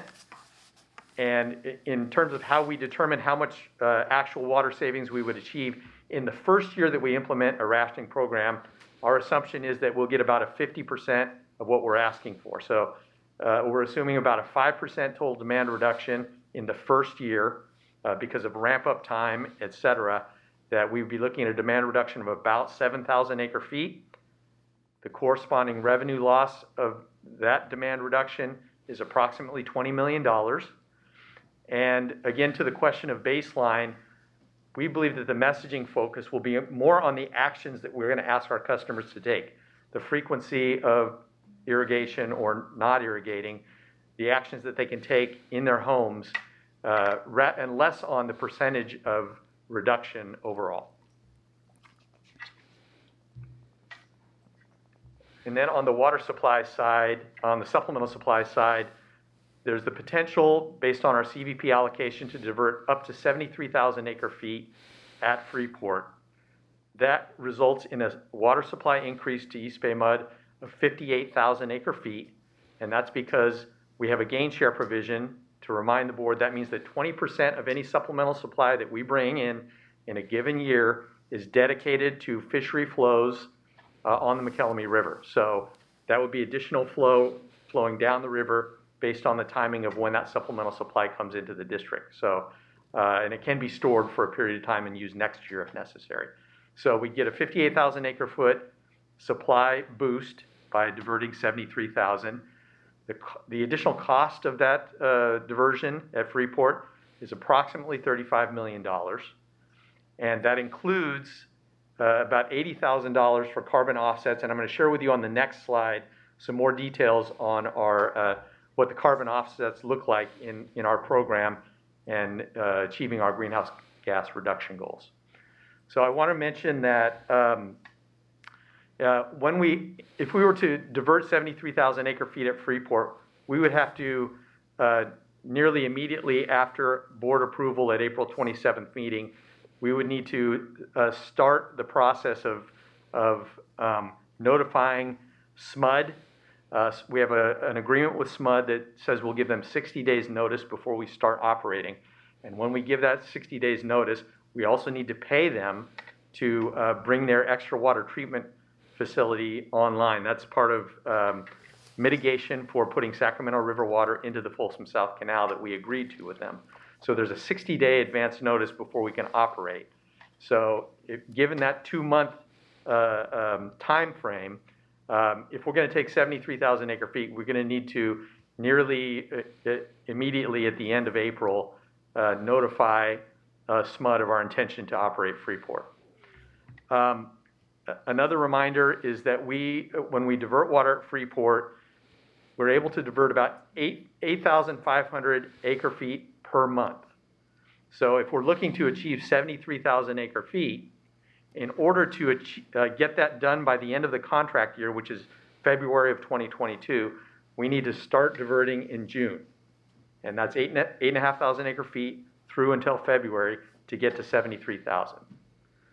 So the fourth bullet here talks about, well, what if we didn't take 73 and we took 50,000 acre feet instead? What would that look like? Well, a 50,000 acre foot diversion means that, again, with gain sharing, it would result in 40,000 acre feet of new supply to the district and 10 going to the environment, and a cost of approximately $25 million. It would also, and I'll show again on the next slide, it would allow us to remain close to our 2021 greenhouse gas emission goal. And because it would give us the flexibility to delay pumping. And the advantage to that is instead of needing to start in June to get the full 73,000 acre feet, we could wait and start in August and still achieve 50,000 acre feet. And the advantage of waiting until August would be that it gives us 2 more months to look at the information in front of us. It gives us until June to see if we've received any additional rain in the months of May and June. It gives us until June to know if the State Water Resources Control Board is going to implement a curtailment order on the McKelvey. So that additional information would allow us to make a decision in June as to what we need to do with Freeport by basically delaying that need to implement the project until June. So, Mike, quick yes. question. If we were to delay till August, do we run the risk that the State Water Board will say in July or August you cannot divert? I think that risk is minimal. I can't say that it's zero. In that case, that would mean the State Water Resources Control Board would be telling the federal government and the Central Valley Project that they may not divert any water at all. And that has not happened in history. It would be unprecedented if it did occur, but I can't say it's impossible. Okay. So there is, yes, there is some risk that in some way our CVP allocation could be diminished between now and August. Thank you. Okay, now a little more detail on greenhouse gas emissions.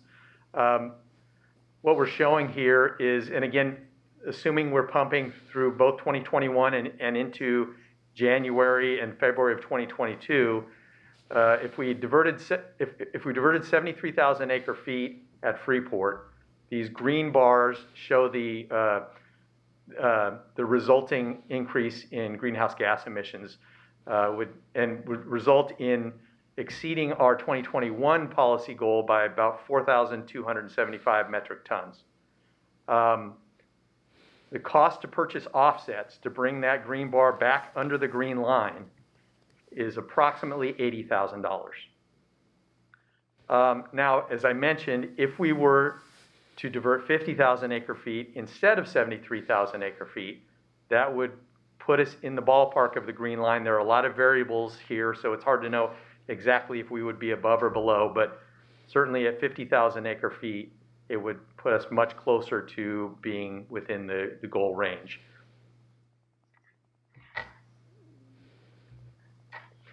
Okay, so next steps. In the next couple of weeks, we will, in preparation that we might be in very dry conditions, we will continue to develop some initial strategies and messaging around demand reductions. At the April 27th board meeting, the board will be considering the water supply availability and deficiency report with a recommendation and consideration of, if dry conditions persist, possible consideration of demand reduction and supplemental supply actions. We will continue to track actions at the state level and whether they may or may not have any potential water supply impacts for the district.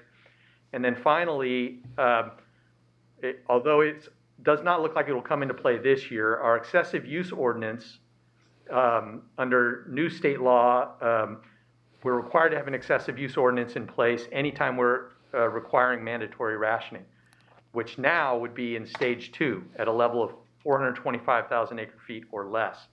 So we're going to need to take a look at our excessive use ordinance over the course of the next year so that we're ready if in the event that next year is dry and we go into mandatory rationing and a more severe level of reductions and drought, that we're prepared and have considered all of the considerations around excessive use ordinances that I'm sure the board recalls from the last time we were in a drought that raised concerns about publicity of those customers that exceeded certain levels of use.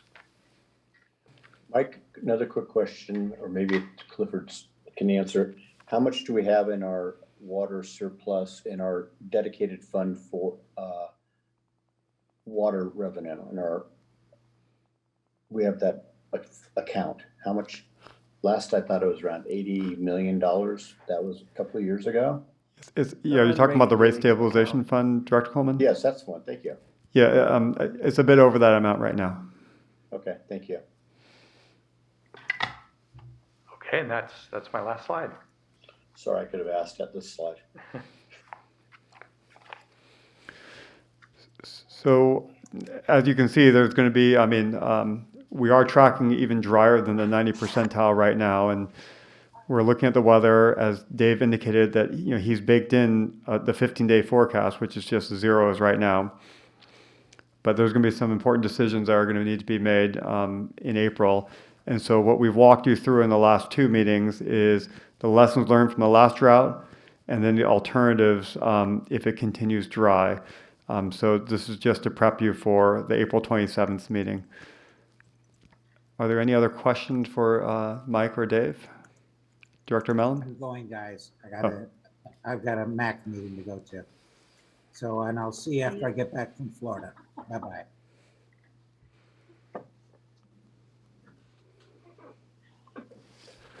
I think everybody's worn out. Okay, thank you. I don't have anything else for GM reports, President Lenny. Thank you for getting that water supply report.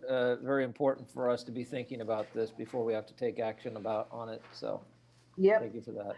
I agree. It's a lot to think about. I'd like to make a couple quick comments. First, I do want to give more thought and analysis to why we would trigger some of the more advanced stages of, well, frankly, the earlier stages of drought earlier and easier.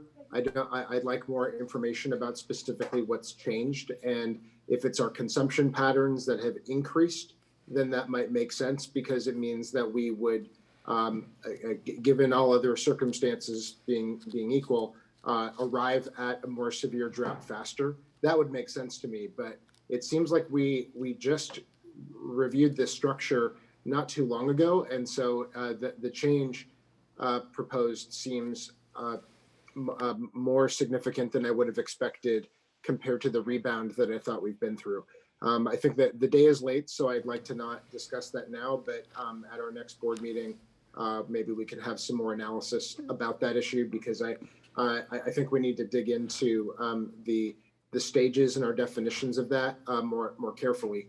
And you know, the choice about when to turn Freeport on is pretty important for those stages. And so I'm not completely sure I understand what was shown. The second issue is around how we handle compliance with our own energy policy, and I'd like to carefully examine whether it's the most environmentally sustainable course of action to directly use Freeport with a renewable energy tariff rather than purchase carbon offsets. I think the former may be the more preferred direction from a sustainability standpoint. Perhaps that's not the only interpretation of our energy ordinance, but that I think was my expectation for how we would be minimizing our carbon footprint, but in a more direct emission reduction kind of way. So some an info memo about our options would be excellent, so we can review that in the future. Okay, we'll share that with you on the 27th. All right, any other comments, questions on what information we've just been shared with? Let us be up on the agenda early. Next meeting won't be as long. Might have taken a break somewhere in the meeting this afternoon to try and get some energy back. All right, Clifford, anything else from you? That's it. Thank you. Thank you for all your time. This was some very important topics. Yes. And thank you to the staff for hanging in there as well. It's not just us on the TV cameras here. All right, so we'll move to reports and director comments. Committee reports, minutes from the March 23rd, 2021 Finance and Administration Committee are included in the agenda packet. We'll now receive reports from today's Planning Committee and Legislative Human Resources Committees. Hey, the Planning Committee met this morning and had a first started with a closed session item on system vulnerability. And then in our regular meeting, heard two reports, one that we discussed at length today around Central Reservoir replacement, and then the second on the management plan that we're using in our watershed to mitigate fire hazard. That also will be presented tomorrow evening at the Orinda Supplemental Tax Committee hearing, and staff is hosting a on-site watershed tour, fuel treatment tour on, I believe it's now on the morning of April 22nd. I will be attending that. I think that would mean that you know, I think at least a couple other members of the board, if they wanted to do so, could also participate in that. And that's we did not have time for the annual reports on fisheries or recreation, but we'll receive those at our next Planning Committee meeting. All right, thank you, Marguerite. Director Coleman? Sure, the Ledge HR, every item that we dealt with in committee, we dealt with at the board today, period. Thank you for that report. Please submit items for future consideration to the general manager. Are there any other director comments on things not covered today or need to be covered? All right, that's great. Thank you, everyone. Again, long meeting. Appreciate all the preparation that went into getting the information to us. The next regular meeting of the board will be held Tuesday, April 27th at 1:15. This meeting is now adjourned. So Thank you. Doug, I think you might now hold the record. I'd like to get that checked on.